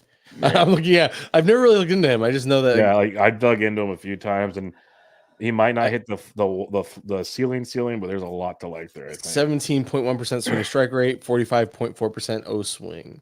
You know what he is? A little bit. He's an accumulator. He's a Zach Geloff. He's just fine at $4 or whatever. Look where he gets drafted. That's what he is. He's Coors Zach Geloff, and you rather have Zach Geloff. He's Zach Neto. Yeah, who just went on. He's up here at $2 right now. And gone for $2. Neto's batting ninth, though. Ron Washington already said, and that could For stick now. that could stick for a while, though, just because. I mean, because a it's month into the season, and I'd say that's probably I would say that's probably best case scenario, but still, yeah. All right, that's why more smoke, and that's why. That's so. That'll be. My wife just rolled her eyes at me. It's okay. I love you. you. Tell her it was already lit. It's weird, like just suddenly, it fell in your mouth, lit. I just love talking to you It's guys. not the first time you said that. Mm-hmm. Oh, I get yelled at though. Yeah, you deserve it though, Kurland. MJ Melendez, still catcher eligible in Yahoo. Yeah, that's bananas. Absolutely bananas. He just went for $1. That was so There you go. That's a good little buy. I was that. So close to going $2. Taylor Ward, here you go. Yeah, but everyone's gonna want him. Nobody has enough money.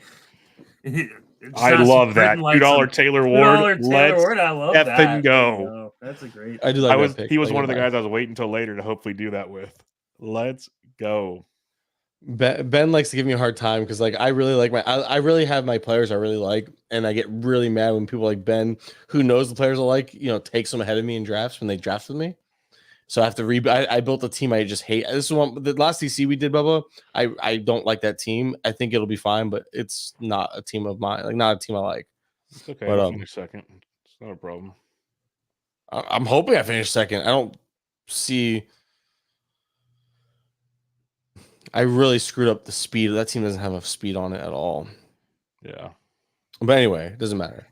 But he as in Ben knew a lot of my players, and I'm not saying he took them because I liked them, but he knew when he had to take players. One of those, like, he knew he had to take them because he wasn't getting them back type of thing. He kept doing that to me. Yeah.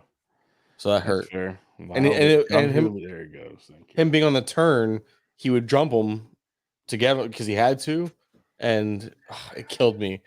One time more than the other, but whatever, it's fine. Is Britton watching this at all? Do we know? He should be. I'm pretty sure he is. Right, Britton, make sure you just spend $35 on your last player. Don't. And I don't mean, and Ben, I'm not trying to take credit for who you like. I'm saying that you knew I liked them. I'm saying you knew I liked them. You had to get them before me because you knew you weren't getting them back. That's all I'm saying. Just so we're clear, Ben. I see you in the comments. Yeah, no one's drafting based on what Mike likes. Yeah, no, not a chance. But if I happen to like the same players you're gonna make sure you get them so I don't. That's fair. That's you. $1 Mac Chapman. Wow, that's a steal. I'm sorry. Yeah, Matt Chapman's been a gift all draft season. Yes, but he has. No one likes him. I don't even like him, but I can still recognize that he's a gift. 320 is the series. What day is that? Is like a random Wednesday or Thursday? I think it's like what are they doing? Top of my head. Wednesday, March 20th. Yeah, it was middle of the week. I was doing the math. Wednesday, Thursday. 6:05 Eastern. I hate this. I hate this so much. So it's a Wednesday, Thursday. So if I want to draft before those games, I gotta look for the 19th or earlier. Don't draft before the games. I want to. I really do. Because there's a strategy there, right? If you like a player or two that are on those teams, you take your shot now and get them before the price goes up for $5. Britton wanted Matt Wallner. Period. That's what that was. Yeah. I want Matt Wallner. Stay away from me. Oh, that's funny. I like Wallner. I won't He's fun because these people are still on the board. I'll be polite. Wallner's a fun name. Yeah. I like him better in DC. I guess I have him in Fab too. I don't like Wallner very much. So he's an easy drop. I like him, but I'm not in love with him the way many other people are. Yeah. Paul's a big Wallner guy, and I don't really get it, to be quite honest. I think he's jealous that and he doesn't make enough contact in the zone. Like, yeah, he's a power bat, but you can find power bats. Like, I prefer a guy who's going to play. I like him in DCs where I think he's going to play good enough to be like a streamer type / like depth. Sure. So I've landed on Wallner as my outfielder 5 or utility, like right there in that range, like right around that round, 30ish. Or on the plus side for Wallner is just not that many lefties in the division.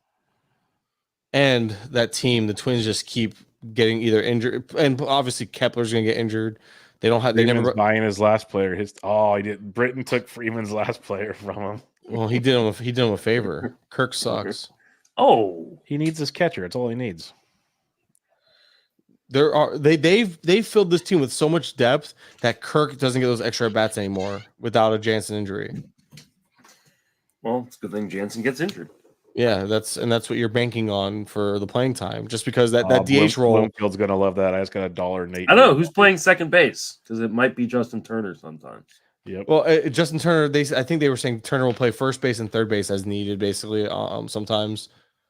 Are they really going to run with Biggio at second? I think, or Schneider and Biggio. Schneider is garbage. So I think what it is, I think he's it's great in the platoon. I think Schneider and Biggio are going to platoon at second.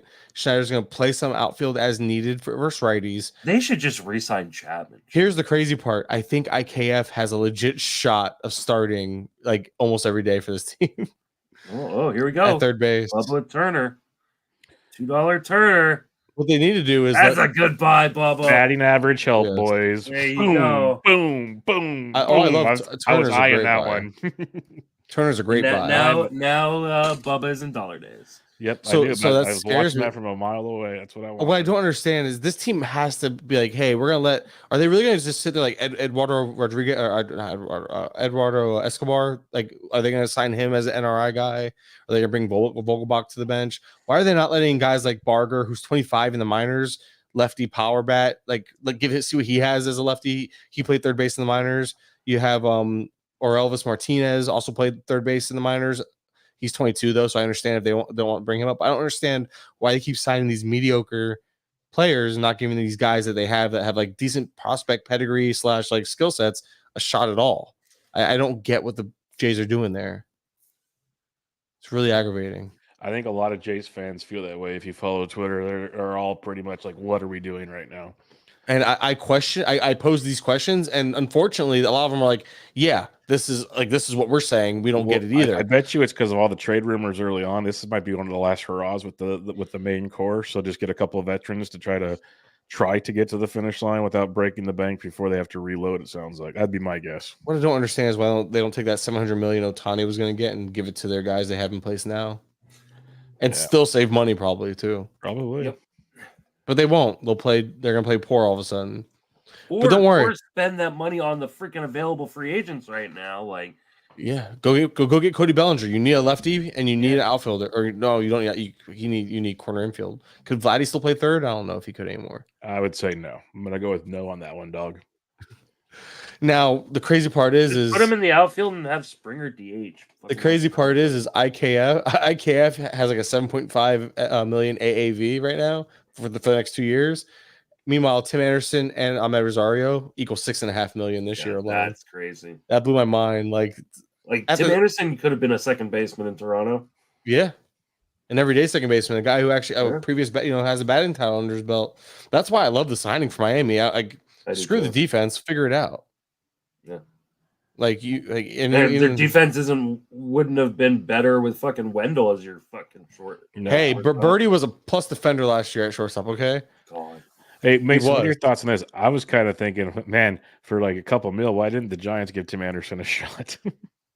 Because they want to commit to Luciano. I know, but which is a huge fucking mistake. Yeah, like I said, I'm already over that. So, can we go back to why did we not go get Tim Anderson? Damn it! Well, you guys do value defense at shortstop, right? Like that's a Giants thing, isn't it? I don't really know what the Giants value these days, to be honest.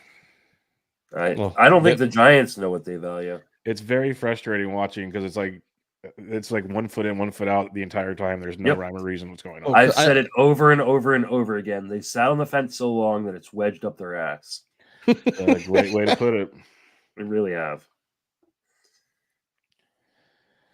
What's your guys' thoughts on Jonathan India?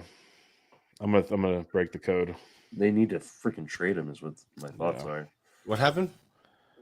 What did I miss? Sorry, I was coughing because I've been Jonathan India. What do you think? What do you think about Jonathan India? He's awful. It's not awful. He's not awful at all. He's a 2020 player. Yeah, -20 outs above average, -21 DRS. It's awful. The problem is so he's a decent bat, right? He's decent. He's not great. He's not bad. that doesn't play up at DH or first base, and he can't play second. So if you can't play second, you can't play third. If you can't play third, you can't play corner outfield spot. I have a hard time believing. Damn you! So if your bat is just media, like if your bat is $5. just Nobody has $5. Yeah, like I had but it for I'm a just gonna bug. put Britton's $5. like, $5. No whammy. Who was the funny. max bid other than him? Oh no, the max bid is $5 still. Yeah. That's too good. Britton's just laying. What does Doris need? What does Doris need? wow, a $1 Robert need? Stevenson. I am. And then we're about to find out because he's gonna throw $5 on. He has catchers it. That's it. Oh, okay. So he didn't need to spend $5 No. on Canning. Stevenson for $1. I love that buy. I think that's that's ridiculous. fun for $1 to kind of see what All happens. right, what $5 catcher does he want? Yeah, that's the $1 million question. There Yeah, goes I'm Young going Gums Young for Gums for $1. $1. Yeah, $5, Doris. Just bid $5. What Well, catchers catchers- are still available? There are a few. I don't want to bring them up because I need a catcher. Oh, okay. It's me and there's 3 of us that all have $1 days, and we all need a catcher. Well, then that's Real quick, Jeff Freeman wants to know how the reserve rounds work. Once we all have our teams filled, we go snake style draft for their minute clocks to fill out the final 7 reserve spots live. All right, guys. I'm gonna take off. It was an absolute pleasure to talk with you guys. I appreciate everything you did, Bubba. You're the man. You got it, man. Thank you. Mike, you're cool, I guess. Thanks. I have my moments. I'm aware. Yeah. Definitely for those of you still watching, I don't know how many people are still watching, but Potapalooza all day tomorrow, starting at 10 a.m. Eastern till 8 p.m. Eastern, and then again on Sunday. So we're gonna have a crap ton of prizes to give away. We're gonna have, including TGFBI spots into next year's TGFBI if you've ever wanted to get into that. And we're gonna try to raise some money for Fantasy Cares. So Heck yeah. appreciate everybody, and I will see you guys tomorrow. Awesome, Justin. Thanks for coming, man. Ooh, $1 Josh Bell's going to be fun, unless Britton Allen comes over the top rope on that one. Well, what does Allen need? Real quick, Brian Arbor says the Monday draft starts at 10 a.m. my time, going to be an early alarm clock on Tuesday morning. Oh, you must be because it starts like 7 o'clock my time, so you must be on the a different time, like way other time zone. What does Britton Allen need, you say? Let's look at Britton's team. Well, he's actually filling it up. He needs one pitcher. He has one pitcher left for $20. Well, then Cameron Arrow's fun. Caminero for $1 interesting. I don't think he starts out with the team, but for $1, YOLO. And you could drop him. Yeah, it hurts Yeah. you nothing to drop him like a week or 2 into the year. Yeah, that's that does check the boxes. I'm going to text you a player, Bubba. Well, you see who I need. I need catcher, MI, outfield, and a pitcher. Yeah, well, 1 second. Let's see who Britton nominates for $20. $20 pitcher. Who is it? Might be able to get this guy in the reserve rounds, by the way, Bubba. Just a heads up. That's kind of why I'm debating on certain guys when I roll the dice on reserve rounds or not. Emmett Sheehan, $20 to Britton Allen to wrap things up. Of course, that's who you would. That's going to make the AAV look wild. Like when they see the max bid of 20 on Sheehan. Yeah, that will mess with the AAV a ton. That's going to be funny. So we have 4 teams filled up so far as we're moving through this one. Buxton for $1. I was debating that. one. You get my text? Yeah, I said, of course, you'd mentioned that person. That makes a ton of sense for you. For you mentioned one of the spots. Yeah. No, I got you. I might end up doing that. Yes. Like you said, for $1, Jose Abreu for $1. I like that as well. That is fun. Ben said should have been 20 on Bayo. I'm gonna get my catcher before they all disappear real quick. Let's just go have some fun with this one. Jake Rogers. I'm just going to play the streaming game throughout the season. I'll take Jake Rogers for $1. See where that goes. I'll nominate your guy next, I think, and see how it goes. Yeah, Arbor's on the East Coast. I live in Sacramento back in my 20s, but now I'm gotcha. Yep. Should have been Mo 20 Deporte is still here. Was all about to say that, Ben. Yeah, I've been looking at that boy, so we'll see if it.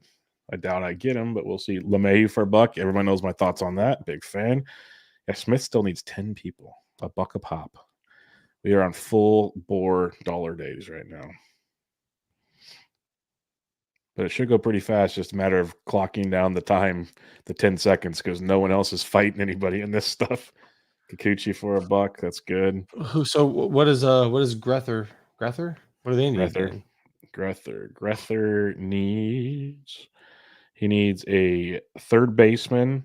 He's playing Orion. He needs a middle infielder and a pitcher. There's Willie Castro. Grether just got Willie Castro to play third base. There we go. Yeah, because I was just curious because of the money he had left, and it was, like it's not a dollar a day for him anymore, type of thing. It's now it is. Well, now it's everyone, and catchers and JD Martinez for $1. I like that point. Dude. That's really crazy. Good. The fact that he hasn't signed, I'm surprised because I thought it was like after Soler and it seemed like after Ohtani, like it was like, okay, here he goes. JD's gonna sign now. Yeah, but then I realized like after a while I can't. Oh, Brash for $1. What? I wish I was in this auction. I would have taken Brash and Stevenson at their cost. Yeah, it's some fun stuff out here. Kurland, you could have been in these. You could have. I didn't want to be in any more Fab Leagues. I already regret the There's Brian Bayo for $1. That's a good one. I was gonna hopefully try to sneak that through the last go round. Well, Ben brought him up, and then I didn't realize he was still on the board. It's all good. It's all good. I wouldn't have, me, I would have done better. I wouldn't have mentioned him if I saw him there. It's all good. Yeah, Ben says filling out catcher in an auction get dicey. It did because the prices were just. I couldn't stomach paying some of the prices for catchers that you're paying for some much different positions. Just maybe that's my brain not functioning like it should, but I couldn't do it. Maybe I should look at some of the values elsewhere now. Maybe you do pay for the elite catchers and move on. We'll see. Maybe Monday night. That's where it gets tough. Like I too struggle with that. Like the whole double. Like I hate paying for catchers, but then I hate what my catchers turn out to be if I don't get the other positions right. It's like a weird dynamic. Yeah, it's a weird happy medium, I guess would be the word I'm looking for. Don't know if that's the exact word I should be using, but happy. What's that? I don't know how to be happy, Bubba. All I do is see the negative in things. I always think that there's room for improvement on everything. It's a character flaw of mine among the other various. I'll take $1 Paul Skeens just to see what's up. I'm not usually this kind of guy, but I'll take $1, not risk losing them in the reserve rounds and see what happens. That's what's fun about doing these early drafts. Fab leagues, I did that one Fab league, the on the wire one in like October. Dude, legitimately a third of my team is being dropped week 1. I think it has Andy Rodriguez, it has Andy and Mauricio on it. Andy and Mauricio, oof. On the same team. Again, at least it's Fab, so I can fix it. But I might be down a quarter of my Fab budget the first week too at this rate, because I have to. Not only am I going to be able to replace them, but there's going to be quality replacements on the waiver wire. Yeah, Grether just went Tyon. I almost went safety Tyon and instead of Skeens, but I said, no, I'll give Skeens a shot. See what happens. Tyon's second half, people might not realize he was actually pretty solid. He was very good, very good. Bloomfield and I both became big fans of him. Talking about I think it was a third SP preview we did, SP preview 3.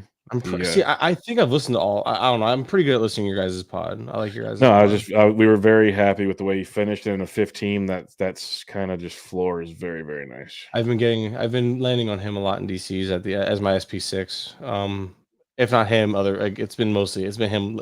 I like to change it up and canning him. A lot of nothing groundbreaking. Like these guys are all gonna go. That's the thing. It's like that's what I'm trying to wrap my head around. Is the biggest thing is that there's gonna be a lot of changes in my guy and my guys now. My guys come my mains because there's gonna be it's gonna fluctuate. Prices are already changing. Fab leagues are taking effect. More news. You're gonna get more spring training performance. Like tonight, Morel went in this auction like $3 or $4 above AAV because of a home run off of Jesse Chavez. Yeah, that's nuts. See, I almost went with my boy Patrick Bailey, but I said screw her. They both don't hit for average. Give me the home runs. Who'd you end up with? Jake Rogers. Yeah. That's why I'm thinking maybe you just pay for catchers and take the discounts at other positions. I love that Ashby for $1. Yeah. There's some fun ones right now. You're going to like my next one. I'll tell you that much. I love the dollar day guys right now. I didn't realize how much I forget. That's why I love auctions though, because if you feel confident enough in these dollar day guys, you could really go stars and scrubs is what I thought. It's always been called stud dud stud dud when I was coming up doing auctions back in the day. Back in my day of like Yahoo days, that's where I started learning about auctions of all places. Yahoo, they actually had a really good software on for like to draft on your phone. That's for you, Kurland. I do like Garrett Mitchell. I've been talking about him a little bit in our group chat. I know. So that's for you. And seeing that picture feels pretty validating today. Like, okay, Yeah. so I wasn't crazy to be in on him, because everyone else is pretty much telling me I'm wrong.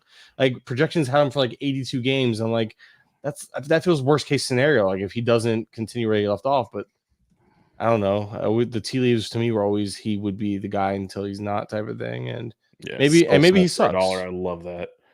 That is a great one too. There's just all these guys in this range, or all these dollar guys. I think it's a lot of them. I'm hoping would have made it to the freaking reserve rounds. Is what I was kind of hoping for. But also, isn't there's some of that? I feel like we as in like the general people who play fantasy, when you find these guys that you like at the ends of your like 15 teamers or 12s, whatever, you put this heightened value on them that doesn't actually exist, but we make it exist, so to speak. Yeah, 100%. And so it's like half these all players will be on your free agency week. It's just fun to be able to take a shot on them for $1. Like screw it, I'm not having to spend a ton of money type thing. Let's take absolutely. But it's also the fact that we have I have these hopes, and if I think it's like you're hoping to hit on one of them, and you're hoping to be hit on the right one. Like the guys you want to have them. Like I want to make sure I get my guys where I want them. Come like main event season, my bigger drafts, like you're gonna start doing your OCs, so you have to kind of iron it out and really nail it down who your guys are. So you make sure you get those guys for your bigger drafts. See, Rand Simon in here saying, so with all these potential closers going so cheap, it's the lesson in 12s to not spend on saves. If it's not an overall, no, don't spend on saves. If it's an overall, you need some saves. These are 12s or 15s? This is 15s. I think he's just seeing these guys go cheap at the end of 15s. I think that's also not the case normally, because mostly like you guys have an overall, but it's not like an overall, really a major overall. Yeah, it's 4 leagues. So there's a little less emphasis. Plus, I think there's a lot of, which is good. There's a lot of growing in this. Like a lot of you guys are doing auctions for the first time, or the first time doing auctions on NFBC. So there's a lot of stuff in these types of leagues that might not happen in your typical auctions. So just be aware, but be aware of how to read the room. Be on top of what's happening across the room is what I would say. Yep. Here we go. Team is full. This part is now. We got to do the draft. You're over here taking shots, Bubba. You got Lawler too. Yeah, I'm gonna take a few shots here and see what happens. Oh, I love doing that, because now come week 1 you can drop them all. 100%. No, plus, I think Lawler comes up before Skeens does, more than likely. But I agree as well. If he has a big spring, he could. Like they said, Perdomo's going to start, and he should. He's great defensively, but Lawler's going to push the envelope somewhere. I think Perdomo is. I agree, but I think Perdomo's also at this point arguably better suited for a utility role, which he'll still play semi regularly, and he's a switch hitter. Yep. So he's great as like your super util John Birdie type, but. I don't know. I don't see why they feel the need to keep. Maybe they just want to give him a shot to. Greg Martin makes a good point. He says the other reason for these dollar guys is 2 teams left big money on the table. That is true. You're right. Martin. It's very true. Rand Simon says, yes, this can be normal to have 2 teams leave so much on the table. Yeah. It happens. And it does affect the other pricing. That's for darn sure. Like where they were getting values to us at one point, we couldn't spend on it. All of a sudden, now it's like, okie dokie, dollar time. And then those guys who had the money went out and spent it just to make sure they got the players they want, and they filled their teams with it, leaving the dollar days available again and the values there. Yeah, it makes sense. Yep, makes a ton of sense. We're in the final round. Everyone's going to fill up their last picks, and then we'll have, I think it's a 2-minute break before the reserves start, and we go from there. Kurland, you're welcome to stay. If you don't want to stay, I'm going to shut the stream down. If you want to stay, we can stream the reserves. I don't care. I'm good to get off. I'm playing a game on my phone right now. Anyway, I'm multitasking. Then I will say thank you, sir. Absolutely, I appreciate you joining me. I'm upset. Ryan keeps dodging me. I came on the show to talk to Ryan, and Ryan's not here. I thought he was going to come back tonight, but he must be, spending some time with his wife. He must be a good husband and father. Yeah, which is good. I told him to, because he's like, I'll come on. No, go do your thing. It's Friday night. Leave me alone. We got this over here. Yeah, my wife went to bed early. She's had a rough week at work. It's almost midnight for you, anyway. So is it? You go do something. Oh yeah, it is. No, I'm just gonna play this game and shower and go to bed. All right. Well, I appreciate you, man. Thanks for joining me. MLBplayingtime.com, everybody. Go check him out. Yay. Mike Kurland, you the man. Thank you, sir. Of course, appreciate you having me as always, Bubba. This is my first time on this FSWA award finalist. When do you find out? Oh, real quick before we get out of here, when do you find out? Wednesday. We got the email today. Wednesday from 1 to 3 p.m. Eastern on Sirius XM. They will be doing that. That's awful time. They must really hate baseball. They give us like football gets year round like primetime stuff. I don't get it. Whatever. I know. It's $1 billion company. Why can't we make the fantasy sports side equally as I don't know. Anyway, all right. Yeah. Go do your thing, Kurland. Yep. Thank you, sir. Have a good night, buddy. Appreciate it. Later. All right. Talk later. All right, everybody. That's going to wrap us up here as we're getting our last pick. This is it right now. Smith does he still have 5 players he needs to get? Oh, wait, we have a few more minutes, it looks like. Smith has 5 players and Burke has 2. So we'll wrap it up here. I hope you guys had a good time. If you're still in the chat, thanks a ton. I'll stay till the last nomination, but I'm going to head out before the reserves. The reserves, you don't need to sit and watch that. But thank you all for hanging out. We appreciate you. Thanks to Ryan early on there. Thanks to Justin Mason, of course. Thanks to Mike Kurland for joining us here. You guys, thanks for coming in here. Thanks for the other 14 in the draft. This was awesome. My first auction, I had a blast. I know first for many others. It was great. Thank you all so much. Again, if you guys want to donate, Fantasy Cares is doing a great thing as always. They have teamed up, or Justin Mason has teamed up with them for Potapalooza and TGFBI. Potapalooza is Saturday and Sunday, tomorrow and Sunday, the next 2 days. So go check that out. They started to raise money for it. The people that took part in raising money during this show and beforehand on Twitter, thank you so much. It was absolutely awesome. We're going to raise like $500+ maybe more. We'll see. There's a lot of end of the season stuff. So you guys are awesome. Thank you very, very much. And enjoy the last few picks here. If you guys have questions in the chats, I'll answer them for you. Could be anything fantasy related. Knock yourself out. Otherwise, we got 3 picks for Smith to wrap things up as they go back and forth. Like Bloomfield will be pumped. It's a $1 Jack Flaherty. That's his thing. But yeah, thank you guys. Let's raise a lot of money this weekend for Fantasy Cares. If you don't know who they are, they do a lot of stuff for kids, like really good stuff for kids indeed. So go check them out and make that happen. But this was 4 hours. Actually, we're way ahead of schedule from Monday's auction. So my leagues, we're up 1 on this one. Well done. And I got another one on Monday. I won't be able to live stream it. Technical difficulties because just won't be able to live stream it, let's put it that way. But we got that one, and then Ryan wraps up League 4 on Friday. There it is. Auction is complete. We're going to wrap it up there. Again, thank you, everybody. Appreciate you. You have a great weekend. We will catch you guys next time. This is Bubba and the Bloom, episode 111. Catch y'all later.